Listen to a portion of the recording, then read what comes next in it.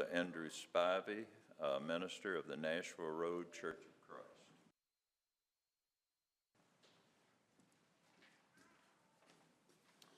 Good evening, and I'd like to begin by thanking everyone and for the opportunity to be able to come and lead in this invocation this evening. But before we open this meeting in prayer, I'd like to start with a passage of Scripture. In 1 Timothy chapter 2, verse 1 through 4, it says, "First of all, then I urge that supplications, prayers, intercessions, and thanksgivings be made for all people, for kings and all who are in high positions, that we may lead peaceful and quiet lives, godly and dignified in every way. This is good, and it is pleasing in the sight of God our Savior, who desires all people to be saved and to come to the knowledge of the truth." You know, as we pray for this meeting this evening, let us always remember how much of a blessing that it truly is to have wonderful access to the God of truth. You know, as we begin this evening meeting, that help us to remember that the positions that we are in, that in all that we do, whether it's serving our community in various ways in the government and politics, or serving it in other forms in our business, that we always seek the guidance and God of all truth in all things. So let's pray. Dear Heavenly Father, we come before you tonight thanking you for all of your blessings that you continually give to us. You are loving, good, and gracious. Thank you for all you provide us with each and every day. Thank you for our city, our county, our state, and this nation where we have the wonderful freedom to worship and follow you freely without persecution. But Lord, we also acknowledge that we do not deserve these gifts. We're not worthy of all that you truly bless us with, but we thank you all the more for what all you have done for us and what you continue to do for us. Thank you for our elected officials, and we pray that they look to you for guidance throughout this meeting and throughout their service for our communities. I pray as we strive to love you with all our whole hearts, that we remember also to love our neighbors as ourselves. Lord, we pray that you be with our officials, our first responders, our nurses, our doctors, our firefighters, our EMTs, our police. We pray for the health and safety of their lives as they continue to serve our community, but we pray for one another as well. I pray for this council meeting tonight. Give the council members wisdom and guidance as they deliberate on the items before them. May every decision be righteous in your sight, for our benefit and for your glory. Lord, more than anything, thank you for Jesus, who died for our sins. For if it wasn't for him, this would all be for nothing. Help us to be a community that shares the name of Jesus and shines his light to all who come, to all who see us. Please forgive us when we sin, and help us to have the strength and maturity to forgive others who sin against us. Give us hearts that are obedient to your word and your truth. And it's in Jesus' name that we pray. Amen. Would you remain standing for the pledge to be led by our county clerk? I pledge allegiance to the flag of the United States of America and to the republic for which it stands, one nation, under God, indivisible, with liberty and justice for all. May be seated.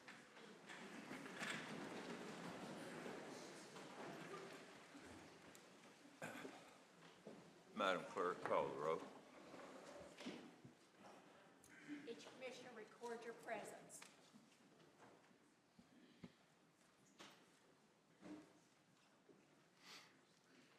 "24 present. That means that a majority tonight will be the normal 13. A two-thirds vote will be 16 commissioners. Now, our format on our agenda is a little different tonight, so if you will, bear with me, and we'll try to get through this as swiftly as possible. The mayor has asked me to add under certificates of recognition, Chief Miller, recognition under my report of the chair. Also, he will be issuing a proclamation during that time. So if you will add those two things under report of the chairman.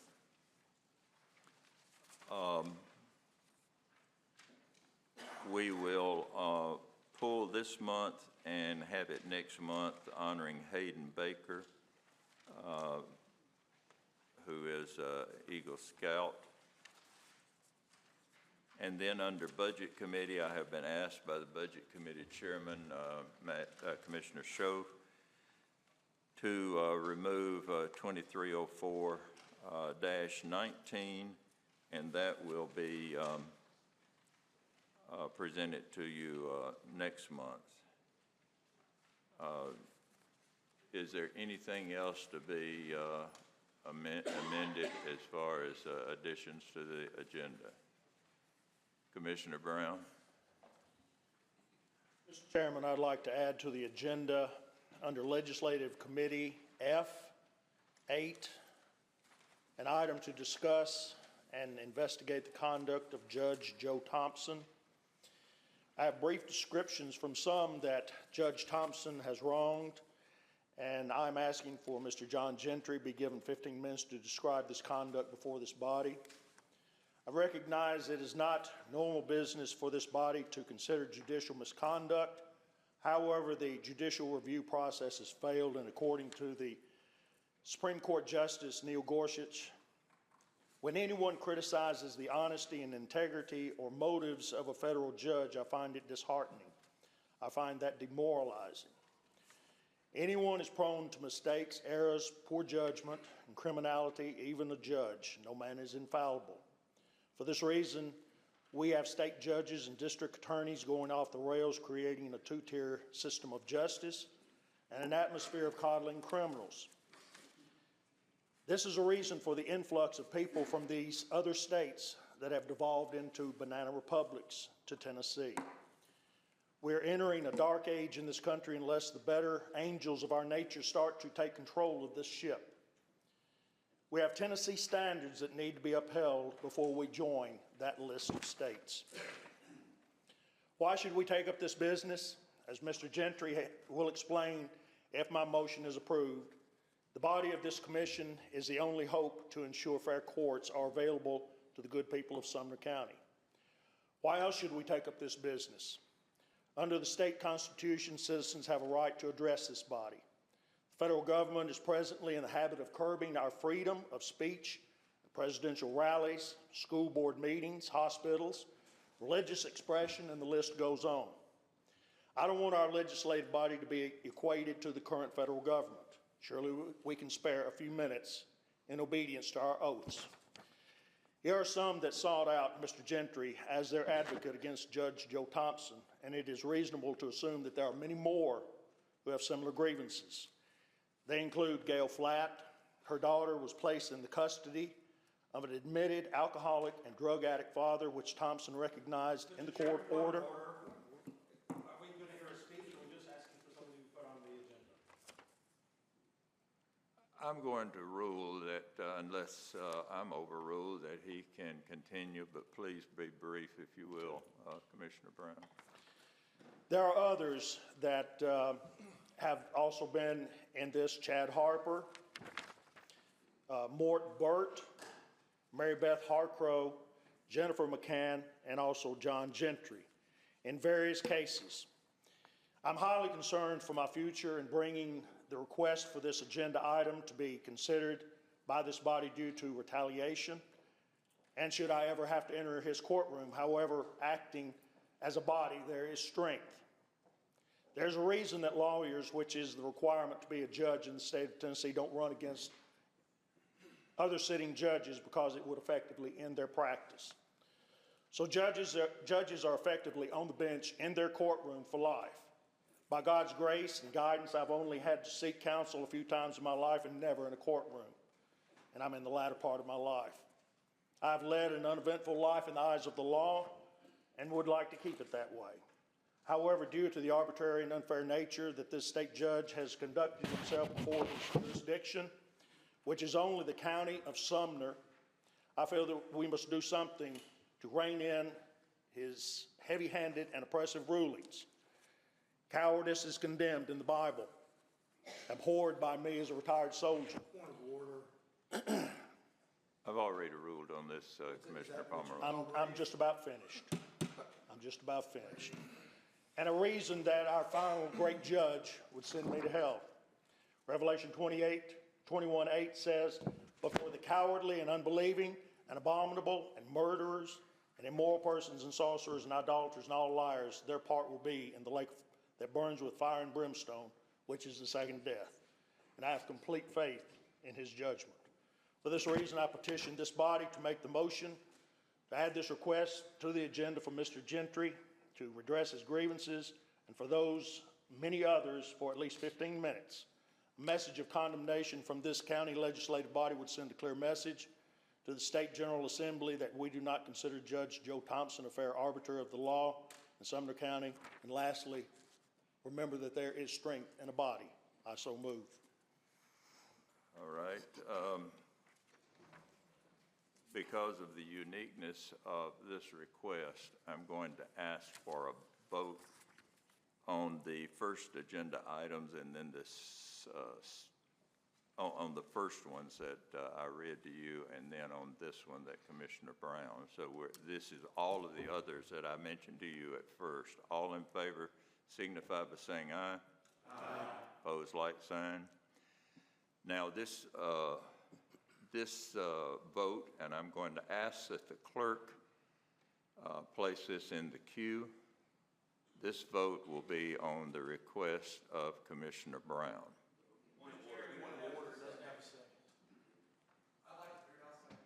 All right, motion and a second, so now it is in order. Madam Clerk, if you'll place it on the board. Commissioner Ring. Oh, thank you, sir. I don't believe this is the time and the place for this. I believe if we're going to have somebody stand up here for 15 minutes and attack a sitting judge, then the sitting judge should have the opportunity to sit up here for 15 minutes and defend themselves. So I don't believe this is the time and the place for this, so I will be voting no. Thank you. Okay. Commissioner Harrison. Thank you, Mr. Chairman. The 15 minutes is what's a little concerning to me. We only allow the public comments for 5 minutes. So I don't know why this would be of any extraordinary cause to give triple the time. And if this is added to the agenda, we could give this individual an opportunity to sign the public comments and state his grievances there. Commissioner Schoaf. Thank you, Mr. Chairman. I tend to agree, Mr. Harrison. One, this doesn't seem fair to grant 15 minutes for this one case if 5 is the typical protocol for this body. And 2, I also understand typical protocol for this body is not to be, not for any citizens' comments to be specifically directed toward any individual. That said, I do strongly support the right of remonstrance, so I believe I would support some amendment to speak, but I would like to make the right to speak here, but I'd like to make an amendment that this be for 5 minutes and that no specific individuals be named per protocol of this body. We know who we're talking about here, but we can, I think, keep it within the protocol that we normally use. So the commissioner has requested that this be amended to 5 minutes, as all citizens are allowed if it passes. So this is the 5-minute window that we're voting on. All in favor signify by saying aye. Aye. Opposed, like sign. All right, if this passes, this person will have 5 minutes, as all other citizens, to present their case. Commissioner Mansfield. I would be remiss, Mr. Chairman, if I didn't state that the petitioner has stated on the record to us that he's going to sue us in a lawsuit. You know, and it's been said before, when somebody comes in here legally and holds a legal gun to our heads to make us do something, that this, you know, there's been problems with that. So I understand the right of remonstrance. You know, our state constitution does not provide any means for an oral petition. The petitioner has stated a grievance to his representative. stated a grievance to the entire county commission several times in an email, I believe. And so there's multiple ways of petition and oral. There's not I'm just stating that a constitutional fact. But I do have a problem with the fact that we've been threatened to be sued just because of this issue. So stack that to yet another lawsuit that somebody's not happy about something that we are doing or are not doing, so they're just going to try to sue us. So I just take serious issue with that, and I wish that would not have happened. Might have been able to take this a little bit more differently, in my opinion. Commissioner Pomeroy? Yeah, I'd just like to say I agree with my fellow commissioner who just spoke. I believe in what we read, there was something mentioned to a banana republic. If this is allowed in this way, that's exactly what this body would be. We have a process, a legal process that this guy can go through. This did not go through committee, so it could be vetted. I don't know if any of us even know what it is. I sure don't know what it is. I mean, if you know the right county commissioner, can you walk up 10 minutes before a meeting and say, hey, I think your judge is evil, or I think this cop's bad, and I'm demanding 15 minutes in front of these people to speak. I've seen a lot of stuff in the last 6 or 7 months that I've spoke about, but this is crazy. And I would hope that my fellow commissioners would see if we start governing this way. I mean, everybody thinks that we think we can do everything from this body anyways. I mean, this is wild. I mean, this is not due process. Man can go anywhere he wants to. There's plenty of channels for him to speak. But just to be thrown onto an agenda underneath the legislature, and there's some rules procedures that I think we'd have to, if he doesn't speak under citizen comments, then why is legislative taking it up? If we do, we'd have to suspend rules to allow him to speak, or we just rewriting everything as we see fit. I hope that the other 23 of y'all can realize, whether you know anything about it or not, this is not how this gets done. Commissioner Teachner? Yes, Mr. Chairman. My concern also is just if we're allowing a sitting judge to be attacked in a public forum such as this, a governing body, without him being here, I mean, no matter what the charge is, I have no idea what it is, but whatever that would be would wind up casting some shadow of doubt or guilt or something like that. I think it could be harmful. So I encourage everybody to be very, very careful about that. Thank you. Commissioner Harris? Yes, sir. Could I address a question to our attorney? Sir? May I address a question to our attorney? You may. Would this not be better suited to go through the Ethics Committee before it came here? Me as an attorney, I would have to refer it to some sort of judicial review panel. Okay. All right. Mr. Chairman, I'd like to offer an amendment that this goes back to the Ethics Board, and then they at that point, they can bring something back to us. I would prefer, Commissioner Harris, to follow through with what the attorney has said, that it be some form of judicial review panel or whatever is appropriate. The Ethics Committee was set up to really judge the actions of this body and not other county officials. But if you want that amendment, do you want to still pursue that amendment then? If I can get a second. All right, is there a second? All right, motion and a second. All in favor signify by saying aye. Aye. Opposed, like sign. No. Place that on the board, Madam Clerk. Is this coming under 1304?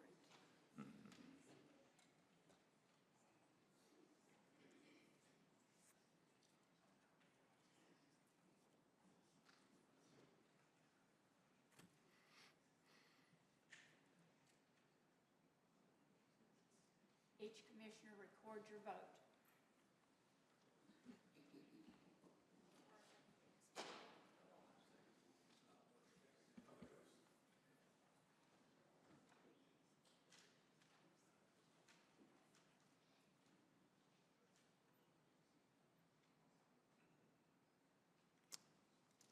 With 9 yeas, the motion fails. We're back on the discussion of this. Commissioner Jones?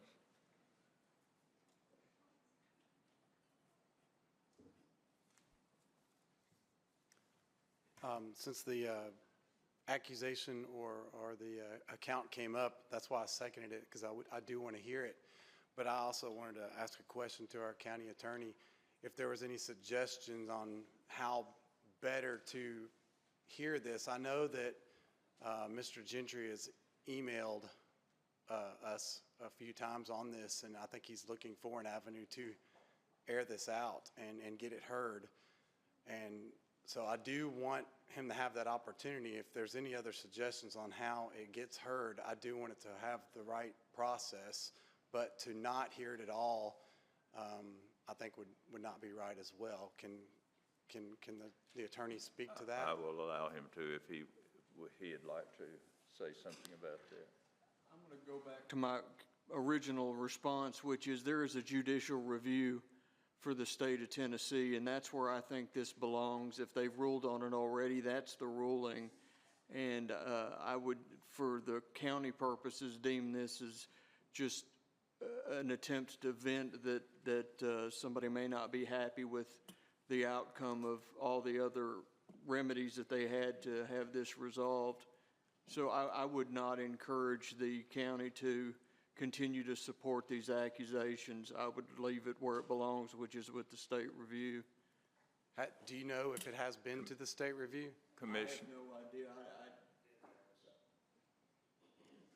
What is Commissioner Mansfield?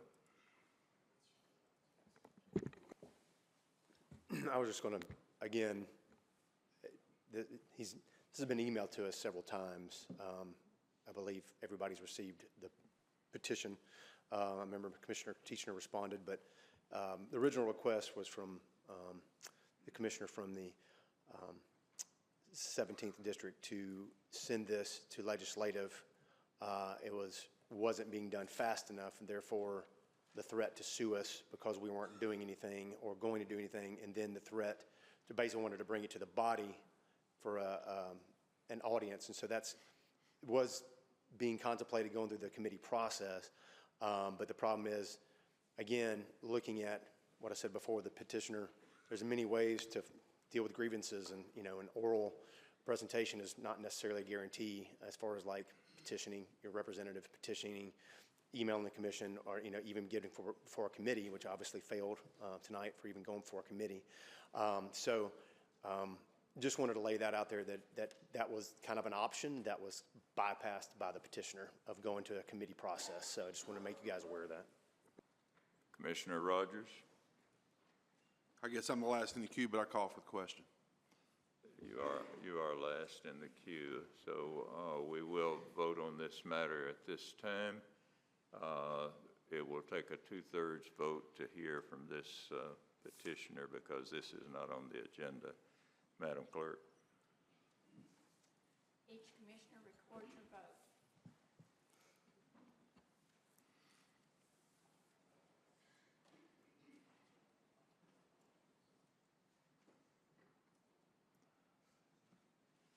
With 5 yes votes, this body has declined to hear the petitioner. We will move forward then to the agenda.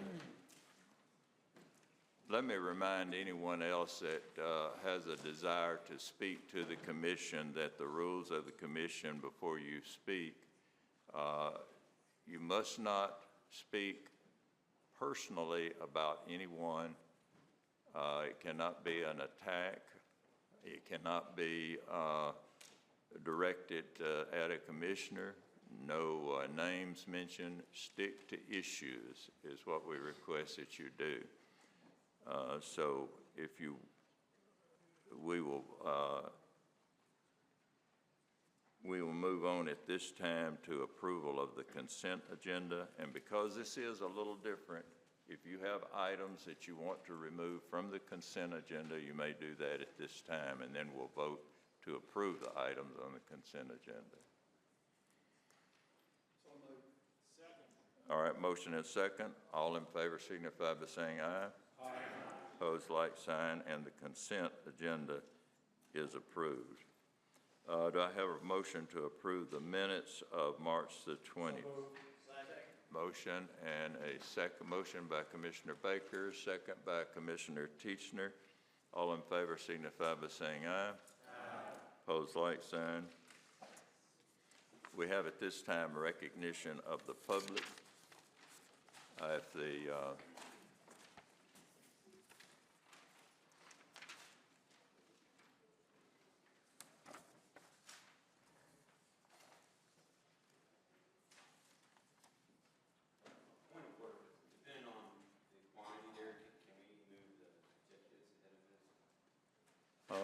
you want to make that in form of a motion?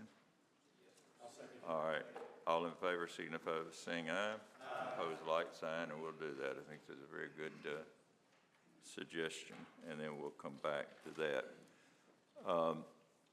If the mayor will come forward, he has two recognitions, and the committee chairman Rogers, also a proclamation to announce to us. Right. We're going to be joined by our Health and Emergency Services Chairman, Chairman Rogers. And if we could give Faye Snow's family. There you go.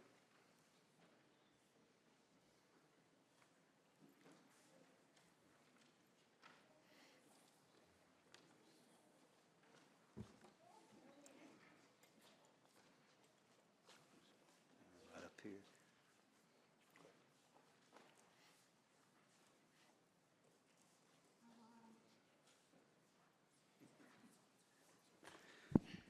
All right, Faye Snow started her career with Sumner County EMS in June of 1992 as a part-time EMT4. She then became a full-time employee in January of 1993. Through hard work, dedication, she earned her paramedic certification in October of 1994.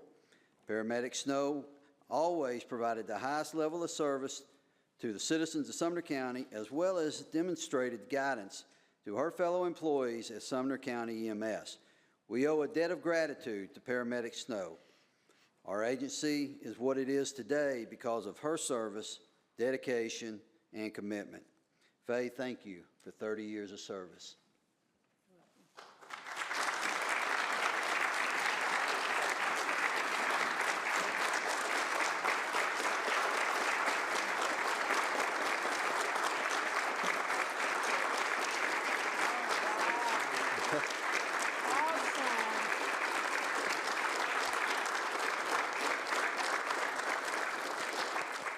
As a token of our appreciation, this is her Class A uniform that her co-workers put together in a shadow box for you. I love it. So, It's awesome. and I so move on this. All right, motion by Commissioner Wynn, second by Commissioner Holmes. And all in favor signify by saying aye. Aye. Opposed, like sign. All right, thank you. You want to say a couple words? No? Okay. Yeah, thank you very much for your service. We got some guys that can help with that.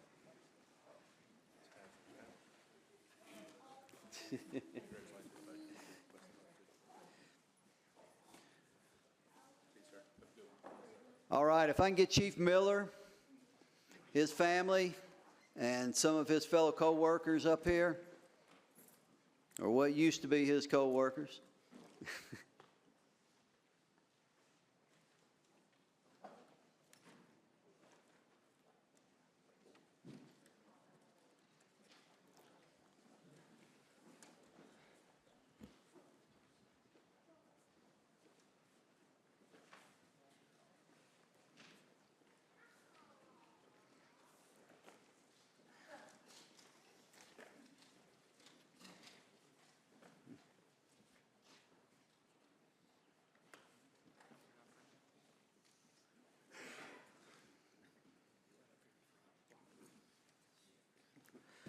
All right. Chief Gregory Allen Miller became involved with emergency services in 1990 as a volunteer with the Jefferson County Rescue Squad and with the Lakeway Central Volunteer Fire Department. Greg was employed by Jefferson County Emergency Medical Services in 1992. He enrolled and completed his first paramedic program offered at Walter State Community College in 1994.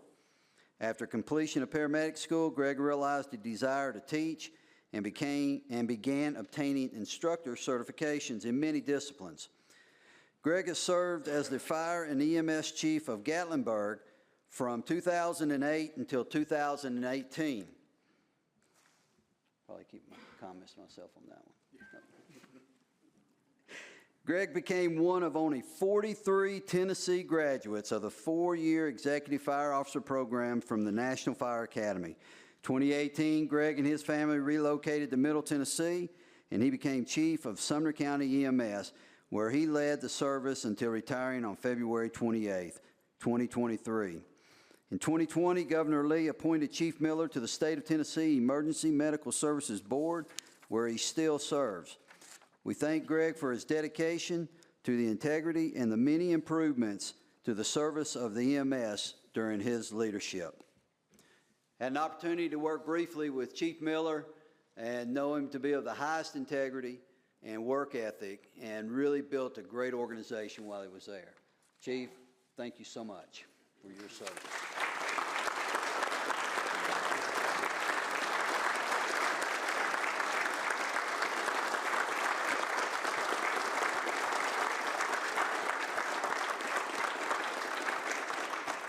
All right, motion by Commissioner Becker and second by Commissioner Teachner.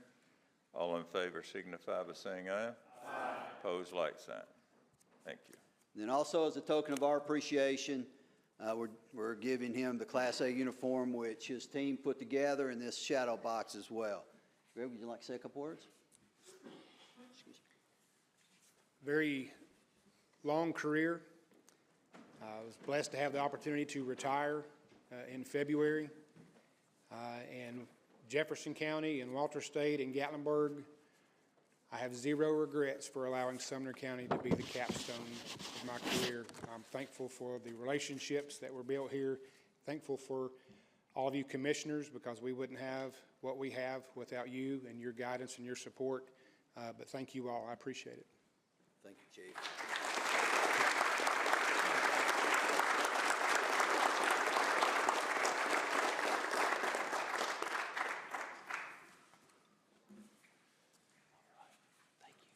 Motion has been made and seconded, and I think voted on, haven't we? Yes, okay.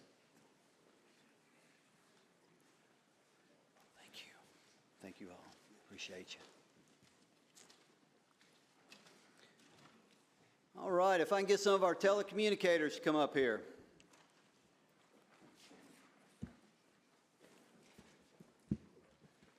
As they're coming up, I will tell you that this is a little more difficult to do, because this weekend I was coerced into getting into a dunking booth. Yeah, county mayor got wet, but we had a good time. For those that don't know, April 9th through the 15th was National Public Safety Telecommunicators Week. And I've had an opportunity to work alongside of these fine telecommunicators, the work that they do. The March 3rd event really opened up my eyes to the work that they do. For those that don't remember, that was the small storm that came through that had a major wind event right behind it. And they did a lot of work that day. They had every station filled. We even had to open up the mobile command center to help field phone calls, route calls, and everything that goes with their work.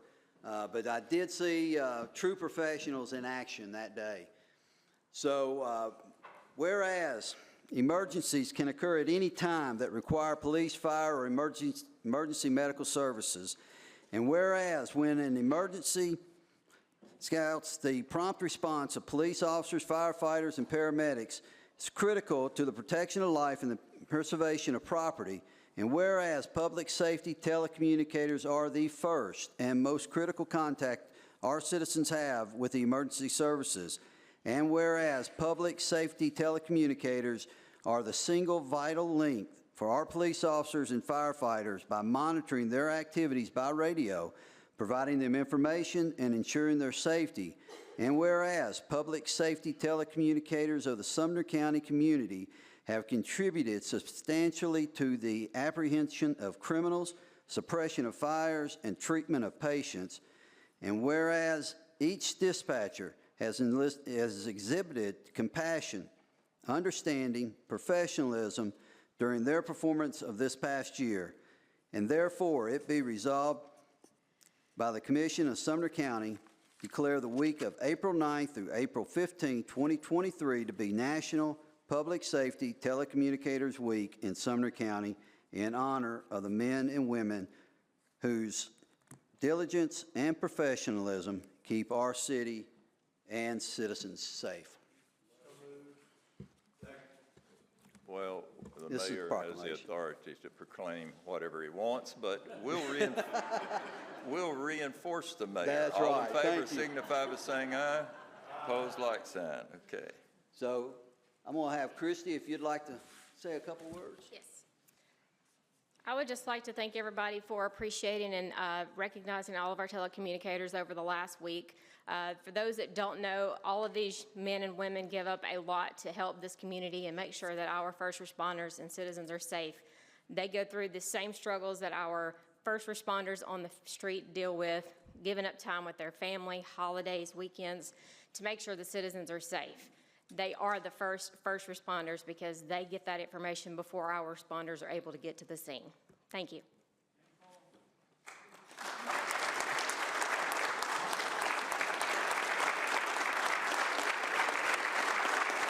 Appreciate all y'all do.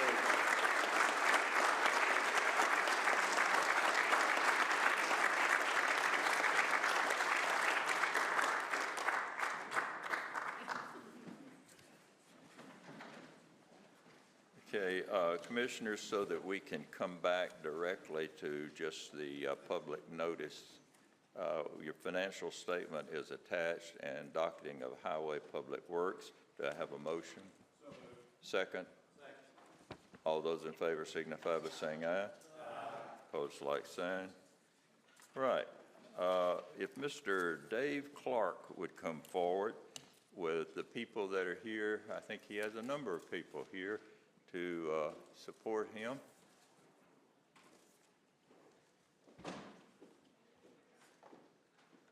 Commissioner Jones, if you would come forward too, since you know these people fairly well.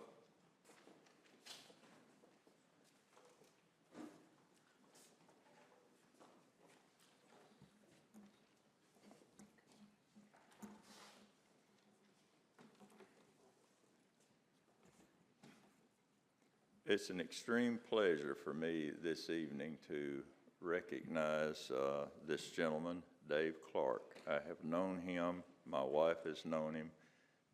Tim and his, where'd Tim go? There you go. Has known him for a number of years. He is just a wonderful, humble, selfless person. One of the best people you'll ever meet. As a matter of fact, I will read a lot of good things about him here. But if you were to meet him on the street and ask him what he does, he would say something like, oh, I just write a few songs. That's how humble he is, just a tremendous person. And I'm going to ask him before we get started, if he will, to introduce all of these people here, because we have well, Mr. Jimmy Fortune did not come up with him, but would you come up, please?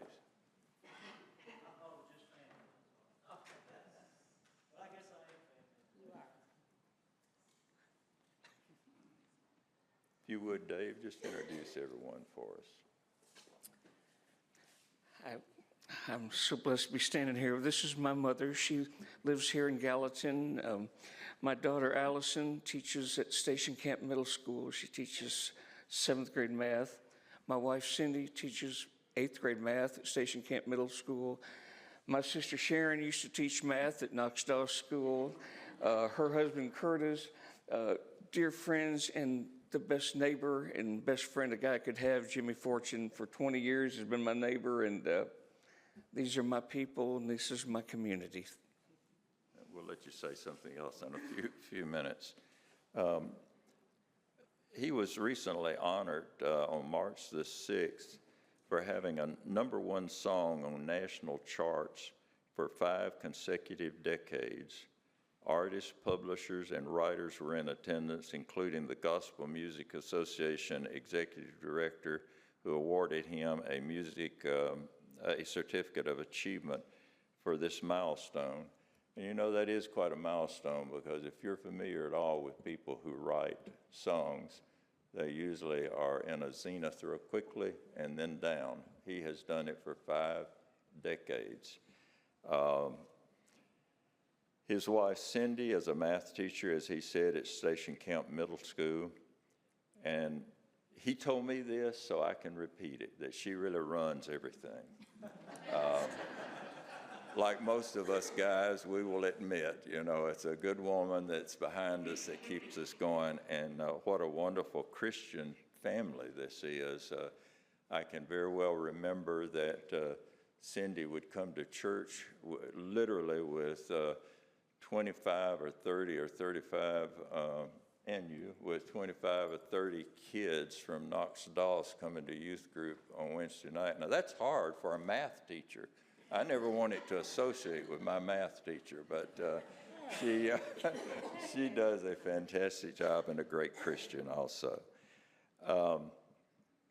His daughter, Allison, teaches a course at Station Camp Middle School, and daughter Anna is assistant director of Kitty Academy, and his son Sam is a student at Lee University in Chattanooga. He came to this area and taught guitar in a little music store, and then went with the Spear family and graduated from there and just started his career from there. But nearly 30 years after high school, he enrolled in the Nazarene Bible College, where he graduated with honors, receiving a bachelor's degree in ministry. He is the author of 2 books, Worship Where You're Planted and Living in the Power of My Weakness. And I think he's writing for Jimmy at this time. So he has written 21 #1 songs. He has several hundred songs recorded over the years in addition to the 28 #1 songs. Some of his songs have found their way beyond Christian music artists and have been recorded by Glenn Campbell, Donny Osmond, Rascal Flatts, Jimmy Fortune, and Michael Crawford. He has written and published over 50 Christmas and Easter musicals for church choirs, and I think some of these, I know one has been done by First Baptist Church in Hendersonville, cantata there. He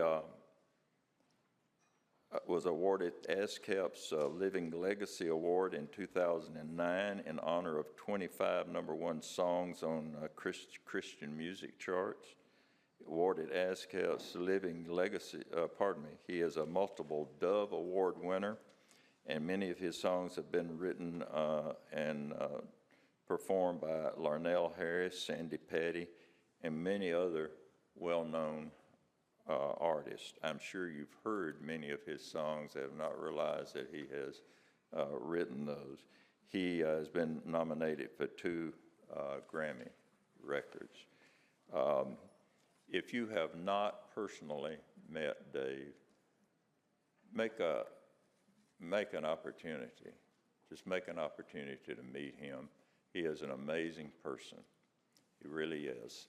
And I really stand here tonight saying that he's one of the best Christian gentlemen that I've ever met.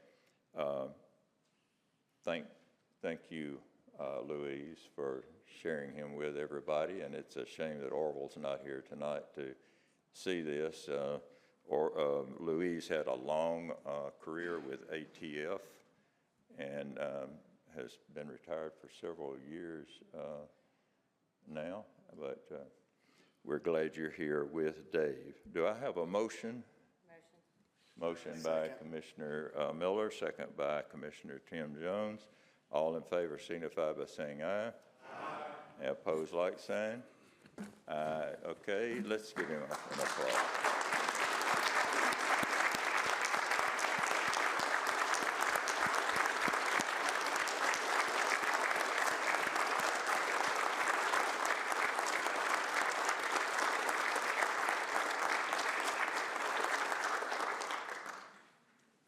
Dave, would you like to say something?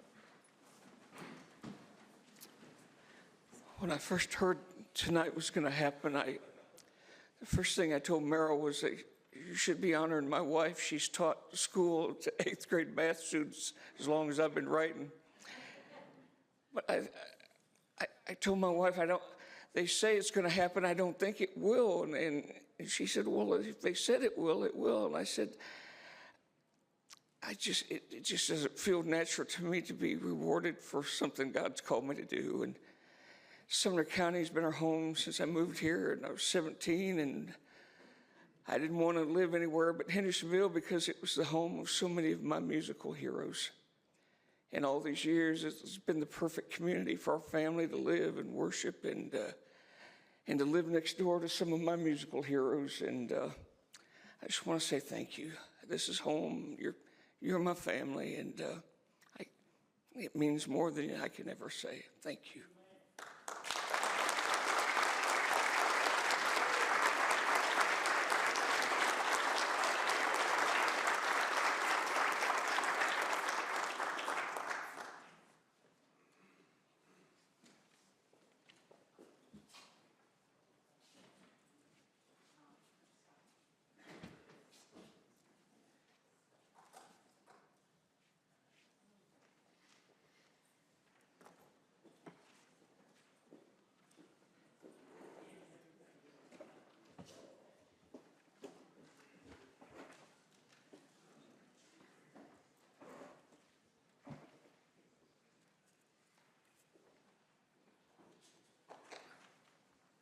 Jennifer.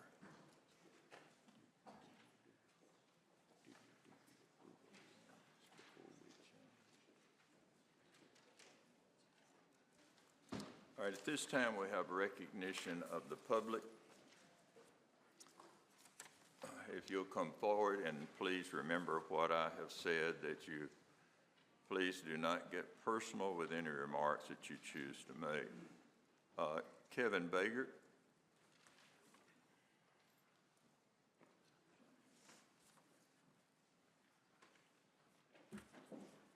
Kevin Bagert, 424 A.B. Wade Road, Portland, Tennessee. After you listen to something like we just witnessed, it kind of gives you a reason why we want to preserve what we have, and why you see me every month coming up here trying to tell you what we should be doing or suggest some things that we should or shouldn't be doing. But anyhow, I'd like to talk a little bit about the grant, or the proposed grant for $330,000 to purchase a armored personnel carrier. It may not seem it, but I spent a little bit more time tonight preparing for tonight's meeting. Not necessarily what I was going to say, but what I was going to wear. And you say, well, that's kind of odd. Monthly meetings are important. We make statements in the things we say and the things we wear and the things we do. Opinions are based on verbal and nonverbal statements. I'm just a single citizen. And although my shirt might tell you that I might be considered a constitutional Republican, some of the words I say might make you think I'm a constitutional Republican. You don't really know that for sure.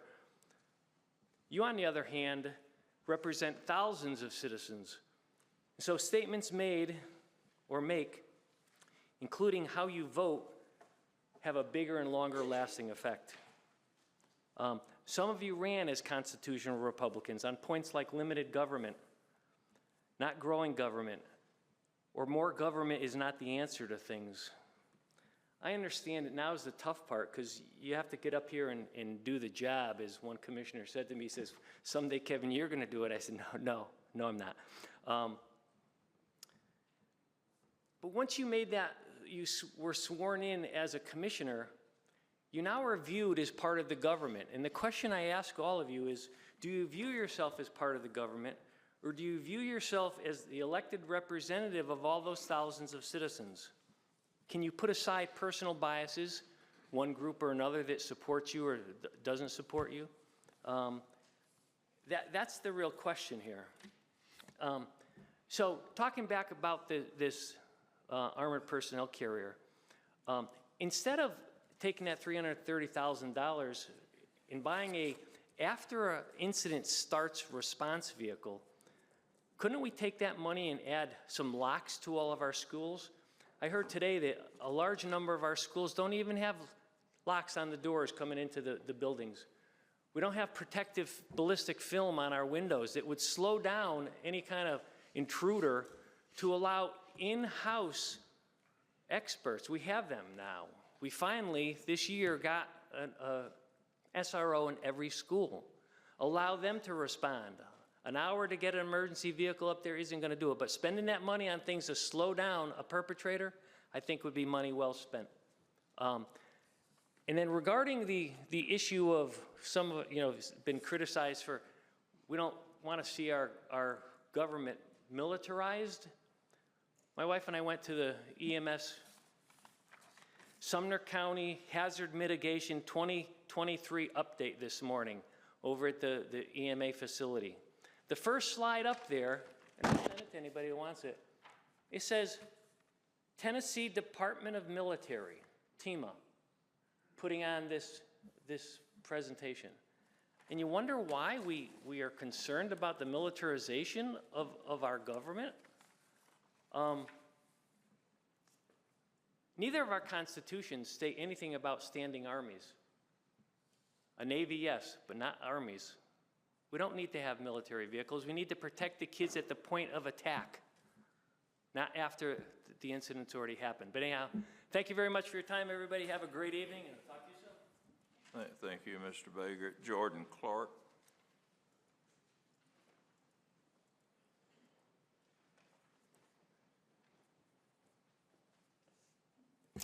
Good evening. My name is Jordan Clark, and my address is 429 Douglas Bend Road. My husband is Brandon Clark. He is a lieutenant on night shift, and he has been working for the Sheriff's Office for almost 22 years. He's also been a part of the Sumner County ERT team for 15 years and is now their team leader. If I'm not worried about him, I'm worried about my little brother, who's on the opposite shift as my husband. We have a local business that is very involved with our community, as well as a ministry for first responders and their families. So as you can see, this is a very near and dear topic to my heart. I want to read a letter that was written by another Sumner County resident. His name is Robert Treston. His address is 355 Belvedere Drive. He unfortunately cannot be here because they underwent radiation and chemo today and couldn't be around all the people. Dear Commissioners, by way of introduction, I was employed by the City of New York Police Department, NYPD, for 22 years, retiring as a detective second grade. The last 19 years of my career in the NYPD were spent to specialized units. For 6 years, I was a member of the Emergency Services Unit, ESU. ESU is responsible for many different duties and is equivalent to what other law enforcement agencies designate as SWAT units. Subsequently, I was assigned to the NYPD bomb squad for 13 years. I moved to Tennessee, where my wife and I have resided in Sumner County for 2.5 years. One of the commodities, he spelled that wrong, between ESU and bomb squad is that they both utilize specially designed vehicles to provide the officers with the best possible chance to swiftly and safely respond to each task at hand, as was particularly evident during my response to both the World Trade Center bombings in 1993 and 2001. The Bearcat-type vehicles we had utilized the ESU was readily available to be deployed to the scene should the officers required it. Response time in these situations is critical. The objective is to diffuse and resolve a situation in the safest and most quick manner for both the police officers and any citizens involved. To ensure the optimal outcome possible for both the law enforcement agencies and civilians in such emergency, life-threatening situations, two elements are absolutely essential. First, the Bearcat type vehicles must be available at the moment of notice. Second, the SWAT officers must have the vehicles on site in Sumner County, not in another county, in order to conduct ongoing training needed to familiarize themselves with the operation and such use of a vehicle. This level of access is preparedness will save lives. It is not a matter of if this is going to happen in Sumner County. It is a matter of when. What are these officers' lives worth? That's it. That's all I have to say. Thank you. Thank you. Tracy Finnegan.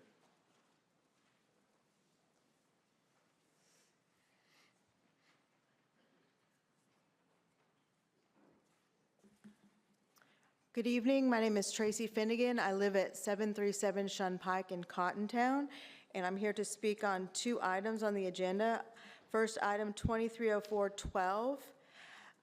Which is from a financial standpoint, and this is voting about the FEMA, taking the Draper House out of the FEMA, that proposal. So from a financial standpoint, this makes sense. From a community will standpoint, a community goodwill standpoint, this is priceless. So I'm asking to show your support of the Cottontown Community's Draper House. Item 230418, as the president of Cottontown Community Center 501c3 nonprofit, I ask you to vote in favor of the Voluntary Tax Act for the repair, upkeep, improvement, and security of the Draper House. This house was in very good condition, and I have multiple pictures in detail from 2019 that show this. Over the past 4 years, the property's been vandalized. Plumbing fixtures, light fixtures, HVAC unit, doors have all been vandalized. Sometime in the past 4 months, someone stole the back portion of the roof. Cottontown wants to preserve and protect this structure from future damage and to eventually fully restore it. It is still a solid structure. The Draper House is part of the history of Cottontown. Cottontown wants to preserve what is left of their community. Over the past 6 months, the board members and I have spoken to hundreds of people in Cottontown. We've had multiple events, we've had History Day, we have come together as a community.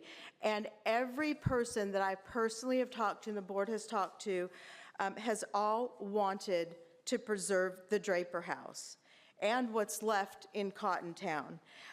As a board, we are committed to represent the people of Cottontown.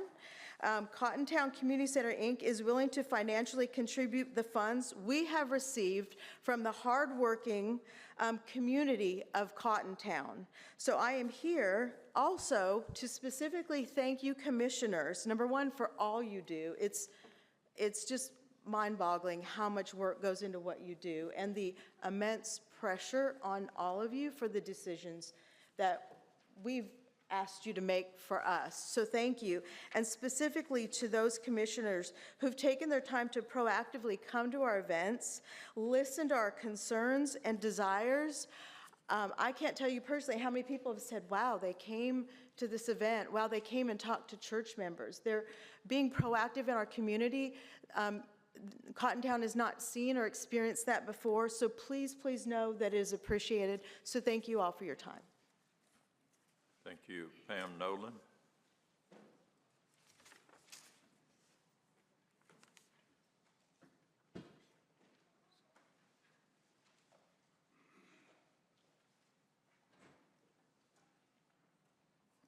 Good evening. My name is Pam Nolan.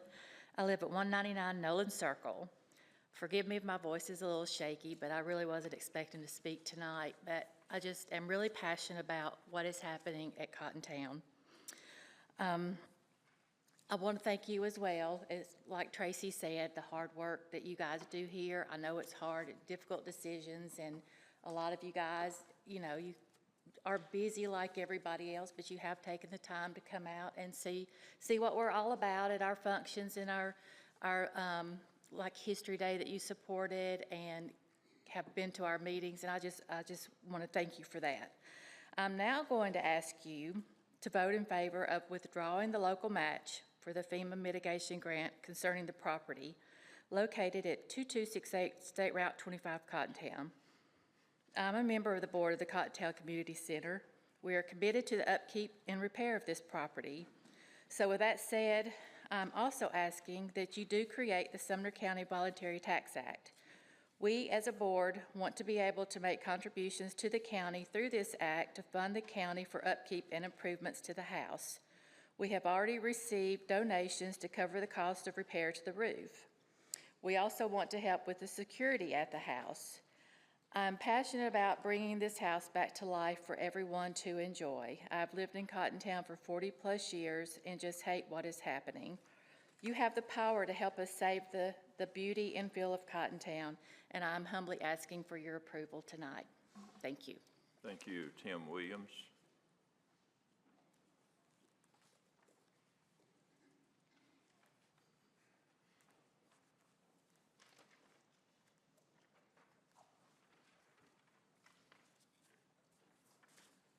Yes, my name's Tim Williams. I live at 776 Bug Hollow. It's a Gallatin address, but it's Cottontown to me. A little history about me. I was born and raised in the Shelby Park area of East Nashville. Beautiful place. Time has come in now. All the old homes that we was raised and born in have been torn down. They've put in these weird storage container-looking places. So I moved to Sumner County 40 years ago. I got married at the halfway house at the borderline of Sumner County and Davidson County 36 years ago. Now, if you drive by and look at it, it's a landfill and a Tractor Supply. That was a beautiful home. Cottontown now, we've lost our community center. It's been torn down. We had Pioneer Days there. People came and enjoyed it. The whole community got together. The fire department came. We had cookouts. Everybody got to know each other, hugged, talked, kissed. Now, they've tore it down. It's gone. Now, they tore the country store down across the road from it. It's gone. We're losing all of our heritage. I came to Sumner County because it reminded me of East Nashville, when East Nashville was a nice place to be. Now it's the slums. If we keep doing in this county what we're doing right now, it's going to be the same way. We just keep destroying our heritages. You got all these beautiful pictures hanging on the walls in here that made this county what it is today. But now today is leaving. So what do we do about it? We just keep tearing it down, building weird houses, putting pathway through people's backyards. We're not a community no more. It makes no sense to me because people came to this county for that reason. I've been in Hendersonville. I've got a business. I've worked in here since 1978. I've still got my original customers from 1978 because they like what I do. And they came here because they liked what y'all did. But now, it's not Hendersonville no more. It's not Gallatin no more. It's become California. It's become Memphis.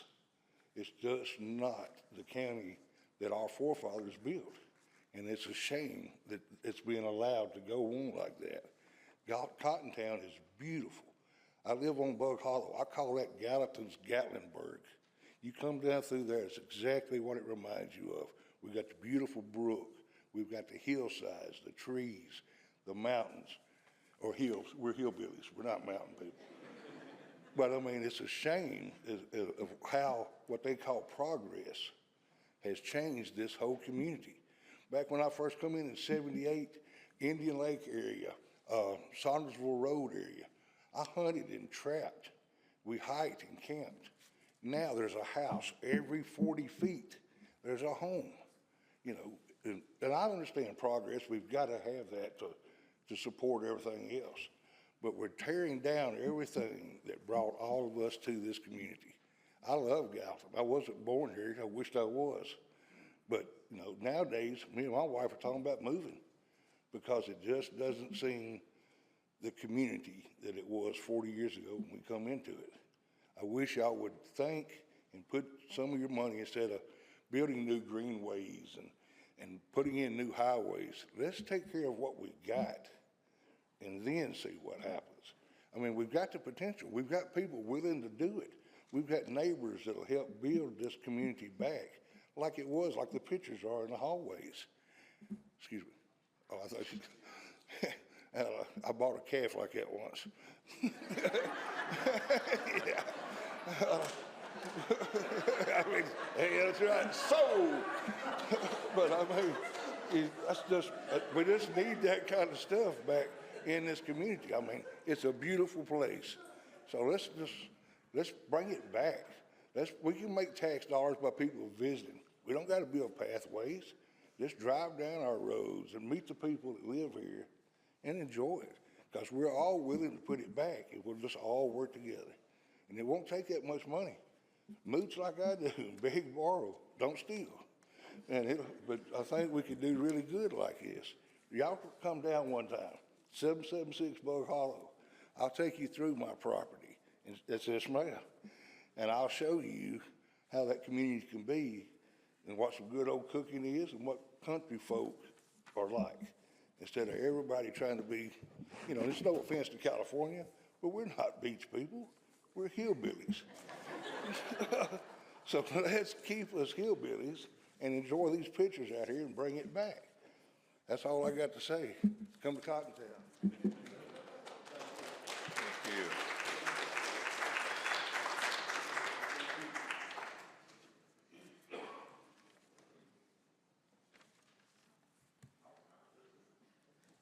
That concludes the recognition of the public. And at this time, we have a public notice that will be read by our clerk on a rezoning matter.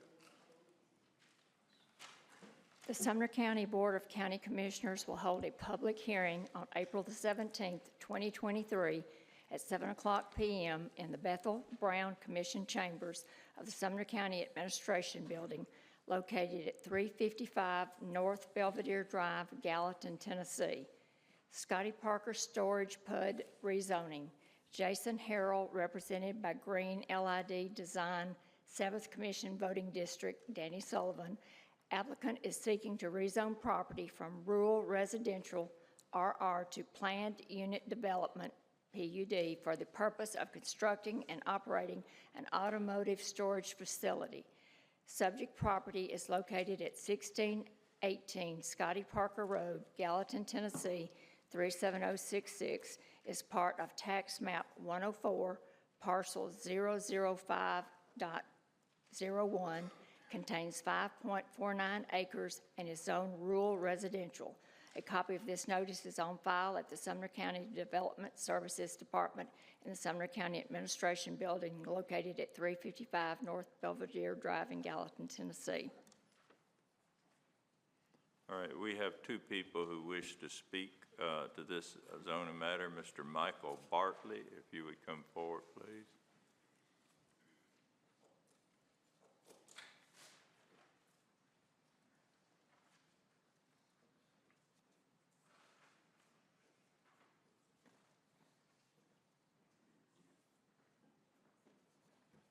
My name's Michael Bartley. I'm the owner of 1618 Scotty Parker Road.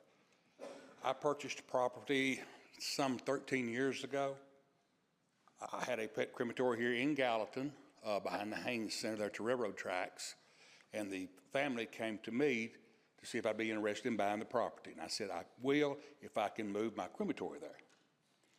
I came to this building, asked the question. They told me I could. At that point, I figured it was commercial anyway because there was a pet cemetery there. It's been there since back in the 70s. So I put my crematory there, operated it until a year and a half ago. I've always been an avid boater, and I needed a place to put my boat, and I thought, well, I'll build a 10-unit building to put mine in and then rent some. So I came back up here. I acquired a permit to do so. So I put it in.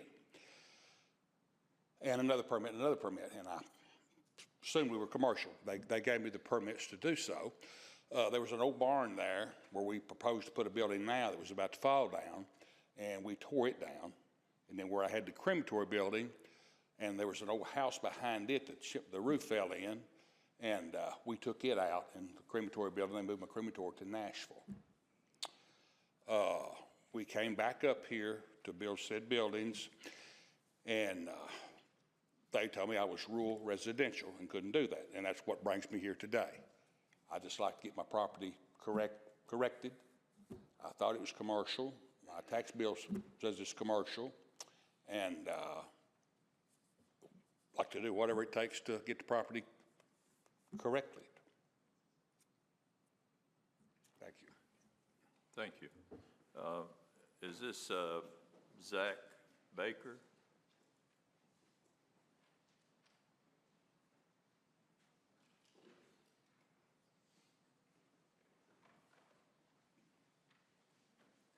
Yes, sir. Zach Baker with Greenlit Design. I just wanted to go up here and say that we're happy to answer any questions you might have once the project is presented. Thank you. Thank you. That concludes the public hearing, and now it's up to us for discuss and vote on this. Do we have anyone who wants to address anything about this rezoning? Mr. Sullivan, Commissioner Sullivan.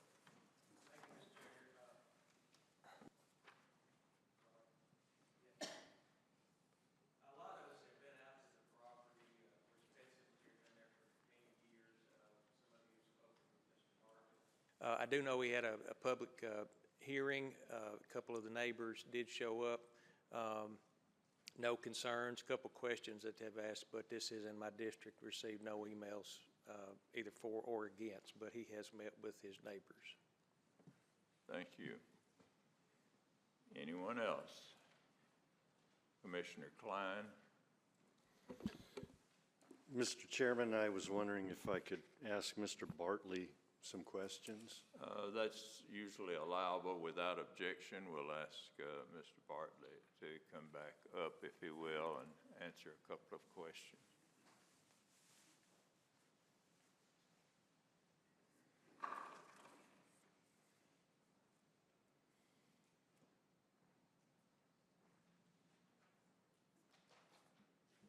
Thank you, Mr. Bartley. Yes. Appreciate it.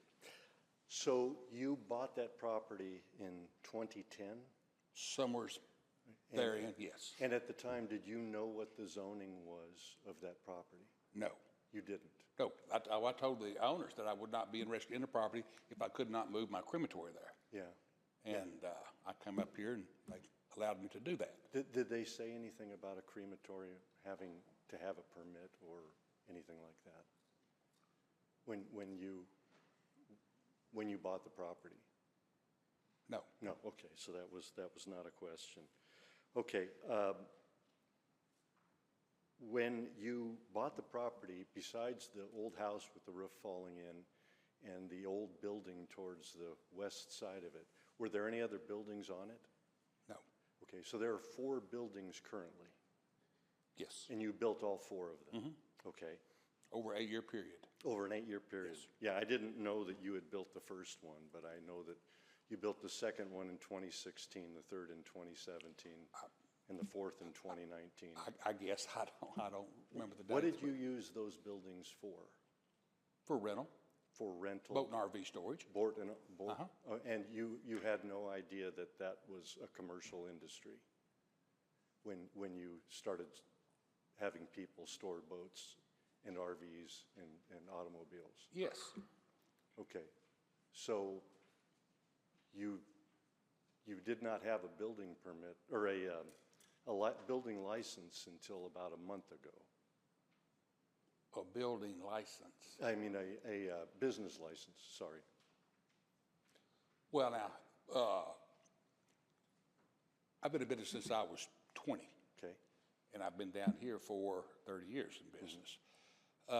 And my CPA took care of everything for me. And of course, I guess I let it slip on this one because when I sold a year and a half or so ago.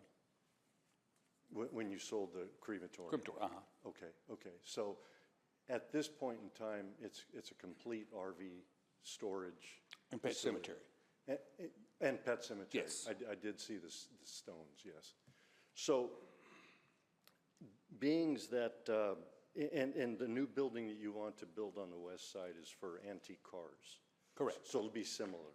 It'll be similar. Yes. Okay. I just have one other question then. Have you, as I understand it, with the kind of industry that you're in, there is a sales tax that you have to pay periodically in the year that's part of, you get rent and then you pay sales tax to the state of Tennessee? Not that I'm aware of. Not that you're aware of? Correct. Okay, no more questions. And I have called and asked that question. You have? Yes, because I did pay sales tax when I had the crematory because I did have a certain, small amount of sales. Well, apparently the Tennessee Code annotated speaks differently about that there are taxes that should be paid when you have a storage facility like that. So I don't know who you spoke to, but Somebody downtown, I don't know either. okay, but it's Tennessee Code annotated 67-6-205. And so you have been using that as a storage facility since 2010? 8 years. I think I built my first building in 8 years. Okay, 8 Yeah. years. All right, well, thank you very much. Uh-huh. Thank you, Mr. Parker. Commissioner Wynn?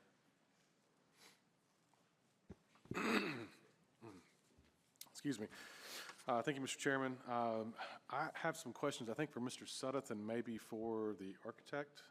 If that's okay to ask them? For whom? Mr. Suddeth and then also the architect? Yes. Greenleaf, I believe. Mr. Suddeth? Yep. You would come forward without objection.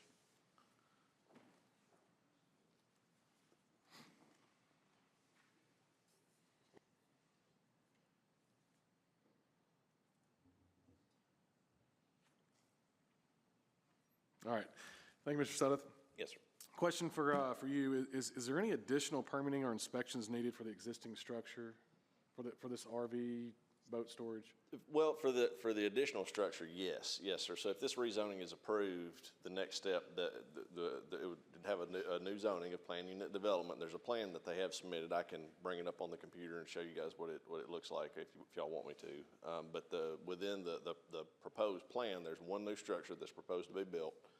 It meets our current requirements. The existing structures don't meet current requirements. They're essentially grandfathered in to any requirements we have now. But the new one would have to have a brick facade around it, and it would have to have some design standards that have to be met. And so if this rezoning is approved, they'll proceed with a site plan application to the Planning Commission. That'll have to address drainage and lighting and all the off-site impacts that you might normally associate with a commercial use. If the site plan is approved, then they can come in and obtain a building permit to actually construct the building at that time. Gotcha. We would look at the site to make sure that all the buildings do in fact have their building permits and that they're squared away. If there's any permits that need to be obtained for the stuff that's already on the site, we would require that as part of this process. So this is kind of our chance at my office's level to, if this rezoning is approved, this is kind of our chance to get it all into compliance and get it all squared away if there are any issues out there. Gotcha. And then one other question. We're just talking about just the RV storage. We're not talking about the pet cemetery or any of the other stuff. This is just the RV storage? Right. So the pet cemetery use, I have to admit, is kind of a new one on me. You don't see that one come across your desk every day, but we don't regulate pet cemeteries. That's not necessarily a protected, human cemeteries are a totally different story. There's all kinds of requirements in state law about those. The pet cemetery aspect of the property, that we don't really have any kind of regulatory basis for what you can do and can't do as part of the pet cemetery that has gone on there in the past. Okay. All right. Thank you. Next question was looking at the site plans that were provided, I couldn't determine what is around the property. Is that a fence or is that just, that's just a buffer? But is it greenery? Greenery, yes, sir. Okay, so not a physical barrier, but just trees. Yeah. Okay. Trees and shrubs per the ordinance. Okay, all right, Yes, thank sir. you. Yep. Okay, Commissioner Jones. I've got a question, but I'm not sure who to address it to. Maybe the attorney or Mr. Suddeth. Commissioner Klein brought up a point that Mr. Bartley was operating that for a period of years without paying commercial taxes, but he stated he did pay commercial taxes. I'm not sure if he's talking about over the last month or if he's in arrears for 10-plus years. How is that to be addressed for operating out of compliance? And then my concern is rewarding things that have gone on for so long by just going ahead and allowing it from here forward, because that's going to set a precedent for future things. If Mr. Sudduth maybe could speak to that.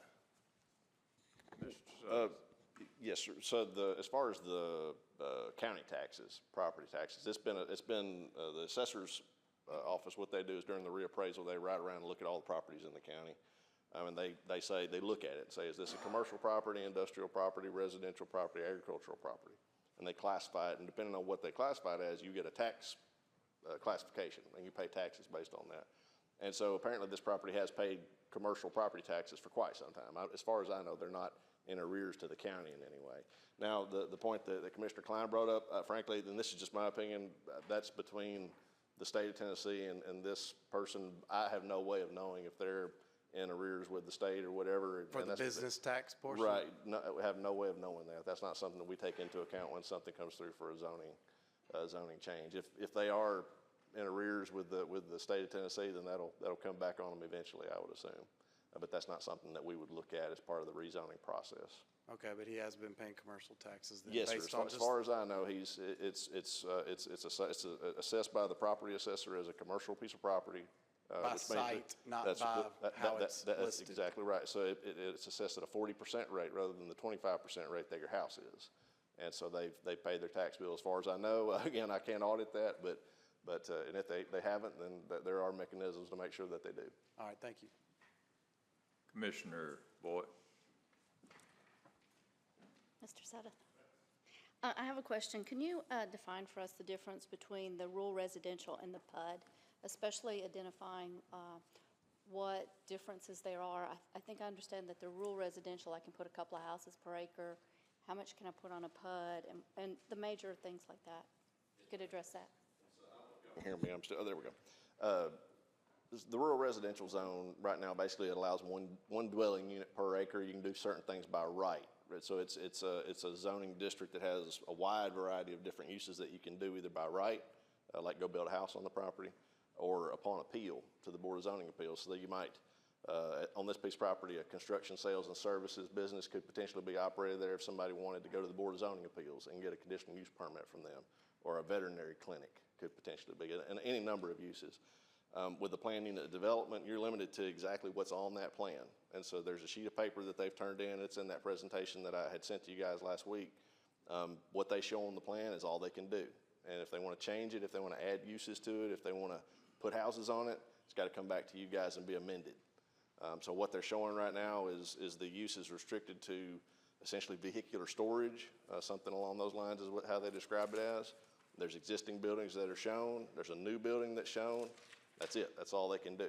So if something changed, if they decided, I'd like to open a slaughterhouse here. They're not saying that, but let's say they did. That can't be approved administratively or by the Planning Commission. They have to come all the way back to you guys and ask if that's okay to amend their plan to do that additional use. And then if you could clarify, because I've been to a lot of city planning meetings, and so when it comes back to zoning, at the county zoning, they decide and then it comes back to the commission, because I get it confused sometimes with the city, because the city zoning doesn't always go to the city somehow. But when somebody wants to change the zoning in county level, county government, it goes to the Sumner County Regional Planning Commission for a recommendation, which this did a couple months ago. It has to get a positive or negative recommendation. And then from there, it goes to the county commission through legislative. And so that's the path that it tracks if you want to change the zoning designation in county government. And municipal government is basically the same way. It goes to the planning commission first and then to the city council afterward. So tonight we're being asked to change the zoning. Change the zoning, that's right. If this is approved, then they would come back to the planning commission with a site plan. That's a fully engineered, rolled set of plans that they'll bring to the planning commission, showing exactly how they're going to construct this building with all the drainage calculations and grading plan and lighting plan and all the things that we're going to require them to do. I understand. Thank you. I would like to propose that we find out more, back to Commissioner Jones's question regarding the business tax. I'd really like to have the answer to that if this property is in the rears to the business tax to the state. And I'm wondering if we could defer this back to next month to maybe whichever committee until we have that answer. That would be my proposal. You may refer this back for a month for them to study further, but you got to remember that the issue here is the rezoning and not the tax issue. But if that is combined with issues concerning the zoning, then you may go ahead and ask it to be referred back.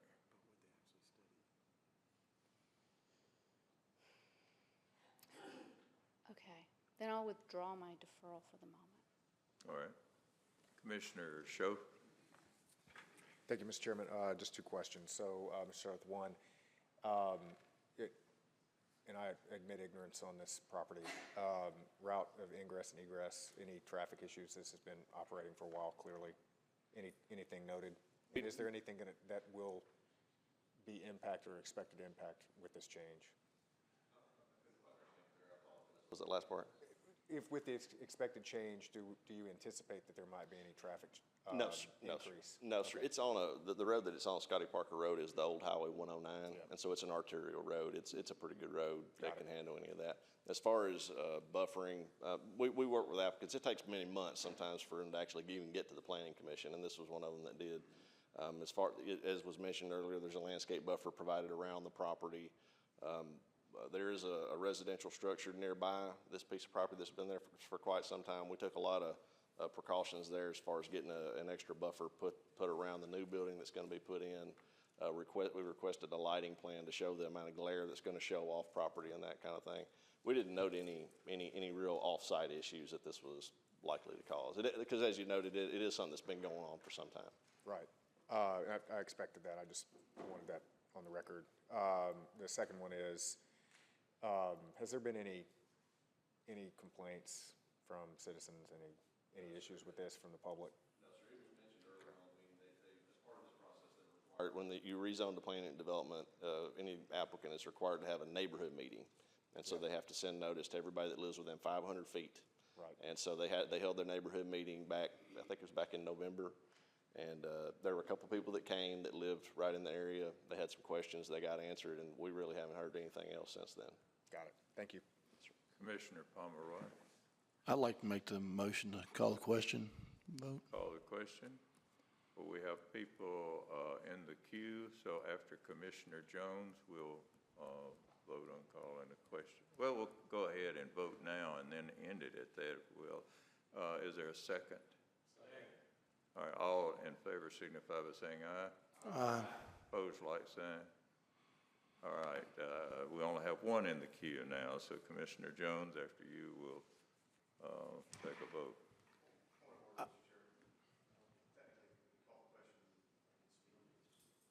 Pardon? Yes, he's right. I failed to vote. Oh, well, we did a voice vote. I know when you call questions to take the vote, so we voted in the affirmative, so we cut off the debate, so now you have to vote on the question. All right. Then, is that all right with you, Commissioner? Yeah, that's fine. Jones? All right. Okay, all in favor signify by saying aye. Opposed, like sign. Going straight to the question.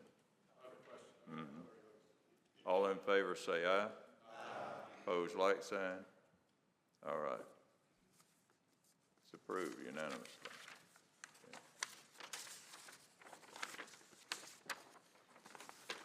Okay.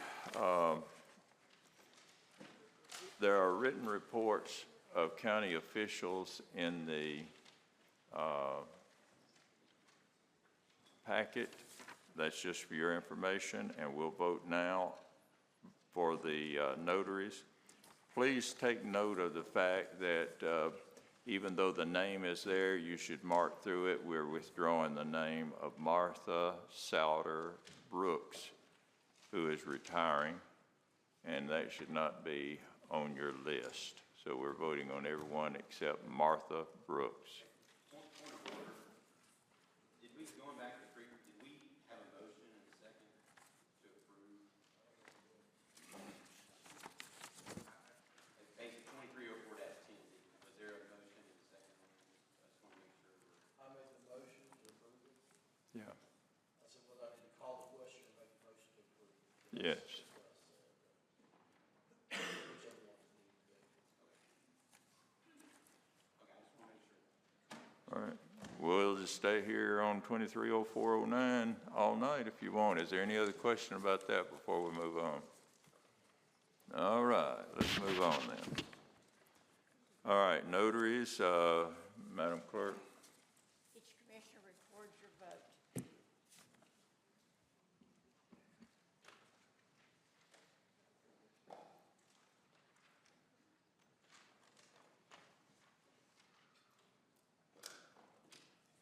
It's a unanimous vote. All right, report of committees, Health and Emergency Services. No report, Mr. Chairman. Education. Yes, Mr. Chairman, the Education Committee presents this resolution to the full commission in hopes that the Director of Sumner County Schools will comply with the law of Tennessee, follow the precedent of previous directors, be added to be at the scheduled committee meetings. We ask that the director and other personnel deemed appropriate be present to discuss budgeted items and explain them as is the habit of other committees who have regular attendees concerned with their budgets, since we are the ones who approve their budgets. I so move. Motion. Second by Commissioner Jones. Any discussion? Commissioner Wynn?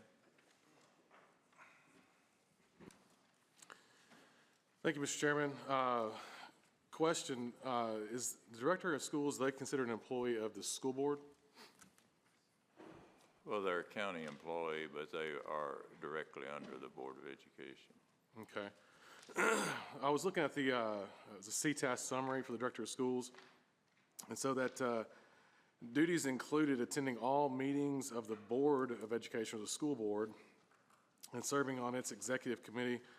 Also prepare full quarterly financial reports and monitor school spending, and then prepare and submit a school budget. So whenever I was looking over just the resolution that was put forward and came out of the Education Committee, I was a little concerned just because whenever I would go and look back at the TCAs that are cited, the alphabetical lettering of the items listed in the resolution, they don't correspond to what's actually in the TCA. So for instance, item S in the TCA is listed as report to the local legislative body and commissioner whenever it appears to the director that any portion of the school fund has been or is in danger of being misappropriated or is in any way illegally disposed or not collected, which is actually it was item Q in this resolution. So I didn't know, do the letters correspond to the TCA code, or what are the letters for in the resolution? I can ask the attorney that question if you'd like, Mr. Sittler. I haven't had an opportunity to cross-reference the resolution with the statute, so I don't have an answer to that. All right, yeah, and because I was just looking at it, and it was item S should be Q, T should be R, U should be S, W should be U, X should be V. And I just had the question, you know, are we checking these things at all before we put these things out there to make sure they're accurate? Because we're citing a TCA code, but then the code that we're citing, it doesn't align.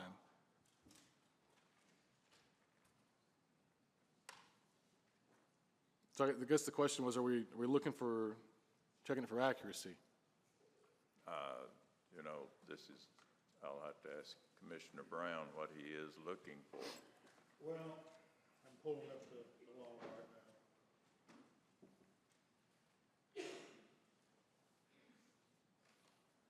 We did go back and forth. Some of these may have changed.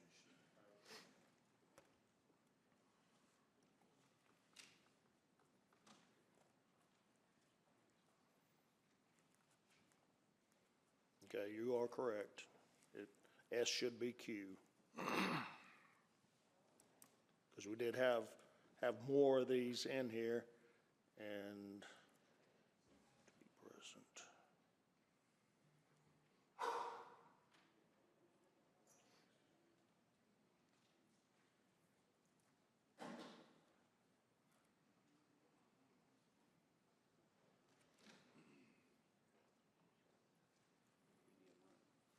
Do I? None of them are correct.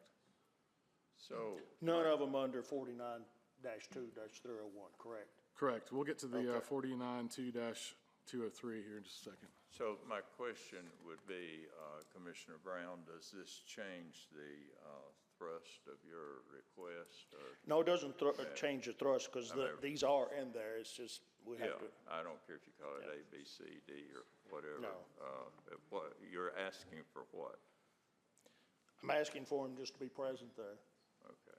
I mean, we are the ones that do the budget for the school board, for the county, and he has not been present, period. Okay, all right. And so that's what we would like for him to do. Anything else, Commissioner Wynn? Yes, sir. Yes, sir. So I also noticed there were only 7 items called out as opposed to the 41 items that are listed actually in the TCA. So the question was, why were these 7 selected? Because these are the ones that pertain to this body. We did have more, but they dealt with the State Board of Education, and so that's why we called through. That's probably why these changed, because it was probably on an auto change. Okay. All right, Commissioner Harris. Still going, sir. Still got a few more questions. I'll go right ahead.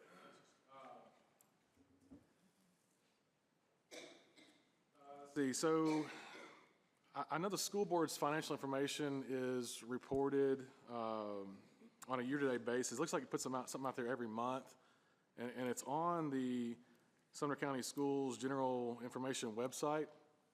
Looks like there was a budget sheet and a balance sheet that showed a lot of receipts and expenditures that's out there. And I know that's been a concern, as there hasn't been quarterly reports provided. The question is there a different format that we need the reports to be presented in? These are not up to date. They are just annual budgetary things. They did not explain what we needed to know. It's not a quarterly report. It's an annual report. Okay. What I saw out there was a year-to-date, so it looks like every month year-to-date. So it's really a monthly update as to where they are year-to-date. So have we made any requests to the school board, who the director reports, for help on the reporting? To get the reporting we need? It's my understanding requests have been made. To the school board? Yes. Okay. Yes, many times. Okay, all right. I want to move on to the next TCA code, so 49203, 492-203. Just want to point out there is not a A10I or II sections. There's only a section 10, and it's cited in our resolution as such. Do you have an answer to that, Commissioner Brown?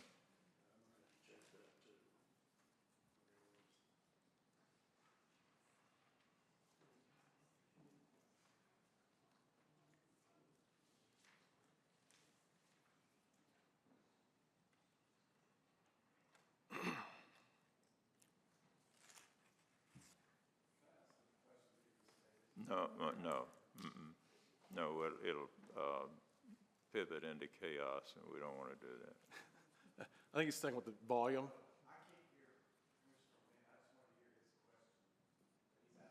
All right, we'll ask you to speak up, Commissioner Wynn, if you will. Okay.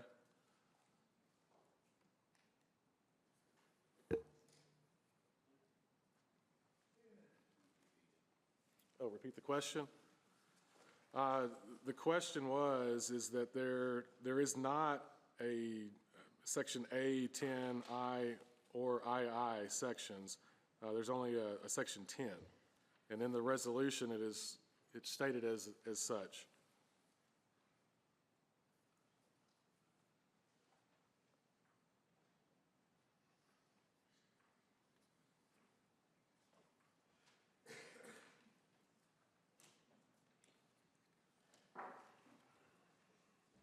Mr. Chairman, we'll go ahead and refer this back to committee. Get these things straight. Second. Mr. Chairman,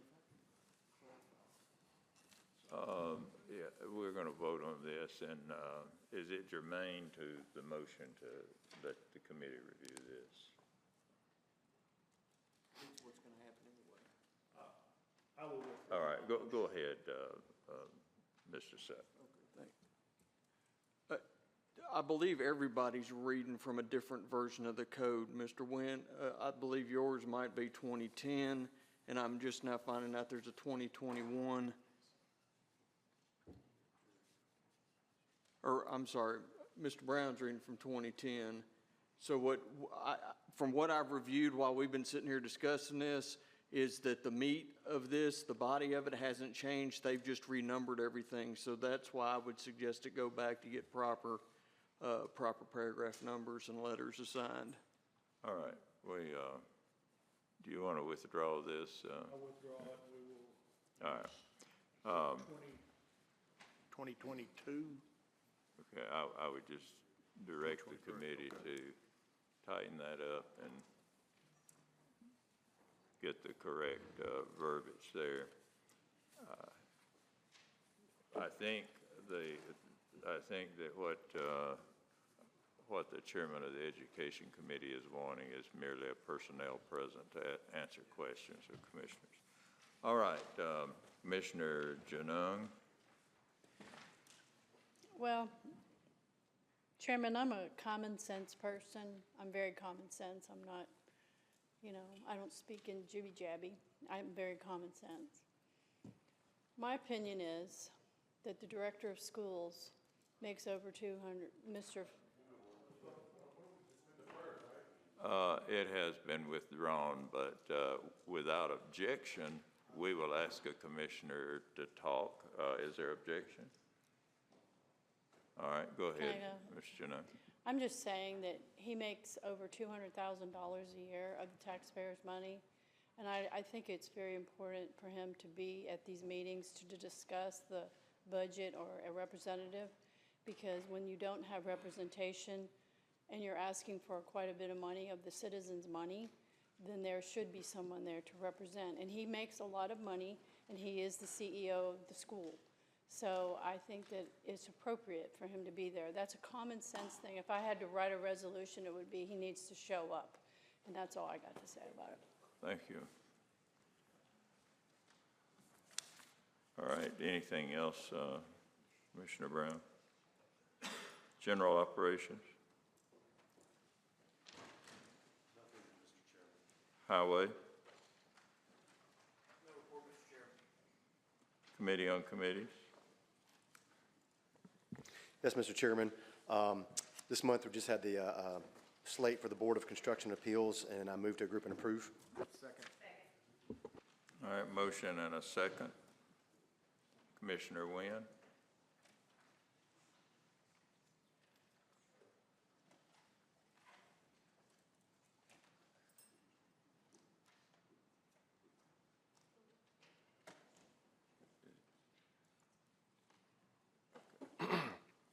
Thank you, Mr. Chairman. Last time this came up, we had the question, or was pointed out, there were two representatives for the northern part of the county that were on this board. So the question is how many of these representatives now are from the northern part of the county?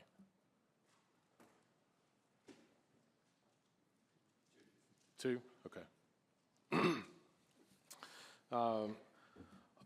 Also, too, just looking at the list of representatives on here for this commission, I was surprised to find that there is an employee on, an appointee on here that does have multiple instances of financial impropriety, as well as some criminal activity. And so like this type of documented behavior, it's in our legal system. It just tells me this person has a history of really looking after their own self-interest over what's right. And so once I saw that, I can't support this slate. Thank you, Mr. Chairman. All right. Any other questions? Seeing no one in the queue, we'll just do a voice vote. Those in favor signify by saying aye. Aye. Opposed, like sign. No. We better put that on the board.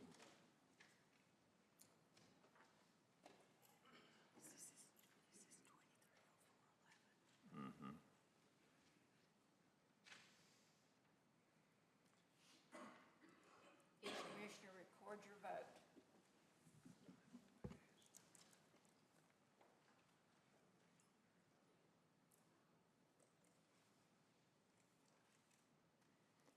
It passes with 13 votes.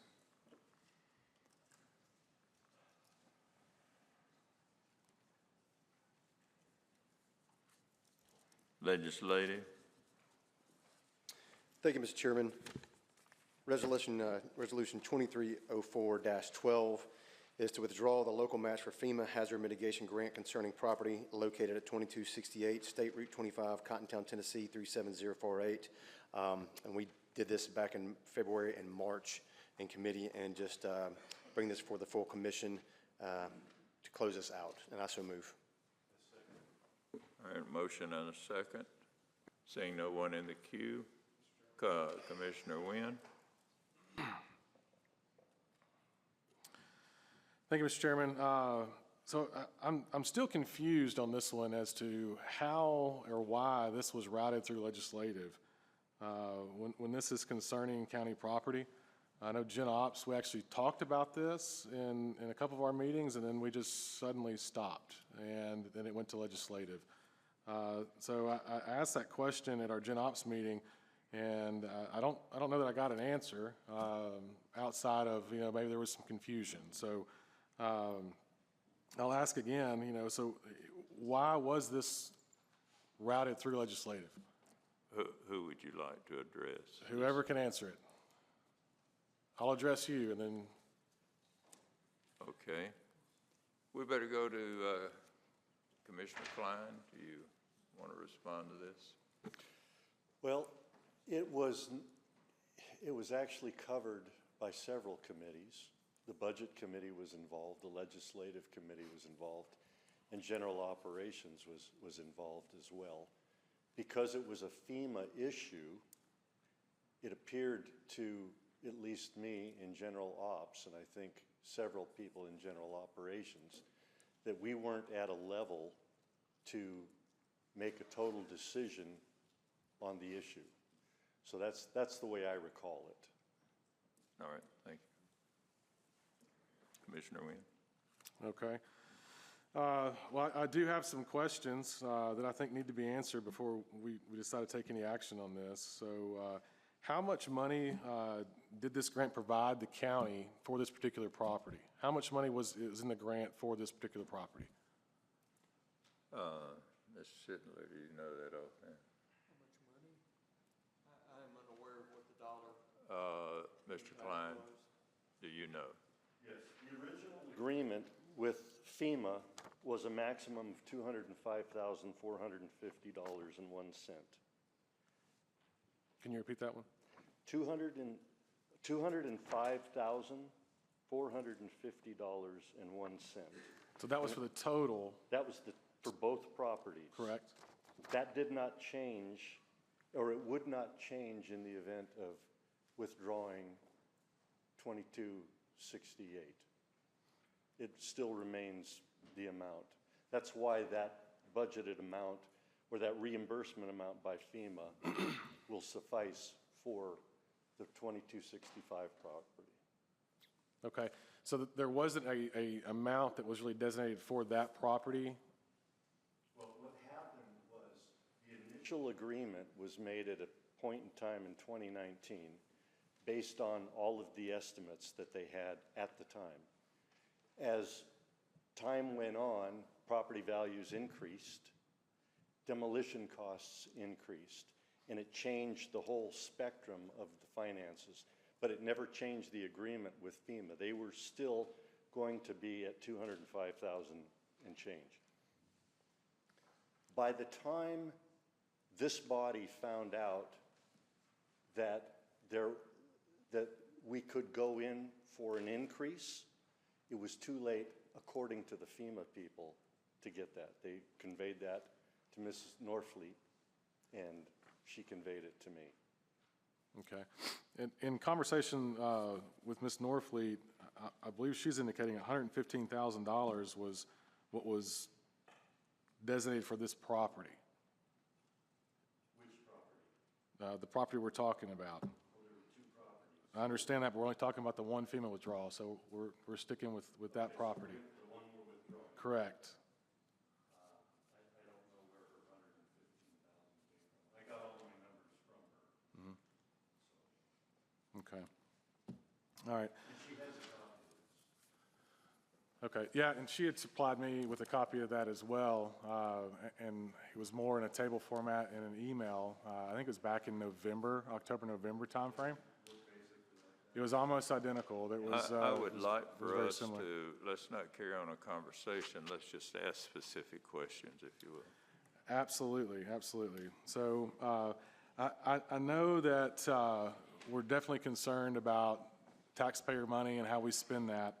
And I know it's coming up in a later resolution where we're citing economic resources and financial conditions of our county have forced us to make drastic cuts.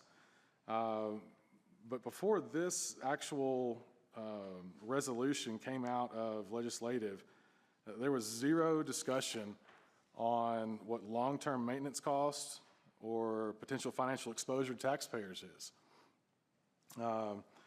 So I have that question. What are the long-term maintenance costs? Estimates are fine. And then also, too, what are our potential financial exposure to the taxpayer of this property? Okay, I think I will let Commissioner Klein address that, but a lot of that may be a matter of just their opinion of what it'll be. But Commissioner Klein? We don't have any actual costs because the group that you heard speak earlier has volunteered to pay all costs. So the cost to the public would be zero because donations will take care of all maintenance. So all maintenance moving forward? All maintenance on that property moving forward. What about refurbishment, improvements, anything with that property? So you're saying that zero tax dollars, zero county funding will be used on that property? That's correct. Okay. All right. And then just as I was looking at everything today, even the analysis that Mr. Klein was referring to, I did notice where there was a $46,500-ish overage, which is essentially what it's going to cost the taxpayers over what was originally budgeted and appropriated. So this project was originally appropriated roughly $100,000, a little bit less. It was 99 and some change, but we'll just say it's $100K. And so now we're estimating this at being about $146,500 and some change as well.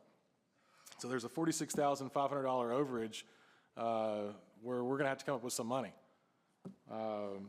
So my question is where's the additional money going to come from? Commissioner Klein? You lost me there. This project was always going to cost a bare minimum to the taxpayers of $131,247. Yep. No, I understand that. I'm talking about the budgeted amount, the appropriated amount that was approved whenever everything was approved under the original estimates was like $99,780 some odd dollars. It was almost $100,000 is what was originally appropriated. And now the total cost of the project is going to be $146,500. So the question is where's the extra money coming from? I don't know where you're getting those numbers, so I can't respond to it. I have numbers that I got from Ms. Norfleet. They're on this paper here, which is a similar paper as the one you got.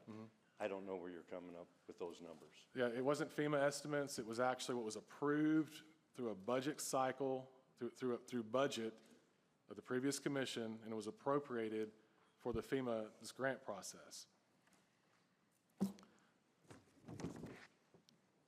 So I don't think you're going to find it on your spreadsheet. Obviously, we don't have an answer to that. Okay. That to me is a little troubling. That we're ready to move forward with pulling a project out, but we don't know where money's going to come from. Budget hasn't looked at this. There's not been a lot of in-depth discussion over potential maintenance costs moving forward. I'm glad that we're saying that there's going to be zero, and I hope that we'll be willing to put that in a resolution here coming forward to ensure that happens, that there will be $0 spent. But I would like to make an amendment, and I would like to add in the language, therefore be it further resolved that the structures and property located at 2268 State Route 25, Cottontown, Tennessee 37048, also known as the Draper House and Old Post Office, shall remain in the name of Sumner County. All right, there is a motion. Is there a second? Commissioner Sullivan. Any discussion on that? Commissioner Becker, Mansfield, Ring, Brown, County Mayor, who would like to speak to that particular amendment? Or is it the main motion? Main motion, all right. All in favor, say aye. Aye. Opposed, like sign. Request for the board, so we'll place that on the board.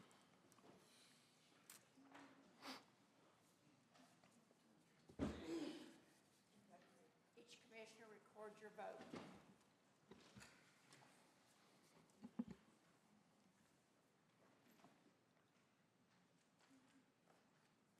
With 14 votes in opposition, it fails. All right, we're back to the main motion. All right. Thank you, Mr. Chairman. So more questions here. What are our plans for this property?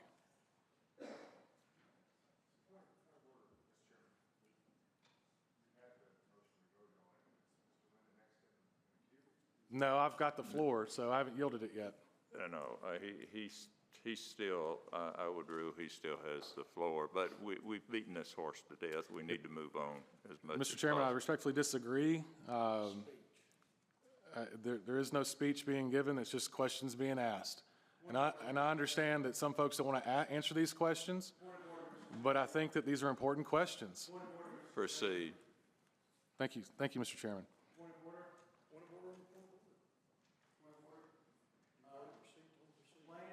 What is the point of order? Plans for the future is not what we're discussing. We don't know the plans for the future right now. We're talking about the matter at hand right now, today. Mr. Chairman, I'll ask my question again. Proceed. What are the plans for this property?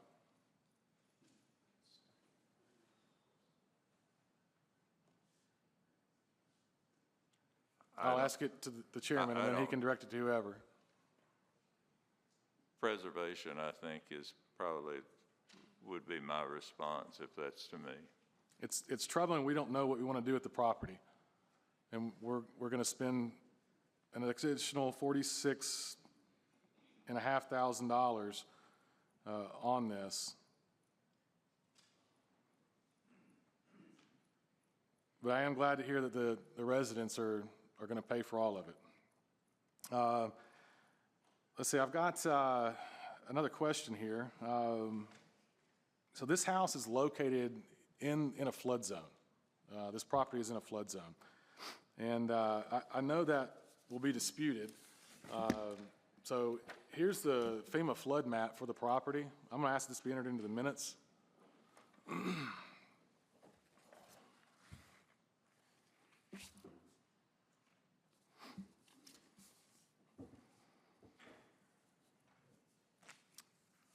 And so it looks like this house is probably going to have to be raised 7 to 8 feet. And I don't know if we know how that's going to be done, or if there's a plan to bring that out of a flood zone, or who's going to be responsible for any damage related to flooding. Is that the county's on the hook for that, or are we back to the 501c3 and the residents?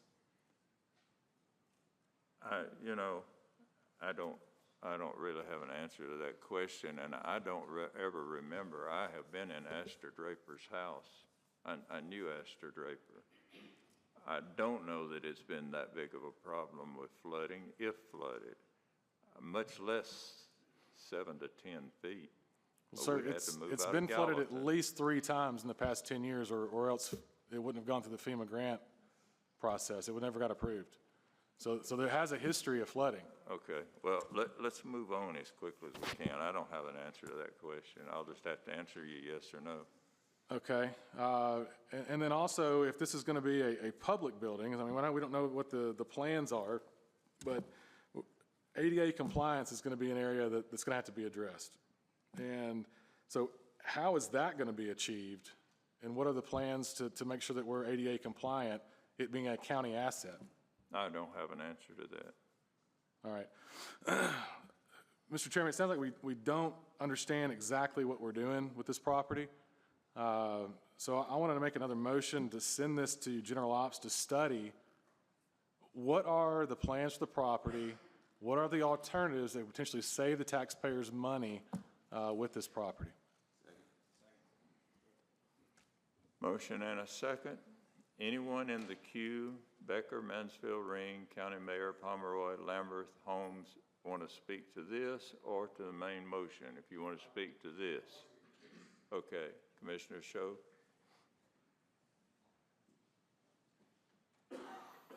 Like, there's a lot of hypothetical questions being asked here tonight, like hypothetically, if like a meteor strikes the property, you know, what are we going to do about it? We can't predict exactly what the plans are for every small detail here. I'm going to vote against this. You know, we can come up with all sorts of different scenarios, like, you know, what's going to happen on like the 3rd blood moon in 2028. You know, it's unnecessary, so I'm going to vote against this. Go ahead. Well, the problem is that they're not hypothetical. There's a reason why there's a FEMA plan that says it's in the flood. So there's a reason why there's a plan. It would be a county property. If you look back at every other historical property that we have that the county owns, we have had to make them ADA compliant. We have had to make them open to the public. Those are not meteor showers hitting or something far-fetched. There's a reason why the property was condemned. There's a reason why it got this far down the process in the FEMA plan. There's a reason why there's an actual FEMA map now in the minutes that show this there. Those are not make-believes. And I'm great if whatever we decide to do, and if these people want to take it over, that's fine. We need to sign a contract. We need to, not just, hey, we pinky swear, we'll take care of this forever and ever and ever and ever. For a body that talks about saving money and how we are just going to really watch, man, when it comes to certain issues, we don't really care about details at all. All right. Anyone else on the amendment? Commissioner Wright. If I'm not mistaken, the building that was torn down was called Cottontown Community Center. I live in a small community like Cottontown. If I had a community center that was torn down, I'd be peeved, folks, just like some of y'all are. Thank you. Someone else have that, Commissioner Sho. Yeah, I just want to note, Mr. Pomeroy did bring up some points here, but speaking of maps, and I think this is correct, and somebody please correct me if I'm wrong, but I believe the Bridal House is also in the floodplain. Correct. So, you know, facts are facts. All right. Anyone else before we vote? Commissioner Holmes. Thank you, Mr. Chairman. I can, being a member of a community center, I think it would behoove us to allow citizens of a community who are willing and able, and have kind of proven that, to take care of a property. It frees up some tax dollars, and I think we have bigger fish to fry than trying to micromanage somebody who wants to fix the roof. I am a member of a community center. The county has $0 that they pay to Ocana. It's ADA compliant. Sometimes the air conditioner doesn't work, so we buy a new one. Fridge doesn't work, we buy a new one. We have the grass cut, we pay the bills, and we agreed to that. The county deeded it to several people. I mean, I could see the deed for like $1, and that was the agreement. And it's off your hands, and the people handle it. And I don't know why that couldn't be, you know, these properties couldn't be something like that. The people want to do it. It is there in their community. So just something to think about. Thank you. Commissioner Klein? Thank you, Mr. Chairman. There are a whole lot of variables that you are referring to that are not exact. Number one, the floodplain has only been accurately mapped to the south side of Highway 25. The north side has not been accurately mapped for a floodplain or flood zone at this point. Your 8-foot dimension is very arbitrary because that property is not that far into the floodplain. It'd be in the creek if it was. The group that wants to preserve those buildings has made their claims very obvious. And if we want to sign a contract with them to take responsibility, I guarantee you they would do it tonight. So the truth is there's a lot of questions, but the question that's on the table right now is, are we going to ask FEMA to pull it out? We can always put it back in. If you talk, yes we can. If you talk to Kim, she will tell you that we can enter it in at some point in the future if that's what this body decides to do. But at this point in time, the people have spoken. They want to maintain that post office and that house. I think we should grant their wishes. Thank you, Mr. Chairman. Anyone else on this motion? Mr. Chairman, I'd like to close out the discussion if I can. I think that's appropriate for Robert's rules. I started it, so I get to. Is this on the motion? Yes, sir. On the main motion or on this? It'll be on the amendment. It'll be fine. Go ahead. It'll be fine. So, you know, sending this back to general ops, it's just to understand what the county's exposure is. We haven't scoped that. We have not done our due diligence there. We've looked at the numbers that Ms. Norfleet put together, and that's all we've looked at. We looked at 2 scenarios for this property. We spent the past 3 months in general ops talking about a chiller that was 30-plus years old and different ways to keep that thing limping along. But we're not willing to have a conversation on options for county-owned property and how to save taxpayer money. It's just beyond me. You know, some of the resistance here. I'm not against the Cottontown Community Center. I have a Cottontown address. Yeah, I got torn down. Go ahead. Thank you, Mr. Chairman. I just feel like it is our duty to do the proper due diligence, and that's all that I'm asking.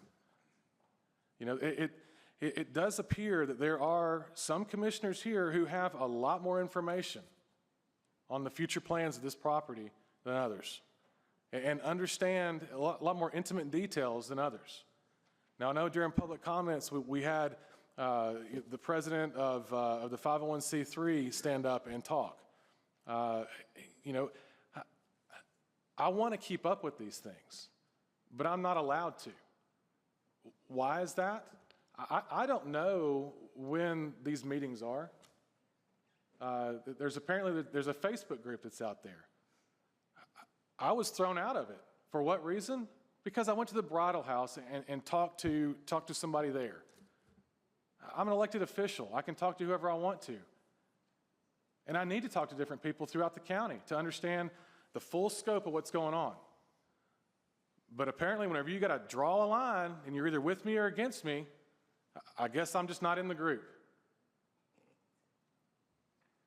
All right, let's place this on the board for a vote.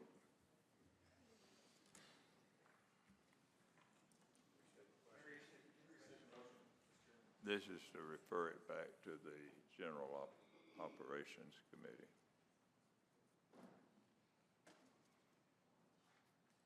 Each commissioner record your vote.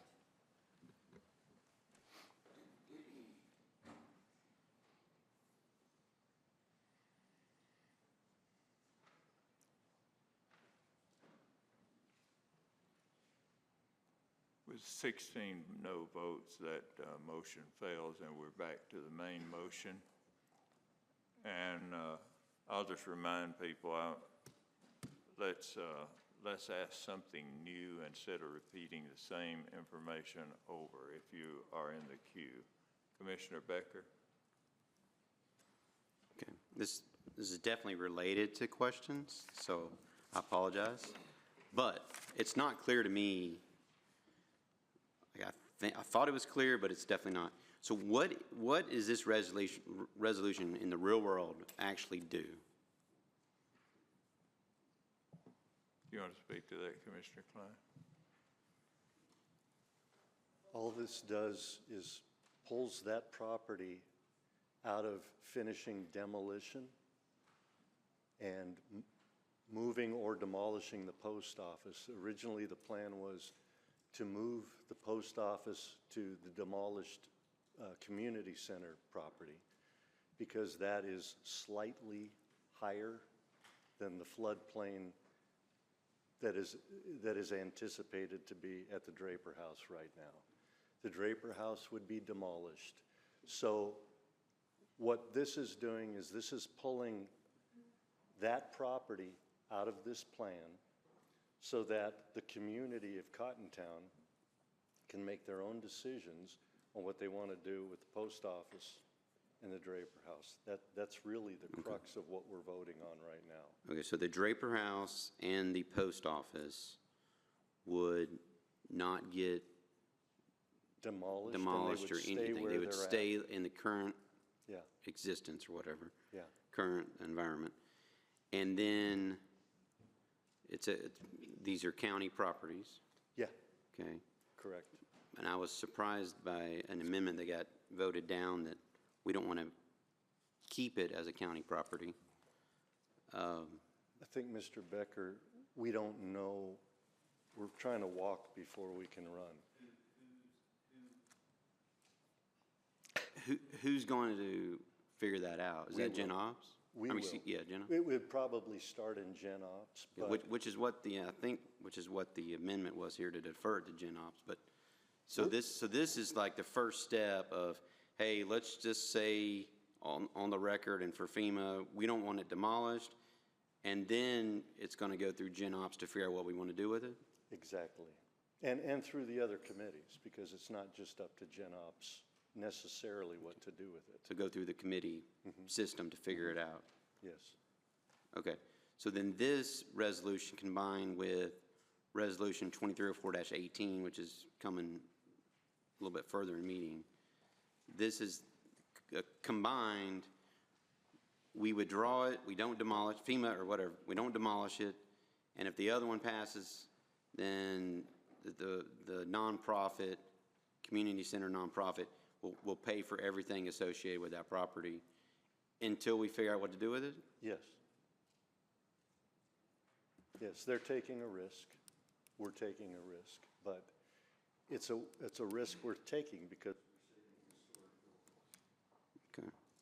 Okay. All right. That's really all it comes down to. Okay. Thank you. Commissioner Mansfield. Thank you, Mr. Chairman. I'll just clarify, this process started unbeknownst pretty much to anybody in August of 2022, and there was a special called budget meeting the night before.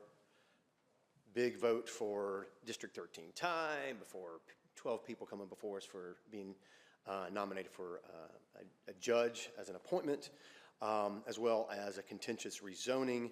So there were a lot of other things happening, and nobody really knew, or I guess I didn't quite catch this when this was coming through, and it was one lump sum budget amendment for an appropriation, a carryover to do something with these properties that kind of started in 2019. And then, of course, in September, we were surprised when the Cottontown Community Center got torn down. I'd asked a question in budget about this.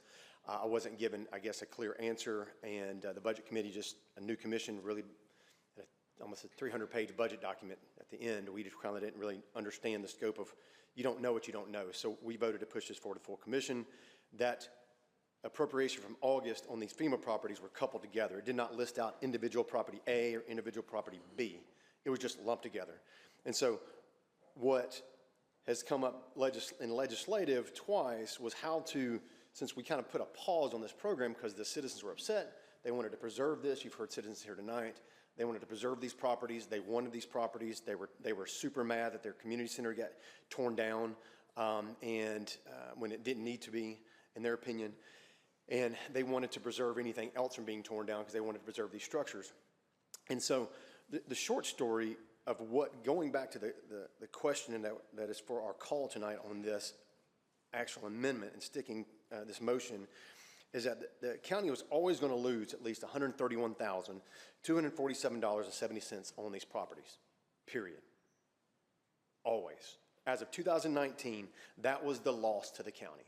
These properties were a bad deal for the taxpayers, period. Always going to lose money, $131,000. The maximum reimbursement FEMA would have paid under the initial plan in 2019, which Commissioner Klein spoke to, was $205,450,000.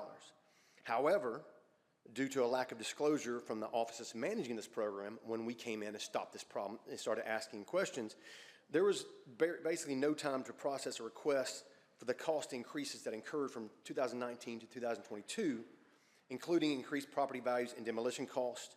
So FEMA would have given us an additional reimbursement of $48,059.94, bringing that total to $253,509.94, which the budget, the finance director spoke about, I believe, in maybe November in a budget committee about that total FEMA reimbursement. However, it was never disclosed during the committee process that if we would not have taken that, we had to take action basically then on both properties to recoup to $253,000. Now keep in mind, the total expenses of the county, if we were to complete this project right now and just say, we're just completing it, completing the FEMA project, the total expense of the county is $384,757.64. That's the total expenses, and that includes tearing down the community center property, which was not included in the FEMA grant, and all the costs associated with that, and of course some assumed costs based on lowball, basically construction costs for moving and doing pads and stuff like that. So and these expenses, again, included this unwanted unwanted schoolhouse and community center demolition in the Draper House. So that's $384,000 the county is committing to this project if you're to do the FEMA, but only getting $253,000 max. So that's super important to understand because there's been a lot of false information promulgated about this. If we don't do anything, we're going to lose $300,000. We're always going to lose $131,000, and nobody's talking about that. So again, you know, we were never informed at the committee level that there was a time frame of losing out on approximately $48,000. So if we proceed with scenario one, which we talked about in legislative with the spreadsheet that Commissioner Klein presented to us both in February and March for these two properties after really getting the numbers from our grant manager, was if we complete the original plan today, we will lose $179,000 on the taxpayers. They're going to lose it. And so because of that lost opportunity for the increased FEMA costs, or the FEMA payouts. So basically by doing this, we're opting to take the least expensive approach, which leaves the taxpayers only on the hook for $165,796.08. And so that is basically by withdrawing from this plan, we're saving the taxpayers approximately, I think, $13,000. And so no matter which way you slice this, it was a bad deal. It was a bad deal for the citizens from their standpoint. And since it was brought up tonight about should we have a contract with the citizens, I'm going to make a motion. I move that we donate this property to the citizens and just get it off the county books so we don't have to have any of those liability issues, and for 2268 Highway 25, that we give it to the newly formed 501c3 Cottontown Community Center nonprofit, and conditional on all their paperwork, submitting to the county attorney, law director, and going through and seeing, making sure we can put what the contingencies we want it on this. But I just say we just go ahead and do that tonight, since you're asking the questions and don't want the property. They want the property. That's my motion, Mr. Chairman. Been a motion and a second. Any discussion? Commissioner Ring? Yes, sir. I was really just going to ask a question, but I think throwing it out, giving this property away right now without any discussion, it hasn't been to a committee, unless this was the original intention of this whole thing, I think it's wrong. We don't need to be giving away anything without having plenty of discussion about it, and discussing it here is not what needs to be happening. It needs to start at the committee process, and so if we're going to just change the whole thing, we need to go back to committee and start all over again. So I would oppose this. Thank you. Anyone else on the amendment? Commissioner Becker?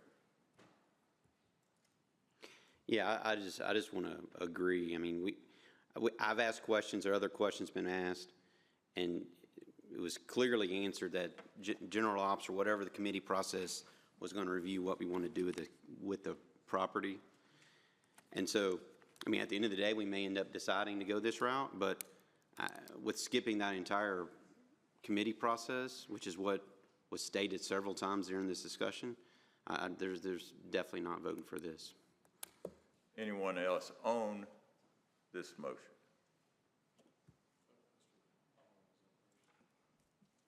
Commissioner Cromwell. Well, first of all, I think it's awesome that we just got there, because that's been the intent since day one, all the way back before the holidays, right? So I applaud hey, we want to give this property away. Let's just say it. That's what we want to do. We got people we want to give the property to. Let's give it to them. We always just beat around the bush. We do all. I mean, come on. People saw people's phone. There was news. It got in the media. This was the end game. Just give the property away. So we're talking about $13,000. I agree with the commissioner's math. I'm glad that we were actually able to hear from the commissioner whose committee this came from, because all the other questions were going to general ops, and it was presented, but procedure, who cares? So $13,000, plus we lose an asset. We're giving away county land. We're giving away taxpayer. It's not owned by Cottontown. It's not owned by those people. It's owned by Sumner County. It is an asset of the county. If you want to give it away, give it away. I'm excited that we finally just said, we're trying to give this property away. Regardless of the cost, regardless if it costs us $13,000, $147,000, this is what we want to do. That's what we're voting on. So I will be voting against it. I don't think we should be giving the entire county's property away. I don't know when that would stop. I would think people would pull their hamstrings running up here trying to get other county property that says in their districts given to them. I would, but yeah, I'll be voting no to it, but at least it's out there that this is what we want to do. There's a contingency that just want to give it away. We can quit all these hour debates about what committee it should go through. Commissioner Wynn.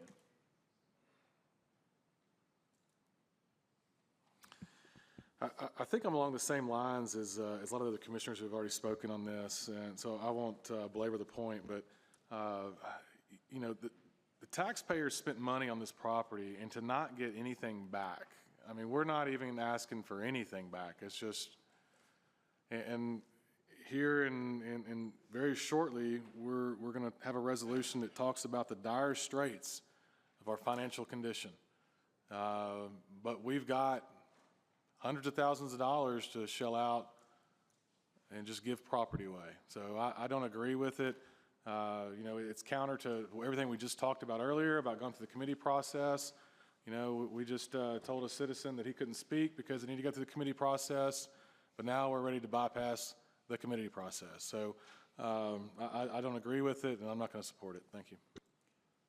Anyone else speaking on this motion? Commissioner Sullivan. I think it's pretty evident, Mr. Chair, that since the amendment to have this property remain in the name of Sumner County, that this had already been decided, and it bothers me that we have county property that we're now going to give away to an LLC that was formed just the last few months. I don't think, we talk about setting precedents. I think we're setting a precedent here. I'm going to vote no on this. Thank you. Commissioner Sho? Thank you, Mr. Chairman. I just want to note real quick that just because this property, it's not like it's been in the county hands for 100 years here.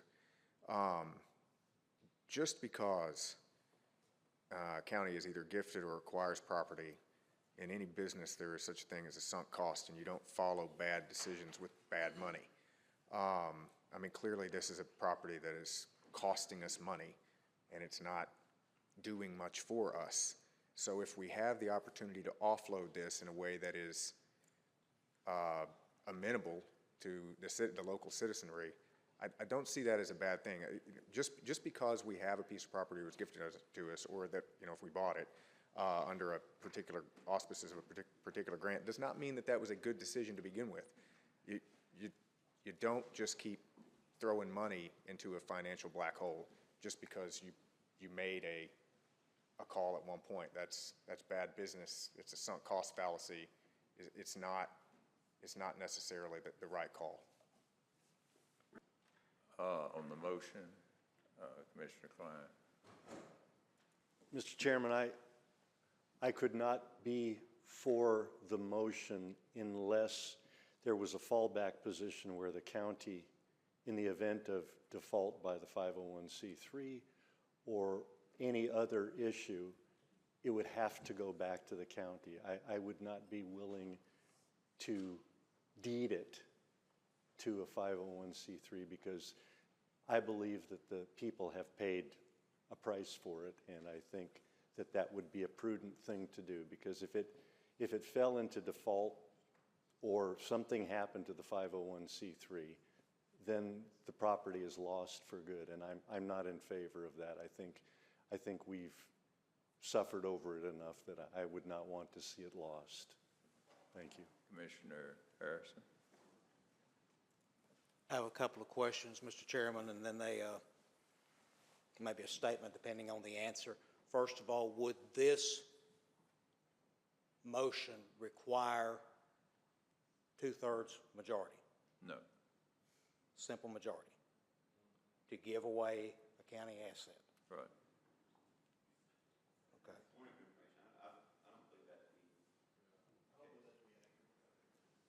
Well, then tell me what is accurate and where's your information?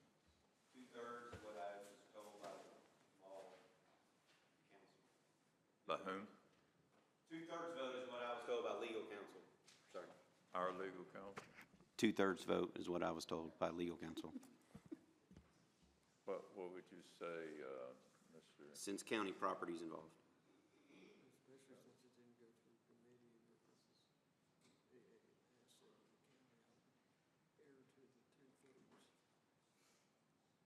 But is that listed anywhere in the?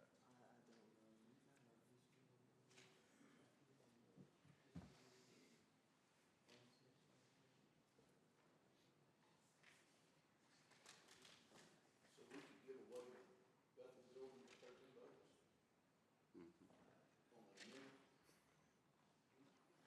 Well, to tell you the truth, I actually sat on this commission when a friend of mine made a motion to sell this building. And it was only going to take 13 votes, and if I remember correctly, Carolyn had got 8 to sell this building before we hardly got started in it. So, but it was a majority vote at that time. It was selling versus giving it away. I was selling, not giving. I'll make this easy for you. I'll withdraw my motion to donate this land this time. A second or agree. Who was the second?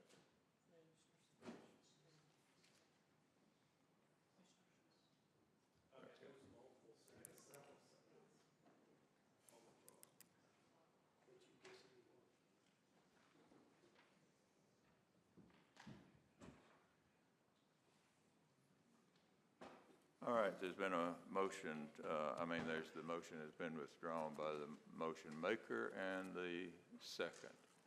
Thank you, Mr. Chairman. We're back to a lot of chatter. All right, Commissioner Lambert? Yes, Mr. Chairman.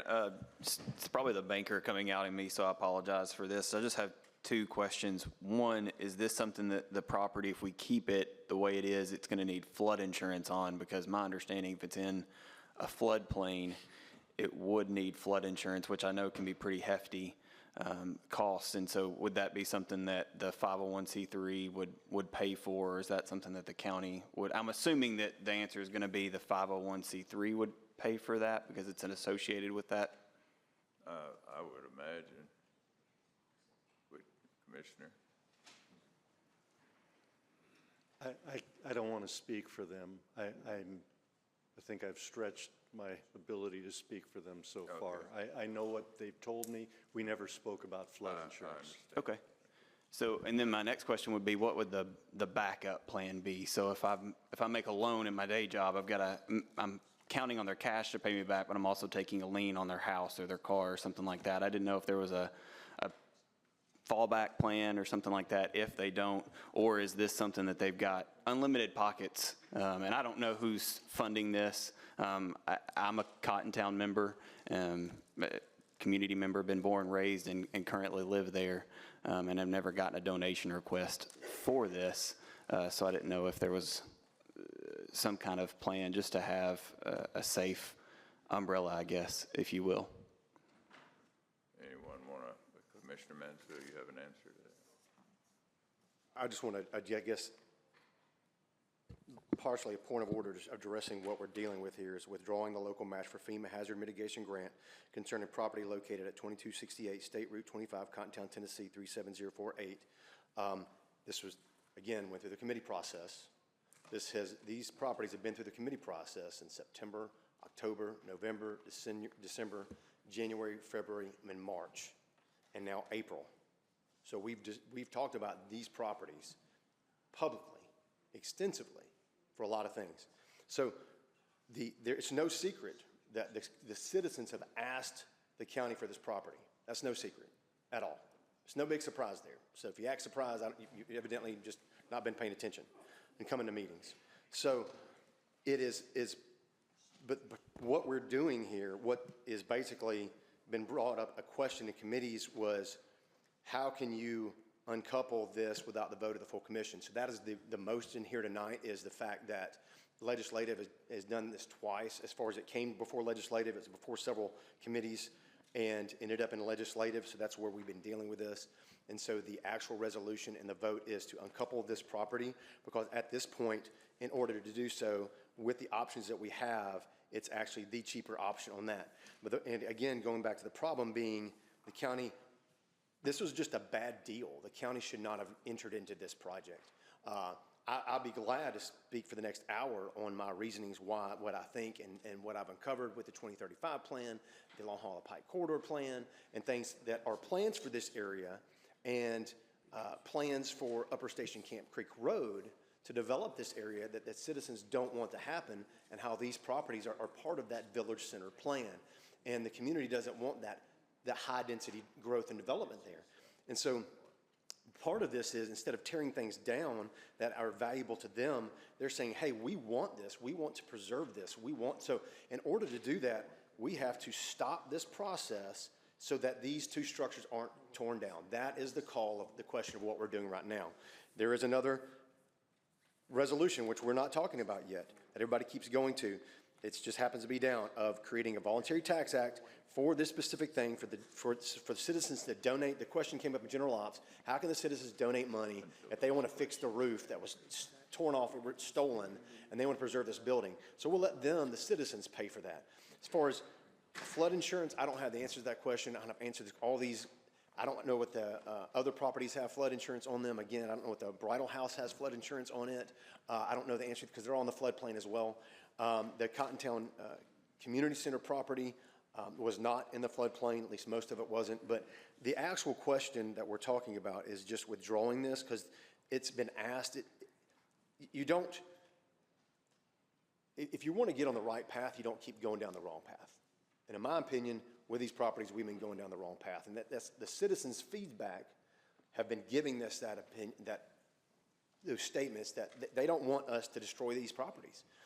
They don't want to destroy these buildings. They want to preserve it. So when you start asking questions like, well, who's going to pay for it? Let's have a contract. Well, I gave you an option. Let's do a contract. But then you're opposed to the contract. So which is it? Are you opposed to the contract? It's basically what it is. The argument is you just don't want the citizens to preserve this property. And you can't say you're for Cottontown and vote against the citizens who want to preserve this property. You can't say that. And so they have asked, something happened, a tragic event in their minds, that building, the Cottontown Community Center, was torn down. That created a firestorm. It was the match that lit the fire in Cottontown, or the Battle of Cottontown is what we find ourselves in right now. And so, again, you can't make decisions on things that you don't know, or at least, so the things that we didn't know we made decisions on, and we regret it now. We tore down a building we shouldn't have torn down. I would have voted no. I wish I would not have torn down that building or allowed the money to go to do that. I wish we'd have known about settling these properties up sooner. That might have changed my mind on this, but now we're past that point. So the options are, do we want to be out $179,000 right now or $165,000 on this specific thing? Now, I understand the argument of, well, gosh, if we give the property away, we're out $165,000. Again, is the intent to preserve the character. You know, if there's plans for greenways that come through there, it's part of the master plan. Don't care what you say about it. It's in black and white in multiple documents. Each, for a mile and a half of greenway, it's $1.5 million back in 2019. From Lower Station Camp to Liberty Creek. A mile and a half, $1.5 million. So if you want my opinion, we're saving the taxpayer money long run for any plans in the future for preserving these properties so that they're not used as an impetus, in my opinion, that I've stated before. And I understand I don't want to get too far out, for other motives, for amenities for development. And so the community wants to preserve the character of this area. These properties are in the Village Center high-density plan that the county has had, which we have not yet voted down or changed or altered the character of that, which we need to do, and I want to do. But the community wants to control and preserve these structures for themselves. And so we can't do that if we tear that down. And so that's what this vote is about, is to say we want to stop so we don't tear this down. And then what is the next question? Well, we're going to provide a voluntary tax fund for them to pay for it. Now, if you want to get into discussions of all the contracts and stuff, I'll make my position known. Let's go ahead and send this to General Ops and send it to legal. Let's draw up a contract with the citizens. Let's put all the conditions. We talked about this back in November and December of all the buffers, all the things, all the clawback provisions, all the reverters, all those things. We've already discussed all this. If you haven't been paying attention, go back and watch the videos. So these things have all been out there as far as answering these questions. So it's a little bit of a catch-22 of getting the cart before the horse. It's kind of a hard thing because there's been complaints that this hasn't been done before the full body. So we're bringing it before the full body because it was done in committee to basically stop what the previous commission did. So this is what we're doing tonight. We're trying to go through a proper procedure that came through committee to bring it for the full body to say this is what we're doing, is we're stopping what the full commission did in August of 2022, so that then therefore we can make a decision on these two things, because the citizens said we want this, we want to pay for it, we want to volunteer for it. We're creating a voluntary tax act to allow them to pay into this system to upkeep this property to a certain extent. I don't have all the questions, but we're not on that. So, I mean, technically that's out of order for that discussion. If the previous commission, I'd have been called out of order probably 30 times by now on the discussions that has happened here tonight, because it's all out of order, because it's not about the question that we were talking about. I'm just stating a fact. So right now, we're getting to simply cleaning this up so that we can work with citizens on how to protect this property. That is what we're doing here. So the only reason I made that motion to give is because everybody's complaining like, oh, well, let's get a contract with them. Let's have them say this. So we'll just go ahead and do what they want to do then. They want this. So I'm fine talking about it. The citizens are fine talking about it. I really don't care as far as conditional, if that's the goal. But they are asking for it. That's not a hidden surprise. So don't act surprised like this is some big revelation. again, this is what we're voting on this one. Mr. Chairman, I just asked, anything's out of order. I mean, just if we're talking about the parameters around a contract with the citizens on the Voluntary Tax Act for repair, upkeep, improvements, security for the Draper House and the post office, that's just a separate question and a separate resolution, Mr. Chairman. So I'm going to be voting yes on this resolution. All right, we have a number of people in the queue, and I'm going to doubt very seriously that you have any new information for us. But here we go. Commissioner Teachner. Thank you, Mr. Chairman. I just got to say that, so as chairman of legislative, Mr. Mansfield spoke about, we had a lot of presentations that were done in legislative committee. So that was a public, it's recorded. So there's a lot of at least ideas of what is wanted to be done with the property. That doesn't pertain to the FEMA grant. But if we come back to the fact that in 2019 is whenever that the county took control of the property. Now, I could go in a whole argument about the county is actually the people's anyway. So, I mean, I don't really know. It's not like we're an entity that really needs to control the people. The people need to control the county, but that's a whole other conversation. But then in 2019, the county got property control. And then in 2022, all the buildings were getting torn down. So, I mean, that's how long that government oversight and control took just to tear down those buildings. And speaking of just the reasoning behind all that, the Greenway, I get calls every week because they're still doing property work over there on the Greenway after our resolution. Still doing it. I'm on a text message thread and with citizens, and they don't understand. They don't trust the government.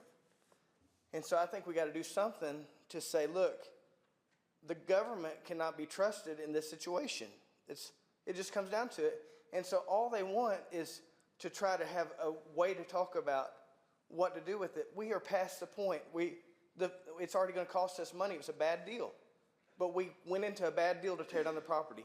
And so I just think it's just, I'm not going to talk any more about it because I'm getting off subject. But I think it needs to be said that, I mean, technically the county property, it should be owned by the citizens anyway. I mean, we're the ones that paid for it, so not the government. Commissioner Show. Call the question. Second. All right, the question has been called. Now, wait just a minute, I'm talking. The way I understand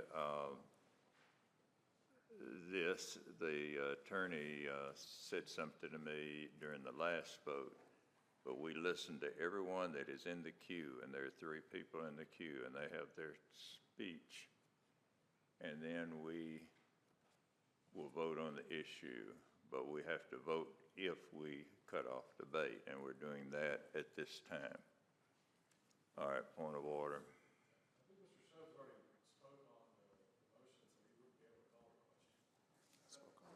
No, that has nothing to do with it, or that's the way I see it anyway. All right, all in favor say aye. Aye. Opposed, like sign? No. Unless there's a request for the board, I think that the ayes have it. Is there a request for a board vote?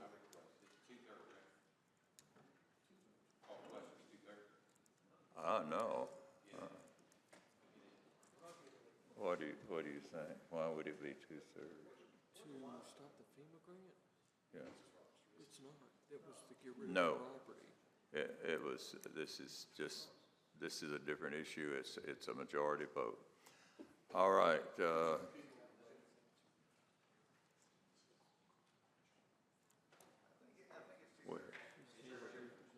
I said that they call. Let's just, to allay any fears about this at all, let's put it on the board. Let's vote for this electronically. Probably not. Do you know what you're voting on? That's what we're asking. Well, let's start listening, and we might get this through our heads. We are voting to call the question, stop debate, and go to a vote. That's what you're voting on. Stop debate.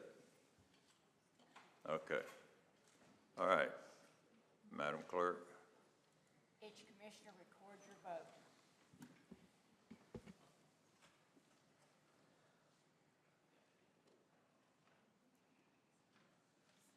I think that 18 yes votes shows that the majority is totally exasperated with this.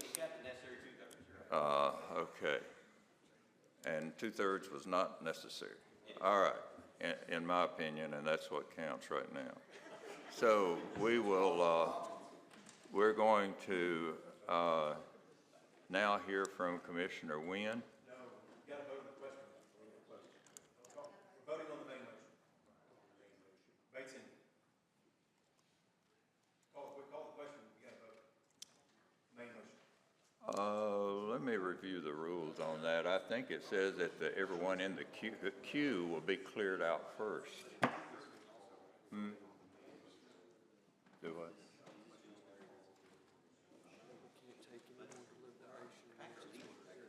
All right.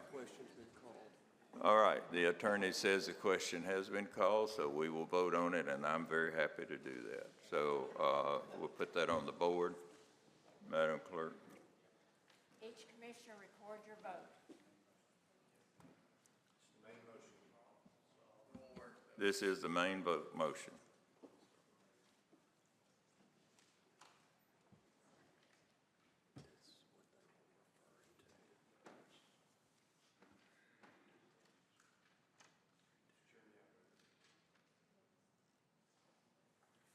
Pardon?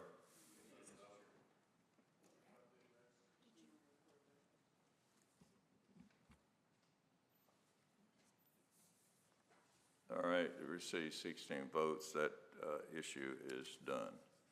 We're going to take a 10-minute break here.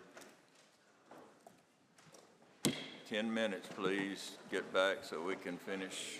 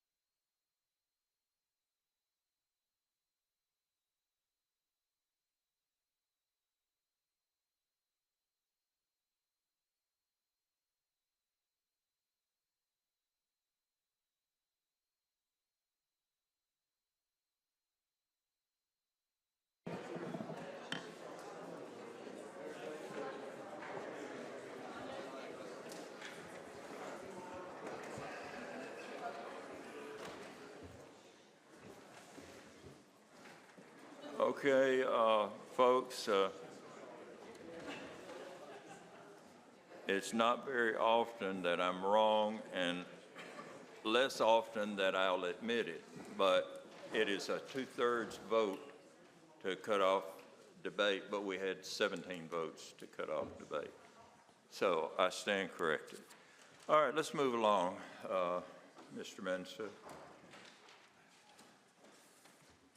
Mr. Chairman, I want to, I guess, move to suspend our rules. Judge Blanton brought up something important to our attention. It passed through legislative, but somehow I didn't catch this. My apologies that it wasn't on the full agenda. Once it passed, it's the judicial magistrate program, the review, it's their process, and we need to approve that. It needs to come before the full commission. So it was in the legislative packet. I know it's not here tonight, but Judge Blanton asked that we consider that. The guy came and did a 30-minute presentation on the judicial magistrate program last Monday in legislative, and it was for us to just approve this process. We're not approving any magistrates. It's just to approve their process, and by law, we have to do it every year. All Thank right. you. Motion and a second to suspend the rules. Never know. All in favor signify by saying aye. Aye. Opposed, like sign. Okay. Thank you, So Mr. that Chairman. will be it. All right, Resolution 2304-13, accepting interim county IT director Robert Tuttle from April 17, 2023 for 2 months pending job description and posting of job. I so move. Motion and a second. There's no debate. All in favor signify by saying aye. Aye. Opposed, like sign. 2304-14 is a resolution rescinding actions and establishing new procedures for recording designated standing committee meetings, as well as short-term or limited topic ad hoc committee meetings in an audiovisual format. I hope there's not any questions. I brought this forward in legislative, explained it pretty thoroughly. Happily to ask any questions. It just gives us the ability to record as commissioners. I so move. Second. All right, motion and a second. Commissioner Wynn. Thank you, Mr. Chairman. So throughout this resolution, it's referenced designated persons. Question is who would be considered a designated person? And I asked that question. I'll preference it with I'll say this, why I asked that question.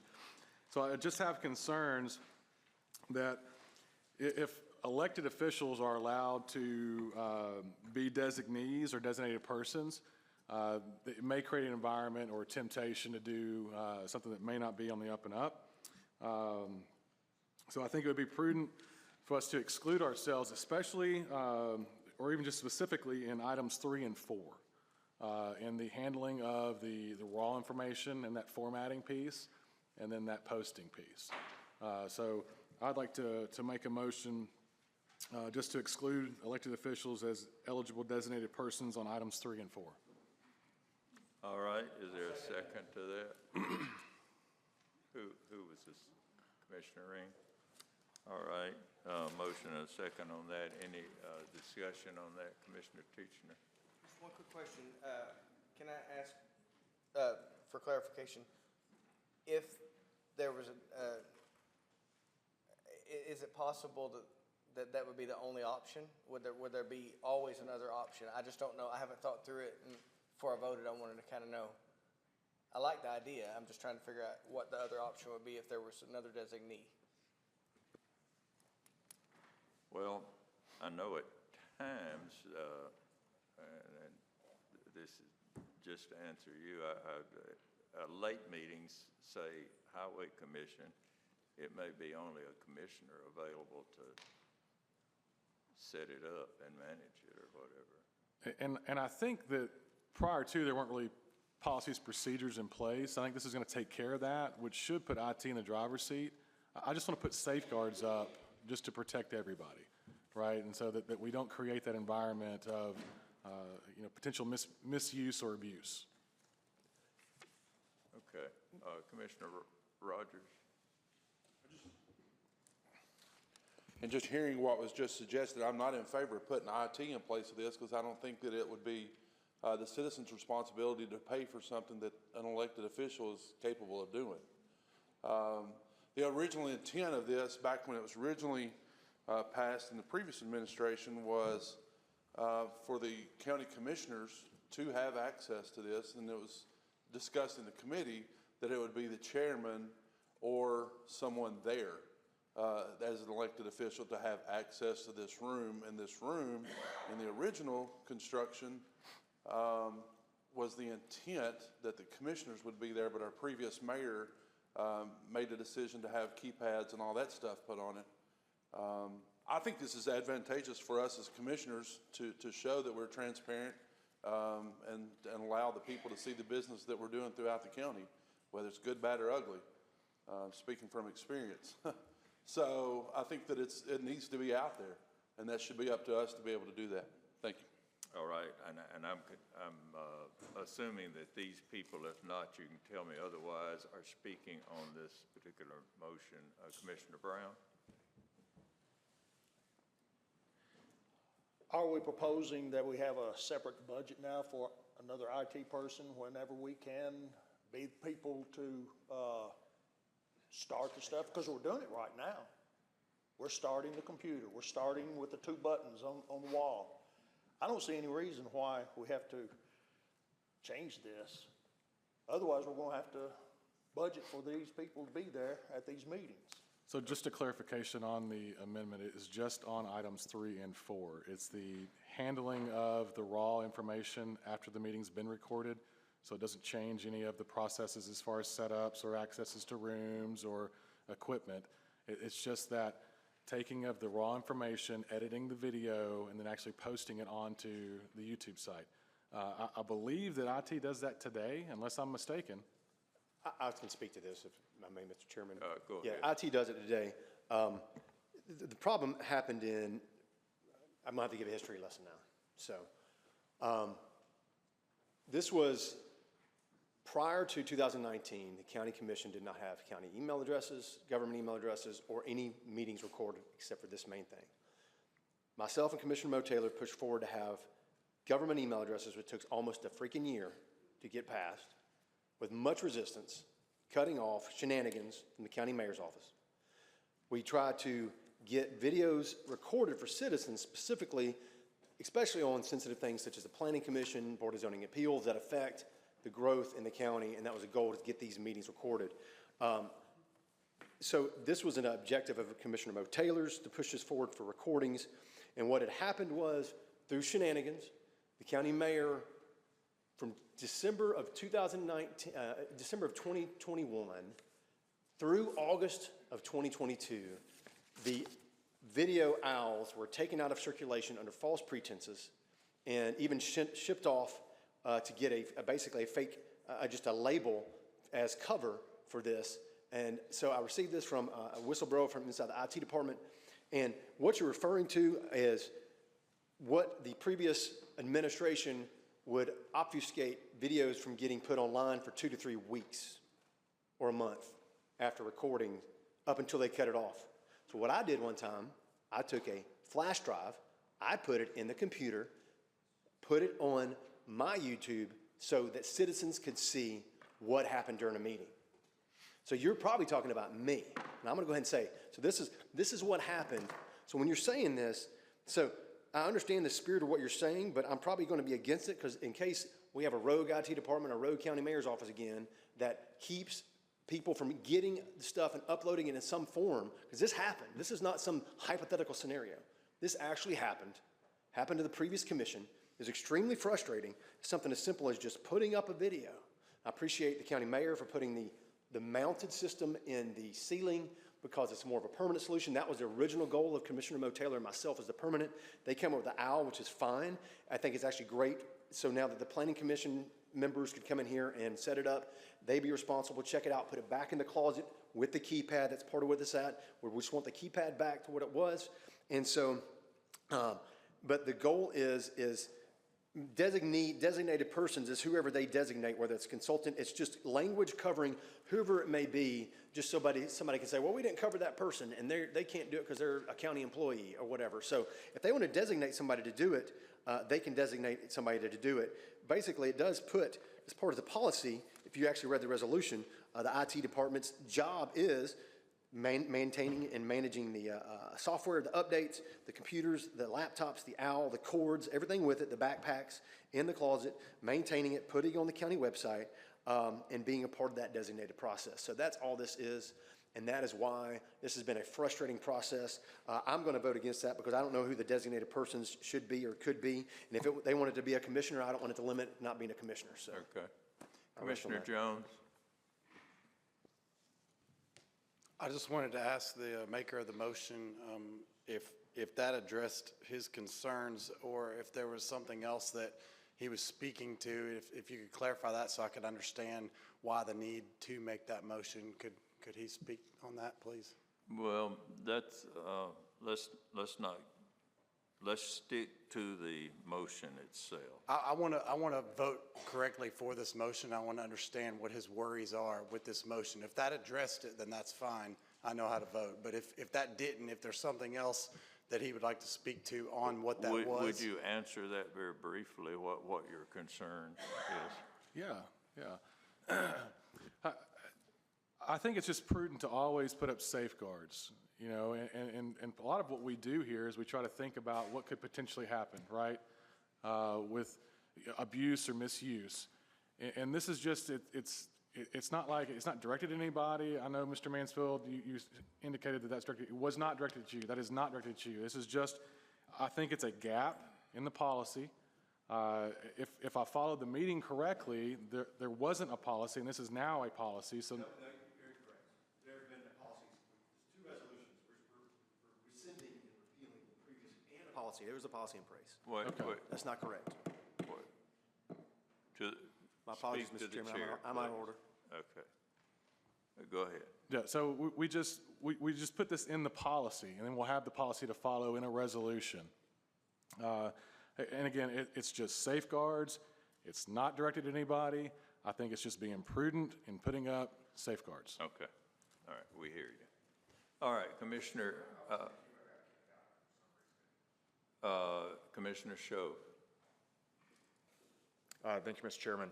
I was going to just call the question, but I actually think there's some merit, at least in the spirit of Mr. Wynn's proposal here, but I also understand the arguments against it. So I would submit to Mr. Wynn, for your consideration, instead of your amendment, consider an amendment to add as item number 12 under this resolution, all information recorded in any committee shall be uploaded without alteration and true to original form.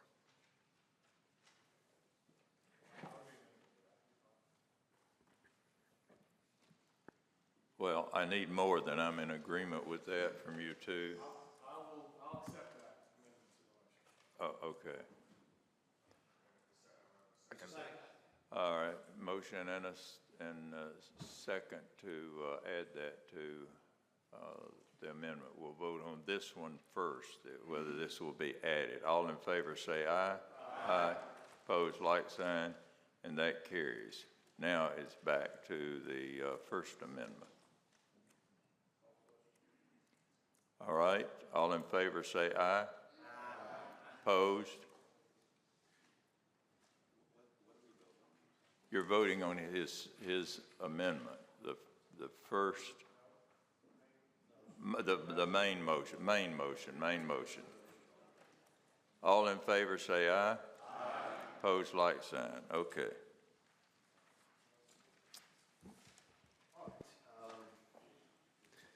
What resolution? I can't read.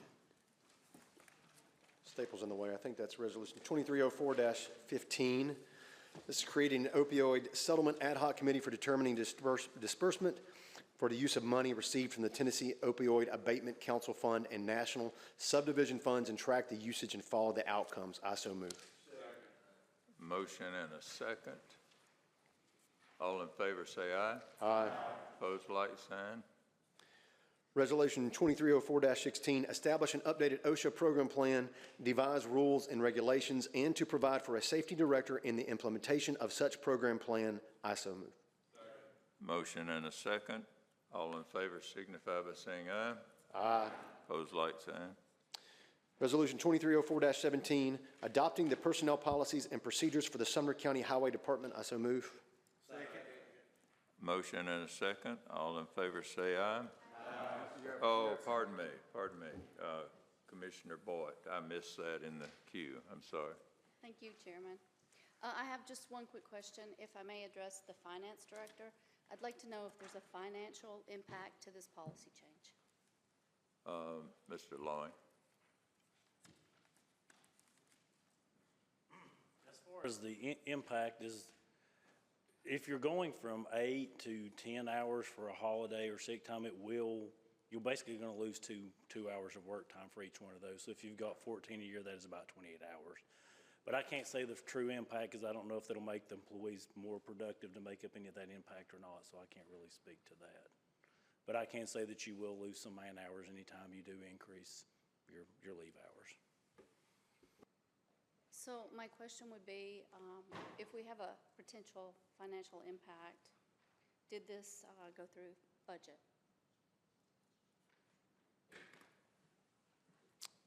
Budget Chairman?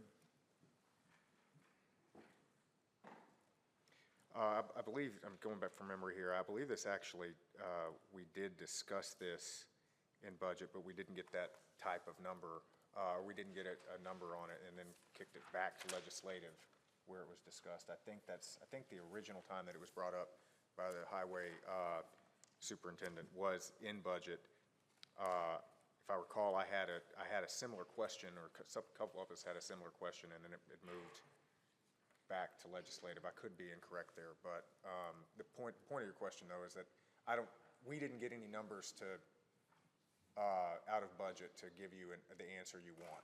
That's, I think, the thrust of the question. So we do not know the financial impact? No, we don't have I couldn't give you, if you asked me is this going to cost the county $500,000 a year or $200,000, I couldn't tell you. I don't think the finance director could. I think what Mr. Long was stating was that the loss here is in man hours. And the rationale that I had when we brought this up into legislative was that we can control this through budget, right? So, I think most people probably read the budget guidelines that we put out, which was minus cost of living increases. We're not asking for anybody to add any additional manpower. So if people don't add any additional manpower, we can control additional spending through the budget process. The only question I would have on that, because what we're really talking about is, does this change, would that imply an additional FTE? And we can control that in budget. So that was kind of my rationale for why I ultimately voted to pass this on in legislative. Mr. Long, if you want to state anything differently, I think that would be fair. But I would be interested if there are any second and third order effects to this in terms of benefits or anything that ancillary to actual FTE man hours. Commissioner Harrison? Are you finished, Commissioner Boyd? I would, at this point, I could not Okay, thank you.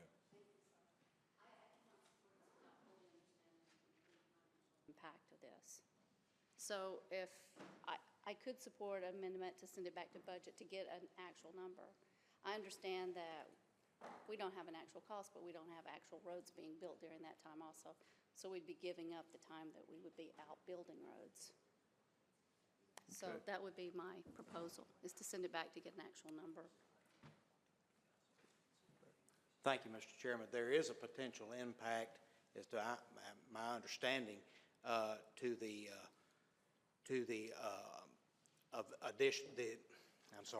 the vacation time for the employees.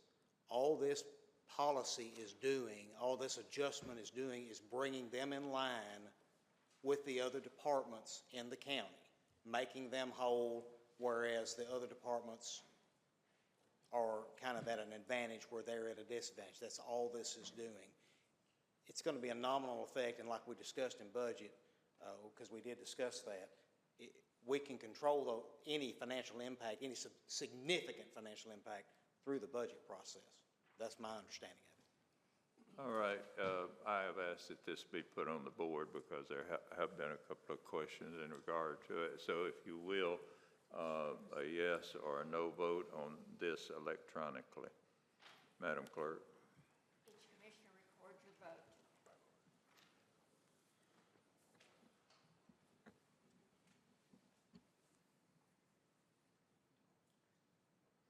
All right, that passes with 22 votes. Thank you. Go ahead, Mr. Smith. Resolution 2304-18 is the resolution creating the Sumner County Voluntary Tax Act for repair, upkeep, improvements, and security for the Draper House.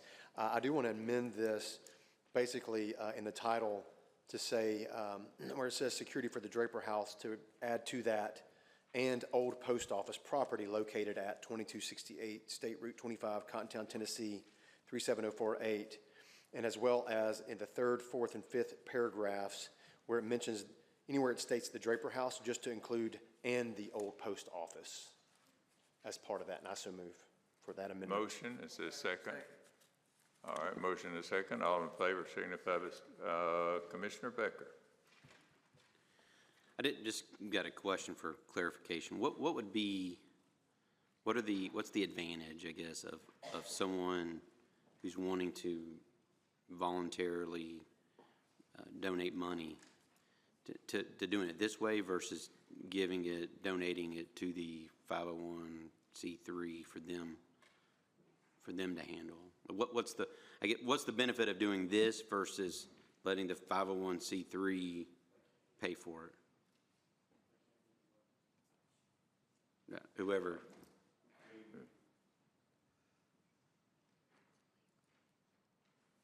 I mean, 501c3 doesn't own it.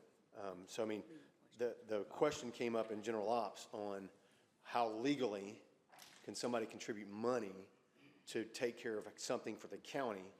And it's basically, it was a legal question of satisfying that need, because back in 2008, the county commission, I think it's 2008, during the template was taken from 2008 when it talks about, we all know what happened, the dire economic times.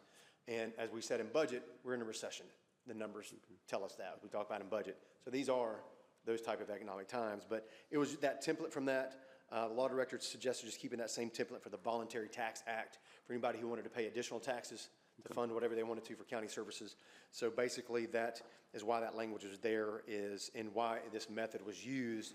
I think it was just a legal way to cover the basis of taking those donations and going into a designated fund. The budget, the finance director's already talked about that, just for this. And if it's not used for that, I mean, it can't be used for anything else, basically. It's to limit that use. So we can't use it as a slush fund for something. All right, appreciate it. So then that as it was stated earlier in the other resolution, that the 501c3, they're saying they're going to pay for everything, but in order for them to do it, they're going to pretty much have to donate the money to this Voluntary Tax Act. Okay, thanks. Commissioner Harrison. Thank you, Mr. Chairman. I understand that it's voluntary. The money is basically earmarked for this purpose. Who does the work?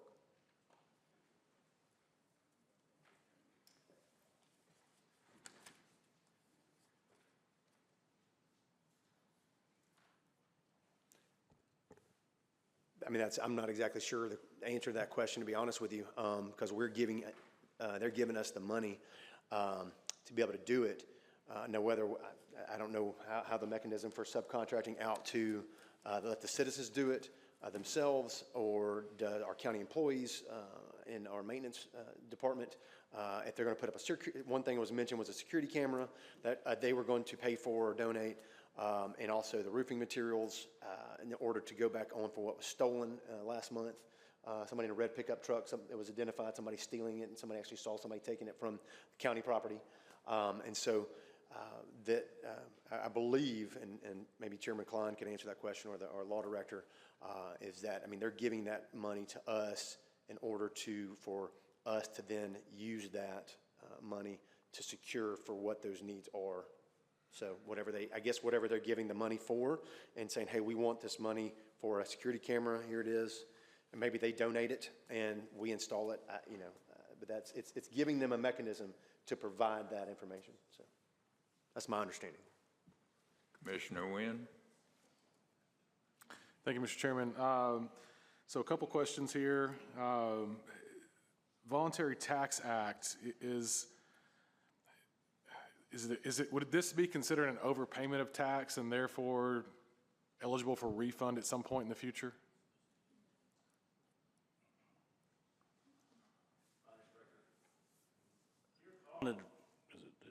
You're calling it a voluntary tax act, but in reality, what this is just a donation. Anytime the county takes a donation, we have to do what the donors specify, or we have to return it. So basically, they donate it to the county, we'll hold it into a restricted fund, and then whatever usage and whatever mechanism set up here to pay those funds to maintain the property is what will happen to it. But it will not actually be a tax. Okay. All right. And then I wanted to make a motion to amend. I want to add some language. It's just pursuant to our earlier debate that we had. And I'd like to add the language, be it further resolved, no funding outside of this designated fund is to be used to repair, improve, maintain, or secure the buildings, and then the address. Would you repeat that, please? Yes, sir. Be it further resolved, no funding outside of this designated fund is to be used to repair, improve, maintain, or secure this building or these buildings at, and then the address. Okay. There's been a motion and a second. Any discussion on that? Would you please raise your hand? Commissioner Brown? Are you saying that the money that's donated cannot be used for the Draper House? No, it's outside of What buildings are you talking about? the ones at this address, at the 2235 Highway 68. There you go. Thank you, sir. Yeah. So earlier in our debate, we were told that there would be zero taxpayer dollars used on this property, that the 501c3 would be responsible for everything.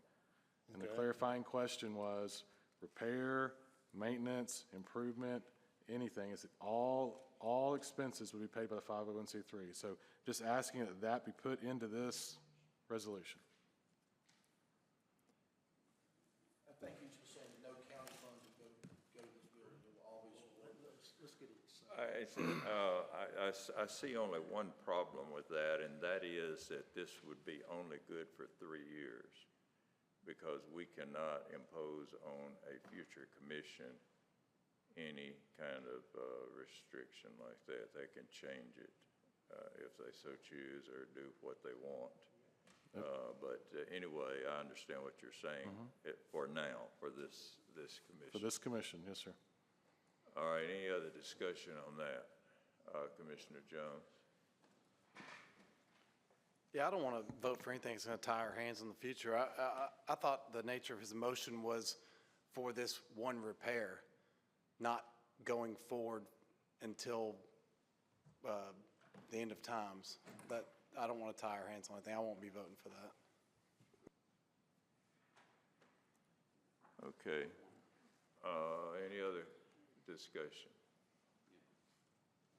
All right, Commissioner Becker. So I just got confused by the previous comment about that he thought that the previous commissioner thought that this resolution was for one single repair. And and I apologize if I've missed this whole thing, but I thought this was setting up a fund for ongoing repair, upkeep, improvement, security, et cetera. So which is it, one singular repair, or is this an ongoing fund? I understand it to be ongoing. Yes. Yeah. Okay, so that's what I thought, but maybe I misunderstood the previous commissioner's comment. So, and I definitely agree that with the amendment here to add that outside of this Volunteer Tax Act, no additional county funds will be spent. I like that idea.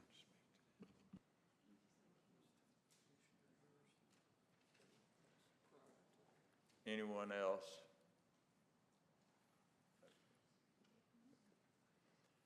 All right, we will vote on the amendment. All those in favor say aye. Aye. Opposed, like sign. No. Okay. All right, I think the yeses have it unless someone wants an electronic vote. All right, now we're back to the main motion. Commissioner Pomeroy. Yeah, I actually like this. Thank you, Mr. Chairman. I actually like this because I would assume that means that the county, which is all of the citizens, are keeping control of this property. There was a little debate over giving this to the citizens. It is the citizens of the entire county's property. So I'm assuming by doing this, obviously there would be no need for this Volunteer Tax Act. If we were giving that away, we would own it, and this is the contract that we discussed, right? So I'm for this and like it. Commissioner Harrison. Thank you, Mr. Chairman. The reason that I asked the question about who's going to do the work is because if we allow a 501c3 or just private citizens in general to come onto county property and start doing repairs on a building that is in dilapidated condition, we are assuming a financial risk from an insurance perspective. So we need to take that into consideration. Also, if the county mayor was to designate county employees to go do repairs, upkeep, general maintenance, then he's pulling them off of another job, for example, maybe repairing the roof at the jail to go work on this building. So that's why I asked the question. Thank you. Mr. Sidley, did you? Yes, sir. When this was brought to me, that was the whole purpose of structuring it this way, was to offset county expenditures while being the property owner. The county has control over third parties, vendors, anybody that they deem appropriate to do any repairs or upkeep on the property. So it's kind of a meeting in the middle here. It's a way to offset cost, yet keep control of how the work is done on the property. That was the whole intent of this resolution. Commissioner Lambert. Yes, sir. Just a quick question, and if I can ask the finance director, if that's okay. You may have, he alluded to it earlier. I just wondered, so if people give, I don't know, $1 tomorrow, but then the next month's meeting, because we've already talked about it tonight, of selling the property, giving the property, donating, whatever, insert adjective there, does that money just sit there for eternity, or does that get dispersed back out to those cities? I guess, do we keep a record of that, or can we redesignate that? I just wondered how that process worked. Mr. Lloyd. We will have to return to the donors. Commissioner Pomeroy. I just want to point a question to confirm to the county mayor and you. We do have some agreements, not necessarily like this in place, but this would just go through the regular, it'd be another county, we own the property, and it would go through our bid process, the budget process, and everything, just the funds would come from this. And we've done that multiple times with other donations. Is that correct, Mr. County Mayor? I'm really not aware of us doing this before. We may have done it in years past. I don't think it's a problem.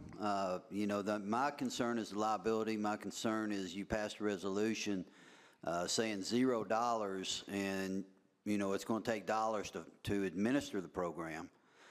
So I don't know.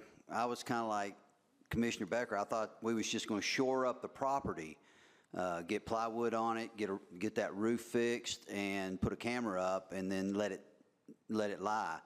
If we're going to have an ongoing process of renovation, we've got to start looking at ADA. We've got to look at architect engineer, because we'll look at over 50% renovation of the value. So those are some issues that we're going to have to look at, as well as raising the property. So I need to know exactly what the intent is. Is it just to shore up the property, or are we going through the renovation process? Thank you. And so the reason why I asked that is just because if we're keeping the property and we're doing a Volunteer Tax Act, and everybody here beat at chest and said these people are paying every dollar of everything moving forward. We've got the money, we've got the, that's fine. But I agree with the county mayor. Okay, it's now our property, it's out of the FEMA grant. we got to start getting these donations in, because we're going to have to put some type, to get it back where it's safe, to get it back where it is legal, to get it back. And as long as they're paying it through this act, I think we've set it up right. But it feels like we've got a bunch of different conversations going on here. If it stays as a county property, I just believe that at that point we have to make it safe for the public and start that process. And that's why I wanted to defer to the county mayor on that. Commissioner Ring? Yes, sir. Thank you. Another commission alluded to this earlier about flood insurance. Well, somebody's going to have to pay for insurance for this building. And so I want to add to this, make an amendment that where it's the capitalized upkeep, improvement, security, all that, somewhere in there add insurance. That's my motion. Motion and a second about adding the expense of insurance. Exactly where would you like to add that, Commissioner Ring?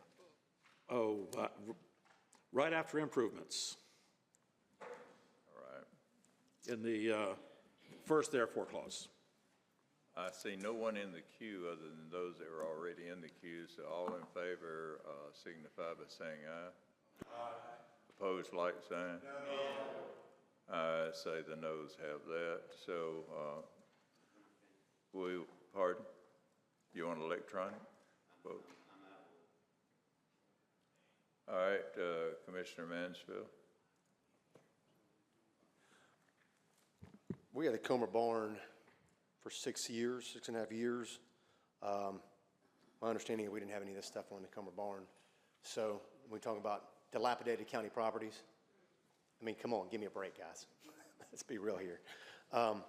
So the intent of what the citizens, they want to preserve the property. I've already told you and shared since October in meetings what the citizens are asking for. They want to preserve this area. They want to preserve the properties. We can only deal with one thing at a time, unfortunately. And so tonight we're dealing with things in bits and pieces. They want to preserve that property, and they don't want people, the roof's been taken off by vandals, and they're willing to pay money to put a roof back on. So there's been a lot of extraneous things added and alluded to, and upkeep and maintenance, further down the line. But that's not the intent. Was definitely for improvements, but it's just basically securing the property. And the county mayor's right.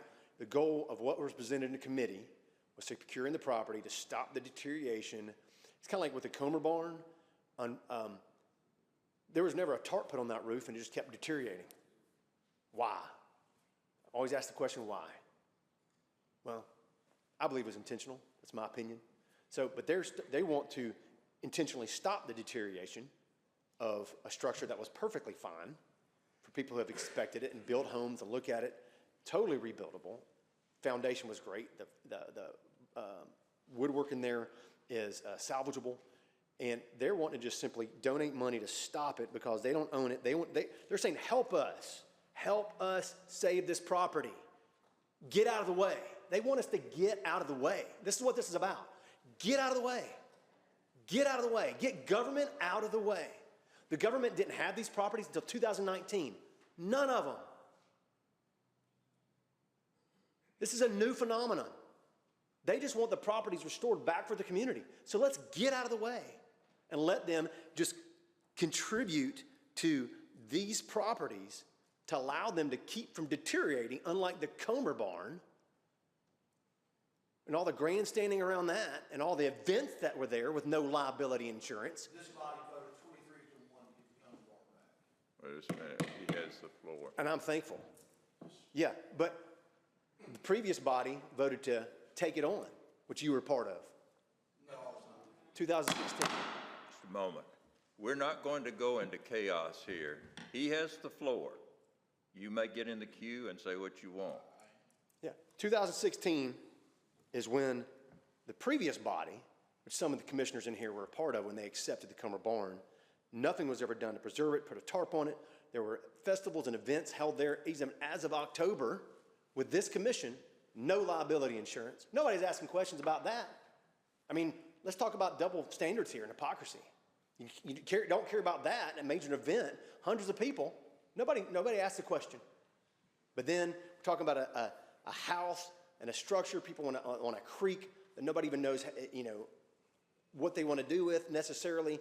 It's nobody's going to it, nobody's holding festivals there. They're simply wanting to preserve the property, and you're debating things that is a double standard over bigger issues that we have done in this county, and nobody asks the same questions. So I'm just sick of the hypocrisy and double standard. The citizens are. They're asking for help.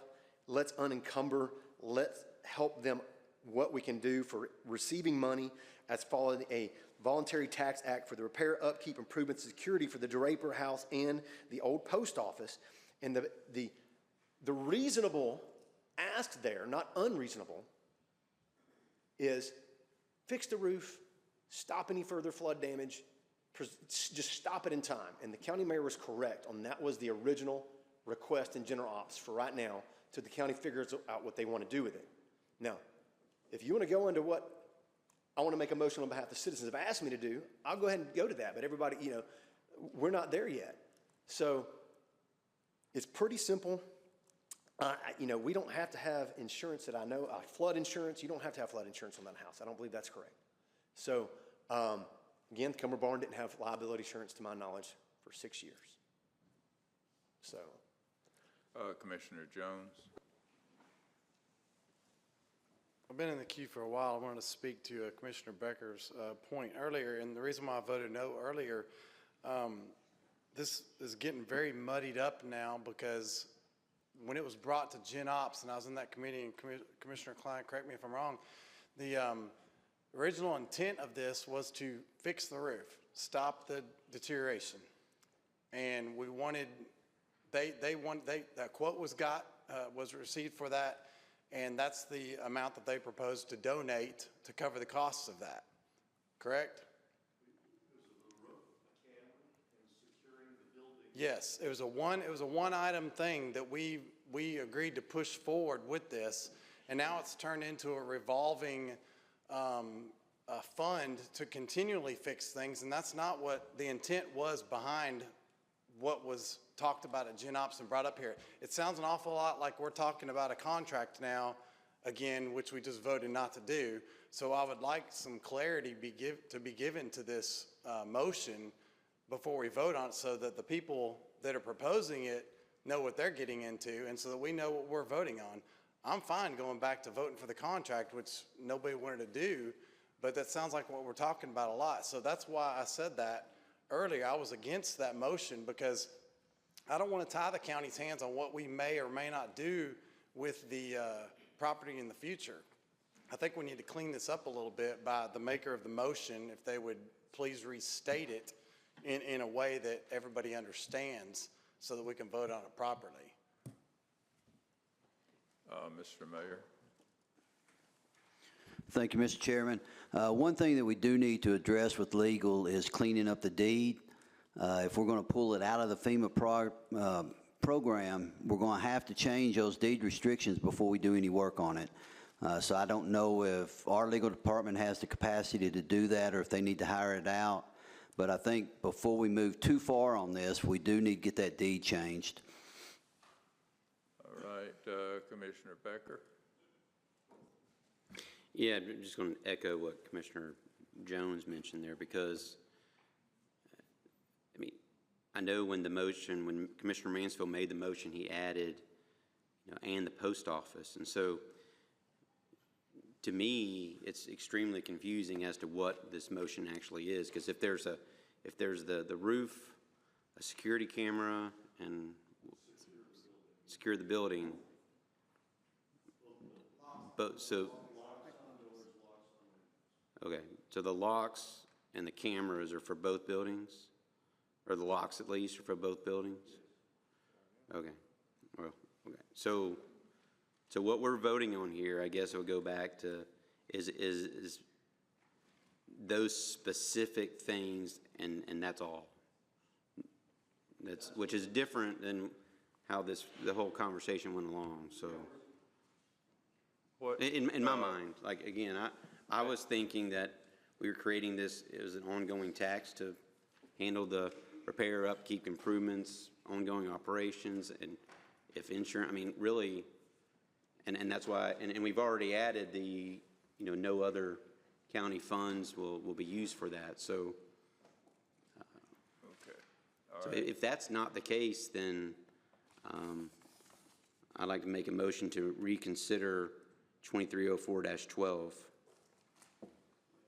So are you making that motion or not? Now I'll make a motion to reconsider 2304-12. I voted for that, so I'd like to, and it passed. So I'd like to make a motion to reconsider. All right, is there a second?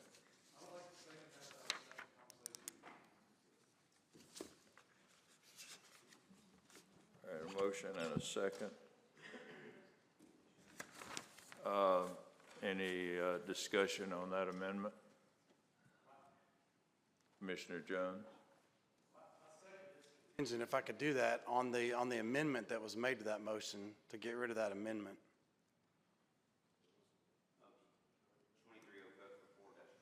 Yes, that was Mr. Wynn's amendment to that motion.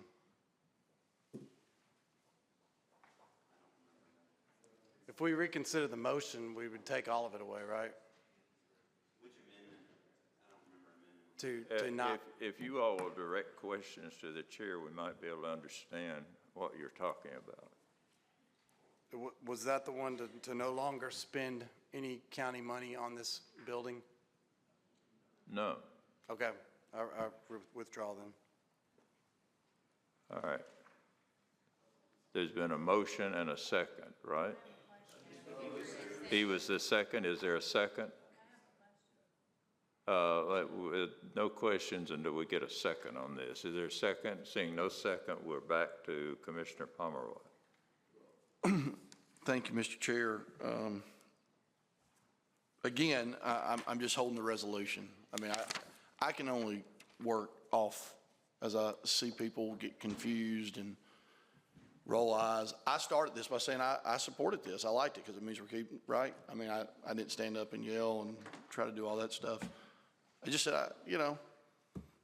but here's the problem with everything we try to do. Look at this resolution. It mentions nothing about securing the building, putting some plywood on it, adding a camera. It says nothing about that. This is it, right? This is what was turned in from your body, from your committee. I just want to make sure I don't have the wrong packet. Because then there's this whole discussion like, well, I was under the impression that that was to add a camera. And now I was under the impression that was just to put some plywood on the building. Well, see, if that stuff was in here, it's kind of like, when Nancy Pelosi said, we don't know what's in the Health Care Act, we just got to vote for it. It's kind of funny when you're on the other side of the aisle and you do stuff like that. Hey, it don't really matter what it says, just vote yes for it and trust us, we got this. We're going to do what the people want. Well, I don't know what the people want. I'm for this Voluntary Tax Act. I'm all for going to some type of co-agreement with the people of Cottontown. They stood up here and y'all concurred that they were going to pay for all expenses, that we're going to pay for this. We're going to keep this building. We want this building. Get out of our way. We want to do everything. So then everybody gets offended when I'm like, okay, well, let's just put in there what those expenses are. And then when somebody else asks, well, when does those expenses start? Well, quit asking those questions, you jerks. Why would you ask us that? I'll stand up and talk about the Comer barn from 8 years ago. I'll stand up and do this. Like, we're talking about a resolution that everybody's being picked apart, and it says nothing about this is just a voluntary tax act to put a piece of plywood, a camera, and a lock on the door. We might not have been here for 3 hours. No, what this says and implies, and what Mr. Becker said with 230412, says we're going to take drastic measures. We're going to remove the property from the FEMA program. We're going to do this. We're going to open a voluntary tax act, which naturally the question would then be, okay, and I support it. This means they're going to pay for everything. So I asked the mayor a question. So this means when work needs to be done, they say we need a roof. They say we need whatever we're going to do. It comes through our committee. They've given us the money. It's voted on. We use county licensed contractors. We move on. What is contentious about this? Other than you don't want people to spell out what the truth is. You don't want any like specifics. Well, no, we're not saying that because all Mr. Becker and the original thing started was, well, okay, well, let's just add in there what you've already said in public minutes. You've said in public minutes the county's not going to spend any money on this. So somebody says, well, let's just put that in here. And the next thing I know, we're talking about a Comer barn because we're all a bunch of thieves sitting up here. No, we're just, okay, these people said we don't have to spend money. We don't have to spend money. There's a resolution that doesn't mention 3 specific things. Let's just go ahead and add in the language that the county's not going to spend any money. And now what are we yelling about? Why are we talking about a Comer barn from 2016? Just a moment. Let's get back. Go ahead and finish what you're saying. So my point is I think these resolutions need to come out, I've said this with what they mean. If this is truly just to stabilize the property, then why doesn't the resolution say that that's what the money they're going to collect is going to go for? Why do we vote for stuff that doesn't have the right language in it? Commissioner Schoaf. Call the question. All right, question's been called. And second, put that on the board.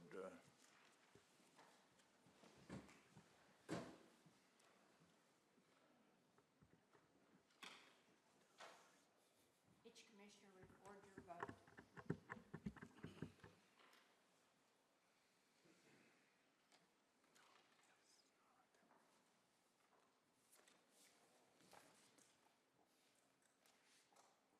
Okay, the question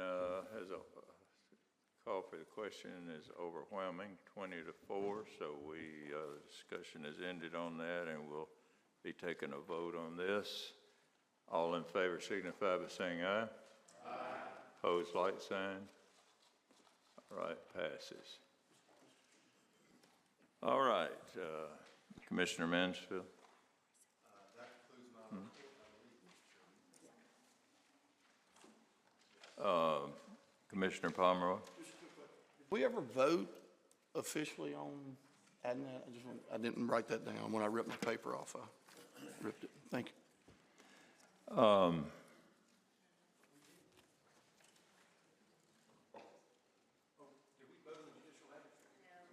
No.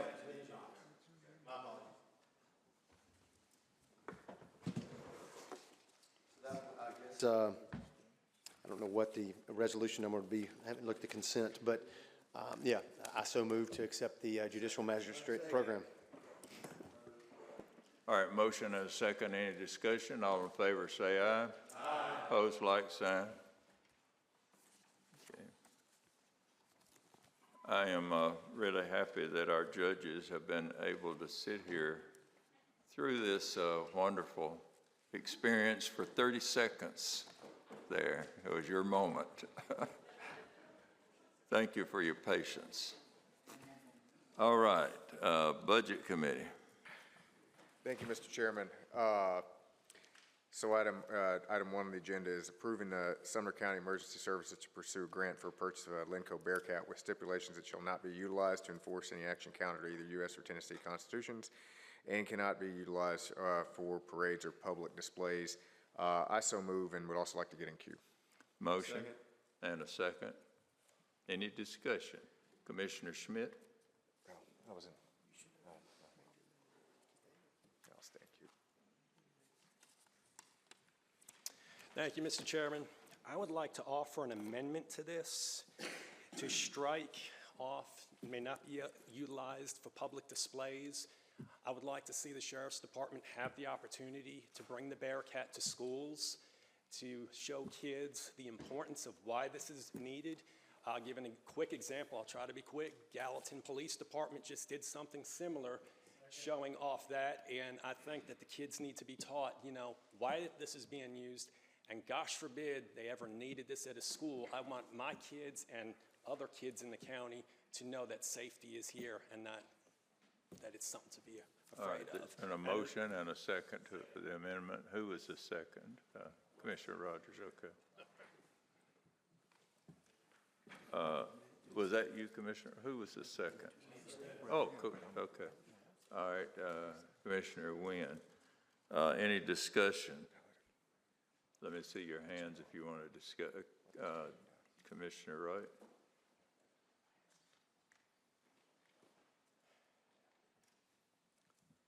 As most of you know, I'm a school resource officer in this county. I'm proud to be a school resource officer. I have Oak Grove Volunteer Fire Department come to my school in full gear. They sound like Darth Vader, but they talk to the kids. They let them know, hey, if your house is on fire and we come in, we're the good guys. Don't be scared of us. The same thing with this Bearcat. Lord forbid the day ever comes. And I hear people say, oh, it's not going to happen in this county. Folks, 3 weeks ago, you would have asked Davidson County the same thing. And look at us now. I want these kids in this county to know that the policemen, law enforcement in this county, we're not the bad guys, folks. We're the good guys. We're the good guys. Let us teach these kids. Let us talk to these kids. Give us the opportunity to prove ourselves, because if you give us the opportunity, I can guarantee you we will prove what we say we're going to do. Thank you. Commissioner Harris? Yes, thank you. I think this is our chance to back up what we all say all the time about police, how we support the police, how we support what they do. I would hope there wouldn't be anybody here that would vote against this. We need this. We need this to show that, we need to do this to show the police that we're back. You turn his microphone on? Is it gone? Yeah, it went off. Excuse me. I apologize. But anyway. Is it still not on? Now it's on. Now it's on. Can you hear me now? Can you hear me? But anyway, we need this. We need to show the police that we're not for defunding them. We're for funding them, and we need to back these police and give them this. Commissioner Bergdorf? I got blowed up there. I don't know how to make it. Oh, it's on. Okay. I do not agree with this amendment. I believe that the equipment needs to be used for what it needs to be used for. If it needs to be used and it is at a public school, how will that affect the response time for the team? That is a question I have about that. Not at its general location. Our SWAT team are a collective. They come from all around. They're not sitting in an office waiting for an emergency. They are not all with that piece of equipment when it's at the public school. I said the caveat for me to support this would be that it would not be at the public schools. I don't want to see it at the public school. I don't want to drive through my district and see that thing sitting at Gene Brown. This is children are a soft target, and I appreciate we want them to be comfortable with the police, but the fact is, if there is an active shooter that comes into that school, the first people there will be the police in police cars. The last person there will be the Bearcat. I don't think those kids are going to be saying, oh my God, this big piece of equipment full of policemen is here to come and get me. They're going to be so thankful that the first responders were there first. And I am adamantly opposed to having this in our public schools. Adamantly. I am a student of history. I have taught history for 20 years to my children. We do not live in North Korea. My brother-in-law has lived in mainland China for 20 years. Militarization of the police, the military being in charge of everything, every aspect of your life is commonplace to them due to the fact that Mao Zedong made it commonplace. I live in the greatest country in the world. United States, we are free. And yes, bad things are going to happen. Bad things are always going to happen because Satan has free reign over this country, over this world, over the planet. God has given him thus. And until Jesus comes back and takes us all home, we have to protect our children, protect their innocence to the extent that we can. And I am adamantly opposed to having this thing as a show and tell at the schools. If you want to go put it in the park and invite the parents to bring their children to come see it, or invite the parents to come bring their children to where it sits, where it is supposed to be, so if there is an emergency on that day, then the SWAT team can go to where they know that piece of equipment is going to be. I have 4 boys. I have 2 granddaughters, one who lives in Sumner County. I do not want her exposed to this. I don't want her exposed to evil, but it's going to happen. But I do not want her to be softened to the look of military vehicles. I don't want that for anybody's children or grandchildren.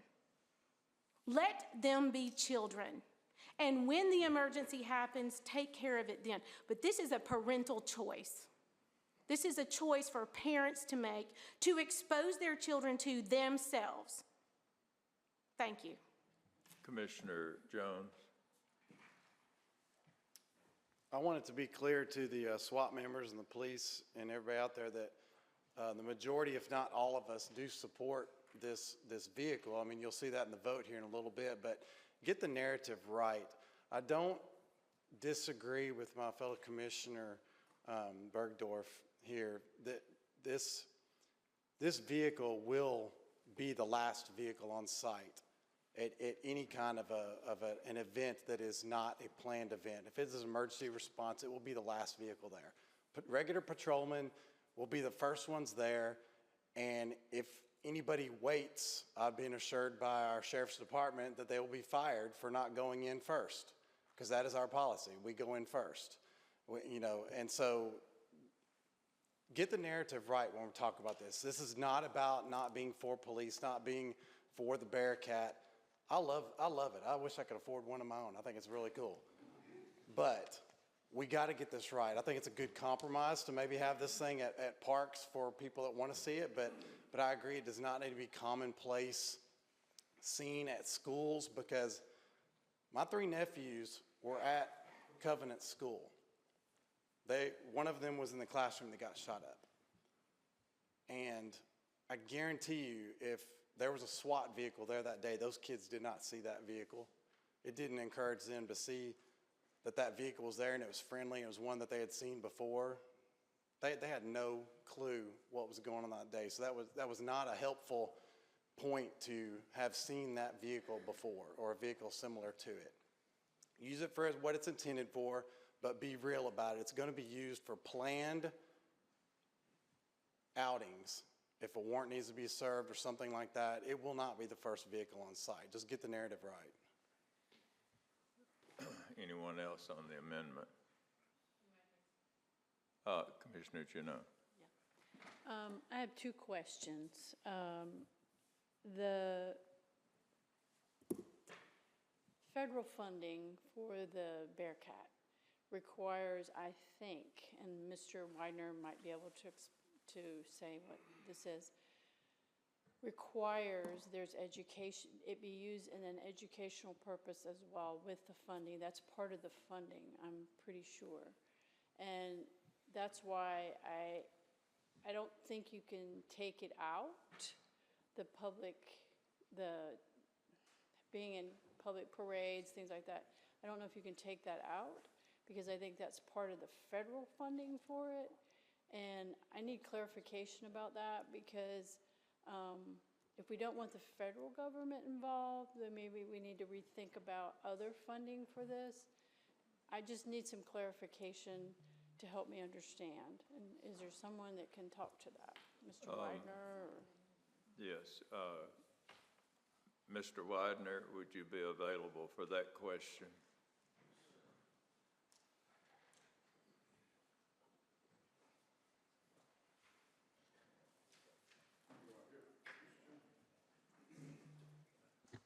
Thank you, Mr. Chairman. What was your question, ma'am? I couldn't hear all of it. I'm sorry.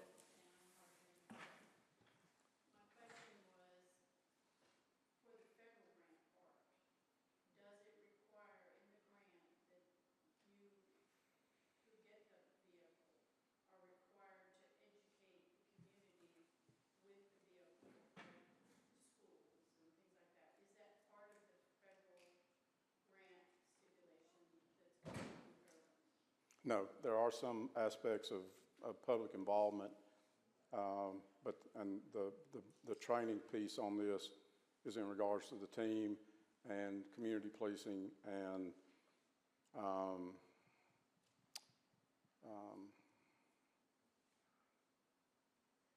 there are two parts on the policing. What was the plan, Eric? Community policing and constitutional policing, which our plans the Sheriff's Office has in place, and training records from the Sheriff's Office or from the ERT, but no guidelines or requirements on public education.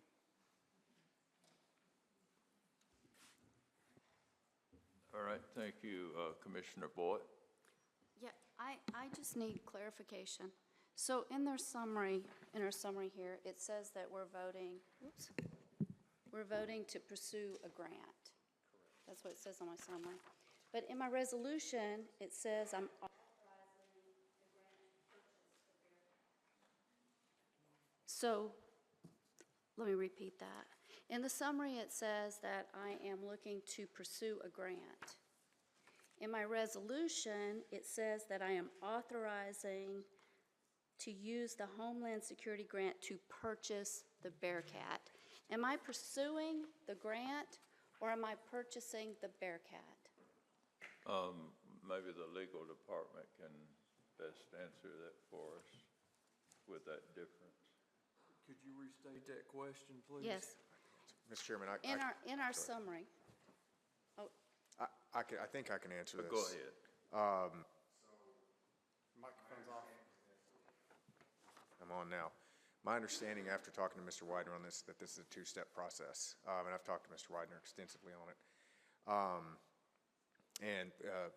If I'm incorrect about this, Mr. Sittler or Mr. Long, please correct me if I'm wrong here, or Mr. Widener, but that step one is to allow the pursuit of this for the express purposes of drafting a contract to purchase this, but that contract would still have to come for step two through both the committee and then the full commission. Mr. Widener, please correct me if I'm wrong. So in 22, President Biden wrote an executive order, and from that executive order came FEMA 207-02-0002. And in the prohibition document, there are exceptions, and in the exceptions, one of the requirements is to have approval from your governing body to make the purchase, just to say that we can apply, Yes. Not that we can make the purchase, but we can apply. So we will apply, all the paperwork will go in, we will wait for an executable contract, then I'll come back and ask for funding. So with that in mind, I'd like to amend the resolution where it says that. No?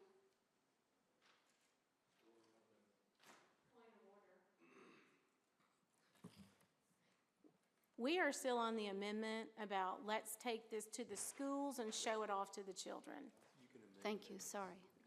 You can have two amendments on the floor at one time. That's what I was just saying. Yeah.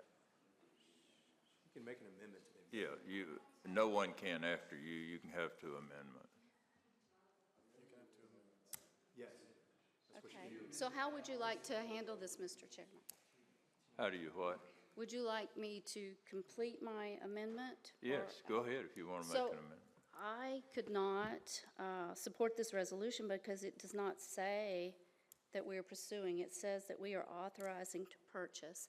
That'll be what we vote on, and that's what we'll be doing if we vote yes, because that's what the resolution says. I don't know I understand what the intent is, but the verbiage is to purchase. And I can't make that decision without reading the contract and seeing the strings. All right, motion has been made, and there's been a second. And can I separate from the amendments? I don't want to vote on them at the same time.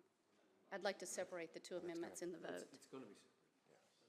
Well, we're going to get rid of one amendment soon. Okay, I'll wait to see how it goes. All right, we're on the amendment to amend. So one more time, explain to us, it's the verbiage that you're questioning, right? Instead of purchase, it's pursue. Yeah, well, it's not that I object to it, it's completely different. It says, one says, and that's what Mr. Widener's told us, the summary says to pursue a grant. The resolution that we're voting on says to authorize to purchase. These do not agree. The intent, I understand, but we're not voting on what the intent is. We're voting, as Mr. Pomeroy says, on what the words say.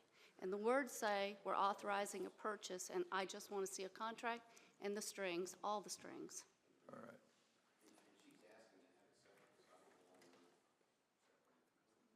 All right, seeing no one, we do have Mr. Harrison. Thank you, Mr. Chairman. On Commissioner Boyd's amendment, maybe I've got a different resolution in my packet, but at least on the iPad, it says to authorize the use of the Homeland Security grant to purchase. Well, if we don't get the grant, we can't use it to purchase. So to me, it's a little bit superfluous as to what we're trying to do here. We've got to, it is a two-step process. We've got to apply for the grant. If we're not approved, then there is no Bearcat regardless, unless we just want to spend federal dollars, spend our own money. So, thank you, sir. All right. Pardon? To that? So if we are authorizing the use of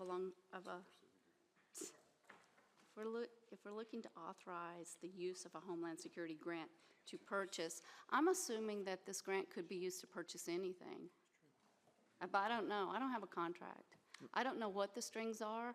If we're going down this road, I understand what Commissioner Harrison says about chicken and egg, I guess, but I would like to see what the strings are. Okay. And I can't. We're voting now on, and I'll Mr. Chairman, ask before we vote, I'd just like to point one thing out that I think is important here. This, because of the way this is structured, this is an amendment on an amendment.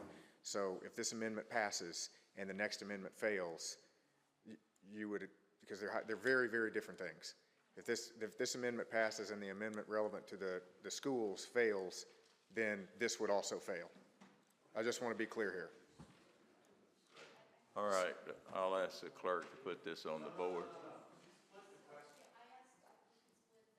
The questions. She did not. The amendments. Well, that's out of order. Yeah.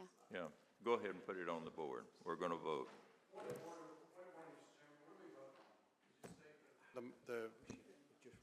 State what we're voting on. Just a moment. Either I'm out of focus or some people here are out of focus. We need to hone in on what we're saying. Her motion is on verbiage, on what it says at the end. And I heard that plainly several times. So that's what we're voting on here. Purchase terminology. Only hers. Or seeking the, But we had a previous amendment, and we didn't want them tied together. we're getting rid of this amendment first. Hers, only Yes. hers. Yes. Okay. All right. Put that on the board, Madam Clerk.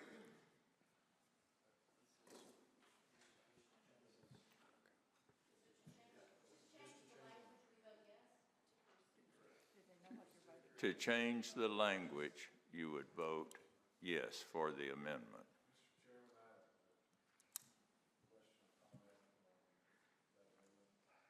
The vote has been called. Go ahead. Each commissioner record your vote.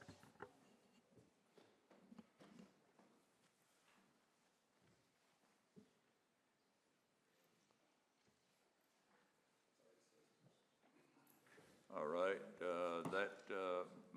motion passes, which means that it'll be a seeking the grant.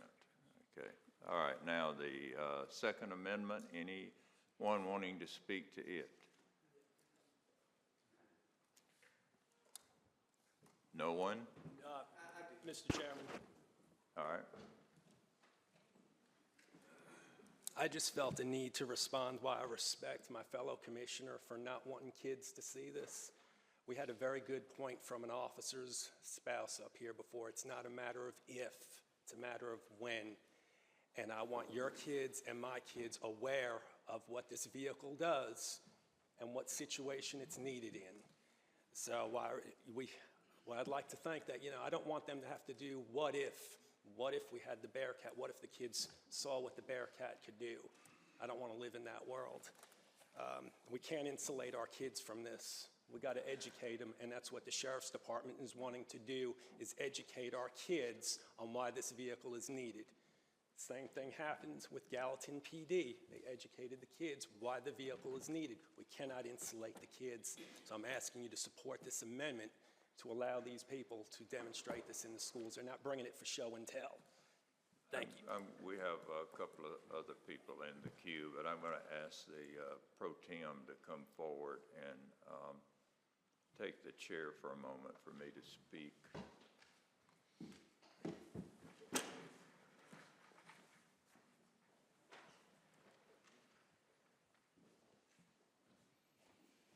Now, there's not anyone here that I have any greater respect for than Shannon. We talk occasionally about issues and so forth. And I want you to know where I'm coming from on this issue. And there's no one here, I don't believe, that's much more conservative than I am.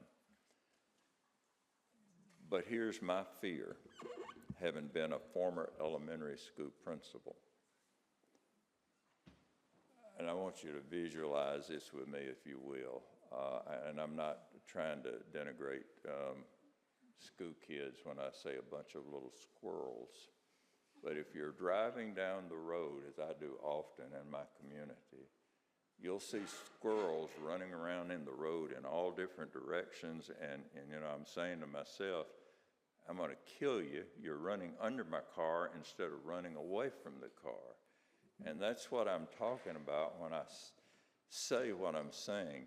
I think it's pretty obvious, and Shannon and I talked about this. I think it's pretty obvious we're going to get this, and if we get it, I want it to be safe.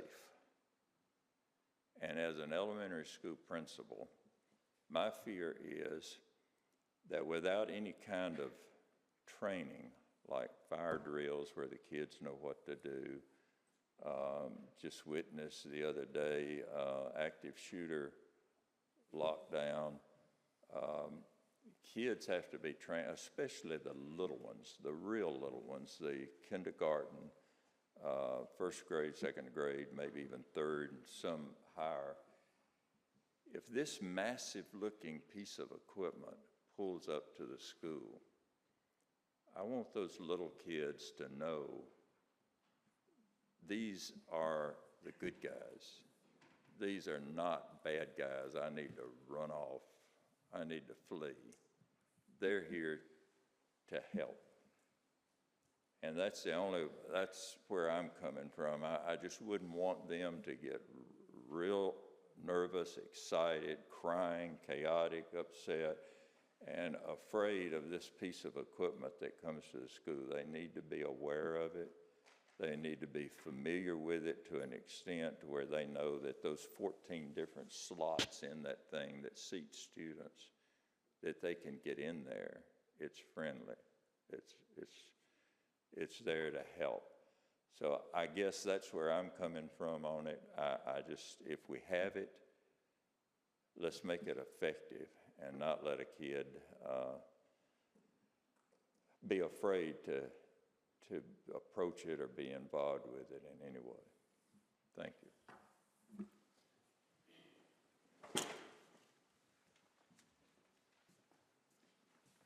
Commissioner Teachner.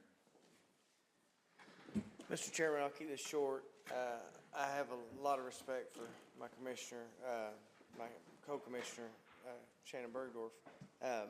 But I got to say a couple points just to think through it. So, I mean, I moved my children to a military base, so I mean, it didn't bother me. I thought it was wonderful, you know, that they could go and see all the planes, and you know, they could hear the F-16s, you know, just take off. It's amazing. You know, we actually call it, you know, Sound of Freedom, which I think that's fun, you know, because the kids loved it. They loved hearing, you know, all the things that they would associate with that.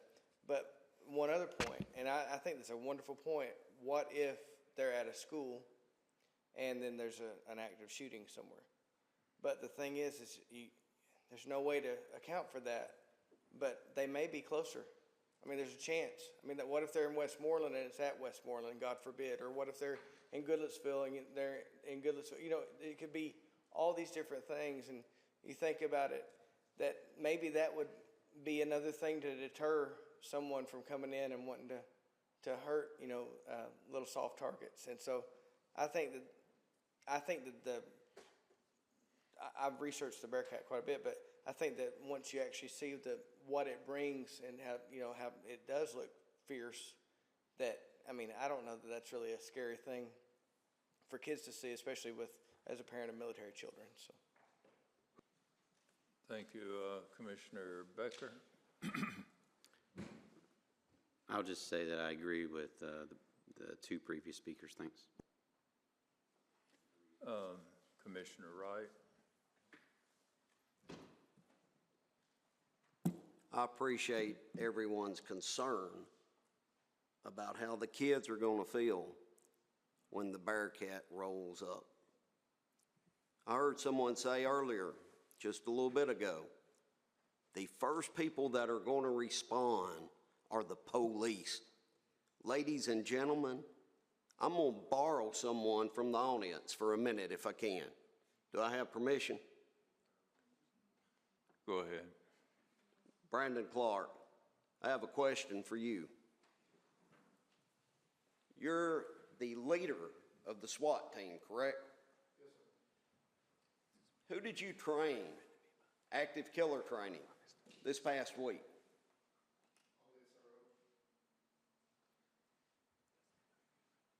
Folks, let me make something very, very clear. When the devil shows up, especially at North Sumner Elementary, and if there's a SRO in this county that does not feel the same way, turn your time in now, because you're in the wrong line of work. When that devil shows up, he's going to be met by 46 rounds of .40 caliber. And if I could get another 100 rounds, I'd be slinging it down range. Think about this. If there was a marked unit and a SRO, a armed, trained school resource officer at Covenant, do you think we would be mourning the loss of lives? Possibly one. The janitor, he caught it as soon as he shot through the window. I hear people go, well, we need something over the doors, the windows. Folks, Adam Lanza at Sandy Hook, several years back, shot through the front door and walked in and started killing kids. What happened in Nashville wasn't the first time. And now everybody is listening to the people, the boots on the ground, going, well, maybe we need some kind of membrane or some kind of film, something to keep them from shooting through the door. Folks, why didn't y'all listen to us 7, 8 years ago? We've been preaching that. Start listening to the people who are there. Commissioner Wynn. Thank you, Mr. Chairman. I just want to call the question. All right, question has been called. Is there a second? Second. And a second. All right. Would you put that on the board, Madam Chairman? Just to be clear, Mr. Chairman, this is the call to question for the amendment Yes, about the schools. yes.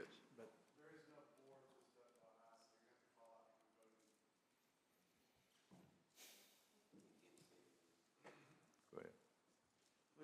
There it went.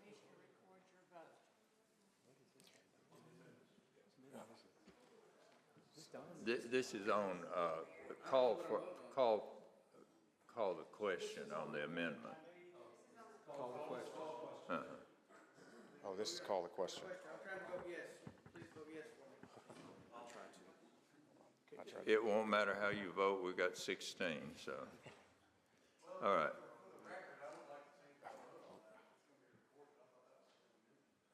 Okay, well, his took your place. So that is, the way I understand it, that would be on the amendment. Call the question on what was being debated, the amendment, so. The amendment, now we're gonna vote on the amendment. We just, everybody, we're voting now. That was the call to question. He's got it. We're He's got it. voting He's got it. on the amendment. Now we are. All right, place that on the board, if you will. No, we're not gonna let him change. And Mr. Chairman, just to be clear, a vote of yes would remove the language relevant Yes, to yes. Roger. All right, go ahead. But it does not approve The original. the original. Each commissioner record your vote.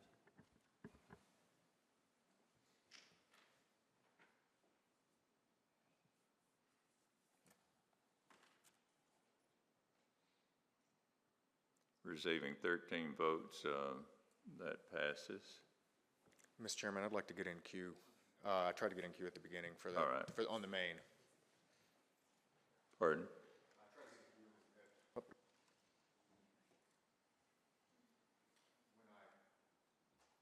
Let's go. When I first brought this forward, I tried to get in queue on the main. I'd just like to get in queue now. Where I sit is irrelevant. I'd just like to note that I'm in queue. Okay. Did you want to speak? Yes, Go sir, ahead. thank you. So I mentioned a couple of these points in, at the original discussion in EMS about this Bearcat, and I'm going to bring up a couple items here that I think are relevant. First, I understand this. I really want to get away from like hyperbole, like this idea that if it even saves one life, how much is somebody's life worth? I'm not saying that that's not true, but no act that this body does or anybody does, let's be real here. We got to be real. You can't mitigate risk to zero. You get the Bearcat, most police are killed in their patrol cars or serving a random warrant at a home for domestics, things like that. That's how the majority of officers are killed in the line of duty. So if we actually want to talk about saving lives, we're going to be talking about, putting additional armor on all the patrol vehicles. There's a bunch of other things. Again, I'm not, I'll just cut to the chase. I'm going to vote for this ultimately at the end of the day, but we're going to be real about it. This Bearcat is the probability that this Bearcat is going to make the difference, and I'm a combat veteran, man. I've been in Bearcats. I got nothing against them. It doesn't bother me that they're scary, but the probability that this thing is going to make the difference between life or death, it's not zero, but it's slim, and that's the truth. That's the truth. I love our law enforcement officers, but that's the truth. Got to stick the truth. So this is this other thing, which is way more important than the Bearcat itself or all the specific details of it. I've heard this from a lot of different places, both elected officials and citizens, and it's not just about the police. It can be anywhere. Our job is to question things. Our job, if we don't question an expert, wherever it may be, then we are abdicating our responsibility to those departments, to the bureaucracy, if you want to call it that. Doesn't mean that we dislike the bureaucracy. This does not mean that we are against anybody. but it is our job to do that. How many times have experts been wrong? I mean, I can just go on and on and on. Afghanistan pullout, the economy, talk about modern monetary theory. Man, come on, it's important. We are allowed to question things, and that's what we're here to do. So I just am saying that because it's important to pull down the hyperbole, that if somebody does vote against this, it does not mean that they're against law enforcement, and that's all I want to say here. That's all I want to say. I get the point of order. That's all I wanted to say. So, all that said, we already have a tactical vehicle. It's just broke. We already have one. It's just broke. It's not broke. It's just not being used well. It's out of date. So we've already got this thing. It is useful. It is useful. It has capabilities that I mean, if I were in the SWAT team shoes, I'd want to use. I would rather have this than what we currently have, or an up-armored SUV. I would. But we also have competing, what we have here, and why I'm asking for like reasonable debate as opposed to hyperbole, is that we have on the one hand reasonable questions from citizens who have concerns similar to Commissioner Bergdorf's, and on the other hand we have practical concerns for people on the ground who are going to have to respond. And it's about balancing these things, and I just want to do it in a reasonable way. That's all, without hyperbole or slinging lead at each other, well, slinging proverbial lead. So because of that, I'm gonna support this, but I would like to move for an amendment. But before I do, one more item. Just as we saw the tragedy in Nashville, and it's just really sad that we have to even have this kind of conversations. It's really upsetting for a lot of reasons. We just had, if you looked in the news, we had a guy who leaked classified documents. I'm not saying I'm supporting that guy.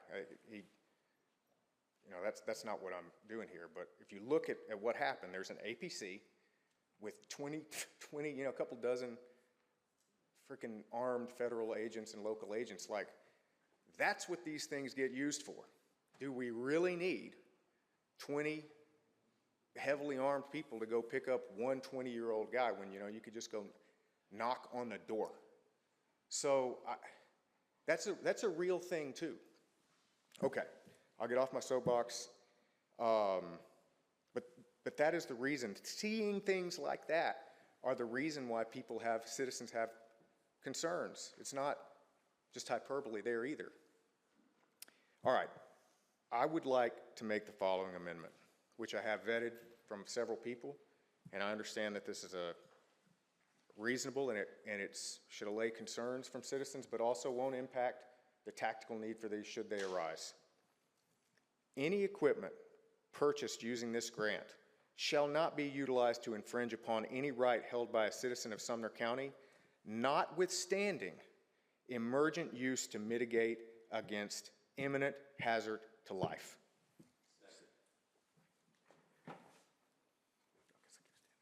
All right, you have a motion and a second. Commissioner Becker. All right. All we're doing is proving whether or not to apply for the grant.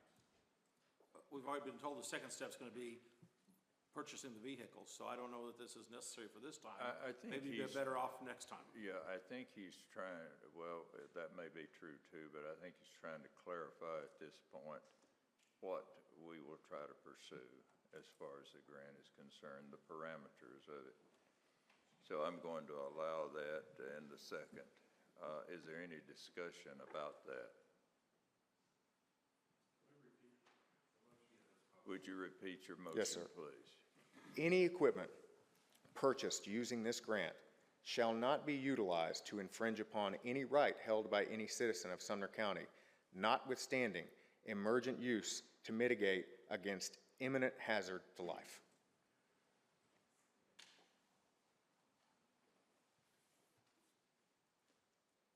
Would you further explain what you mean? Because I really agree with you, I think, on what you mean in the first part, so that everybody can have an understanding here what may be explained a little more in depth. Sure.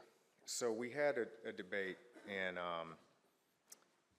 this is listening to a lot of feedback from a lot of different people here. In attempting to balance citizens' concerns about a local use of federal funds, which would ultimately allow federal usurpation of local police, which I'm not saying that would happen, I'm just saying that's the concern, to strip someone of any right without due process. This would disallow that. But when I originally brought up an amendment, I was a little too strict about it. I said it needed to have a open to the public court order, and a couple individuals in the, Mr. Widener and Judge Blanton kind of rightly noted that, hey, that would prevent the use of this for a true emergency, and they were right about that. So the idea here is to get at the issues that citizens have about, and whether it actually is going to happen or not is irrelevant. If we got a lot of citizens who care about it, then it matters. So we can mitigate against that with that statement while still allowing, if there's an immediate concern, you know, our SWAT team, our sheriff doesn't have to go run into Judge Blanton and saying, hey, I need you to sign this so I can go deploy the Bearcat, which is silly, and we would not want that. Okay. I think that'll help everyone understand a little more. Any other questions on this amendment? All right, put that on the board, if you will.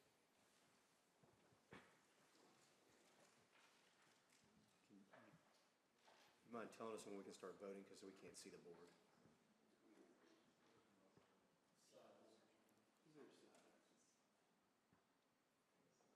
Each commissioner record your vote.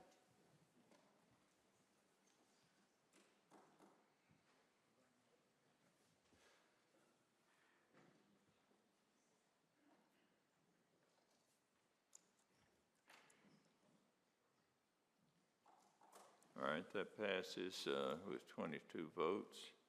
And now we're back on the main motion. Any Commissioner Wynn?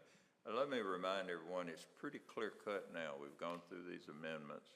What we're down to is, are we going to pursue this or not? That's what it amounts to. So we don't need to go much further. Yep, thank you, Mr. Chairman. I just want to call the question. That's wonderful. Since you're the only one. You're the only one in the queue. Second. There's no one else in the queue, so let's not call the question. Okay. All right, we'll place that on the board, Madam Clerk. The main motion of the Bearcat. Each commissioner record your vote. Wait till 5 seconds. There we go, boom.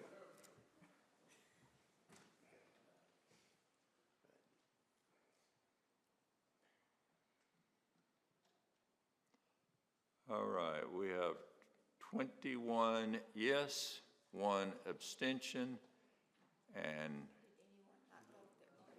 if you didn't want to vote at all, that's okay. You don't have to do it.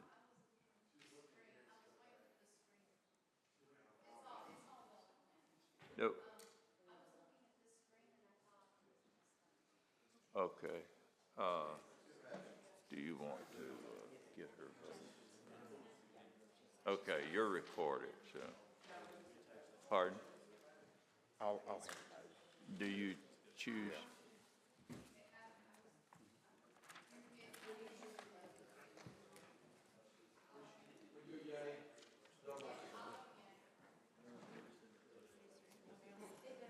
All right, anyone else wanting to vote? All right. Go ahead, Mr. Chairman.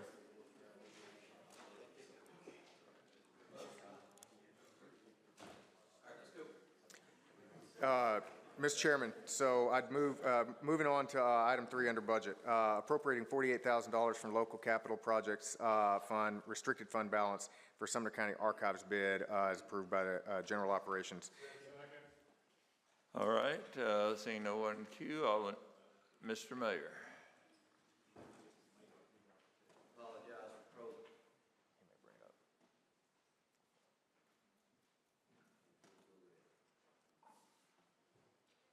All right, I apologize for prolonging this conversation, but I do want to make one point. We've got a bid, and of course, we have to go through the bid process, but we've got a bid for the roof of $47,000. And the committee expressed an interest of removing the railing. That's going to be another $15,000 to $20,000. And it also triggers the possibility of a structural engineer. That I'm going to refer to legal for clarification. But at $48,000, we're not going to be able to do the project as specified by the General Ops Committee. I'm going to take liberty here to ask the chairman of that committee, would you like to have this just revisited with your committee? I would, but I do have one question here for maybe the county mayor. What do we lose? I mean, does this need to be done immediately, or I mean, can this, because we're going to have to go cycle back through it. Well, we've been talking about it for 6 months. Yes, I'd like to defer. Okay, I'd like to move to defer this. Mr. Klein, what is your opinion? My opinion, Mr. Chairman, is that we probably can go ahead and revisit it. I don't know the specifics. This is news to me. And so I would like to go over it with Mr. Mayor. I move to defer. All right. Motion to refer this back to the committee. All in favor say aye. Aye. Opposed, like sign. Okay, that is referred. All righty. Our next item, appropriating $350,000 for local capital projects restricted fund balance to replace the chiller at the Sumner County Administrative Building. Motion and a second. Any discussion? All in favor say aye. Aye. Opposed, like sign. Okay, moving on, appropriating $301,902 of TennCare supplemental funds for the Sumner County EMS. I so move. Motion and a second. All in favor signify by saying aye. Aye. Opposed, like sign. Moving on, item 6, appropriating additional $41,100 and transferring $300 for the Sumner County Health Department for direct grant access amendment. I so move. Motion and a second. All in favor signify by saying aye. Aye. Opposed, like sign. So item 7 is appropriating $153,337 from local capital projects fund restricted balance for audio-visual equipment overage at the new Sumner County Courthouse. I so move and would like to get in queue. Motion and a second. All in favor signify. I would like to get like to get in queue real quick. And just if I could break real quick to suspend the rules, I'd like to ask Mr. Lawing to, because there's been a couple changes to this back and forth. I'd just like for you to catch up the county or the full commission on what you and I spoke with earlier today. Does it turn green? Do I need to wait for green? Oh, okay. The original budget was $600,000. This came back at this higher amount. It was bid back in August, and we had 0 bidders. We actually sent the consultants out, and they got us back 3 quotes for the actual projects. And we determined after we got the quotes, it actually has to include Zoom and some other parts. But at this point, finance has actually verified the actual quotes are in compliance with the bids, and they will meet state and other requirements. But there's been a lot of work on this. I do not believe you're going to get a cheaper price and get all the specs in at this point. My motion stands. All right. All in favor signify by saying aye. Aye. Opposed, like sign. Last item, appropriating $800 of general fund for mental health evaluations from the county commission budget. Motion and a second. All in favor signify by saying aye. Aye. Opposed, like sign. Motion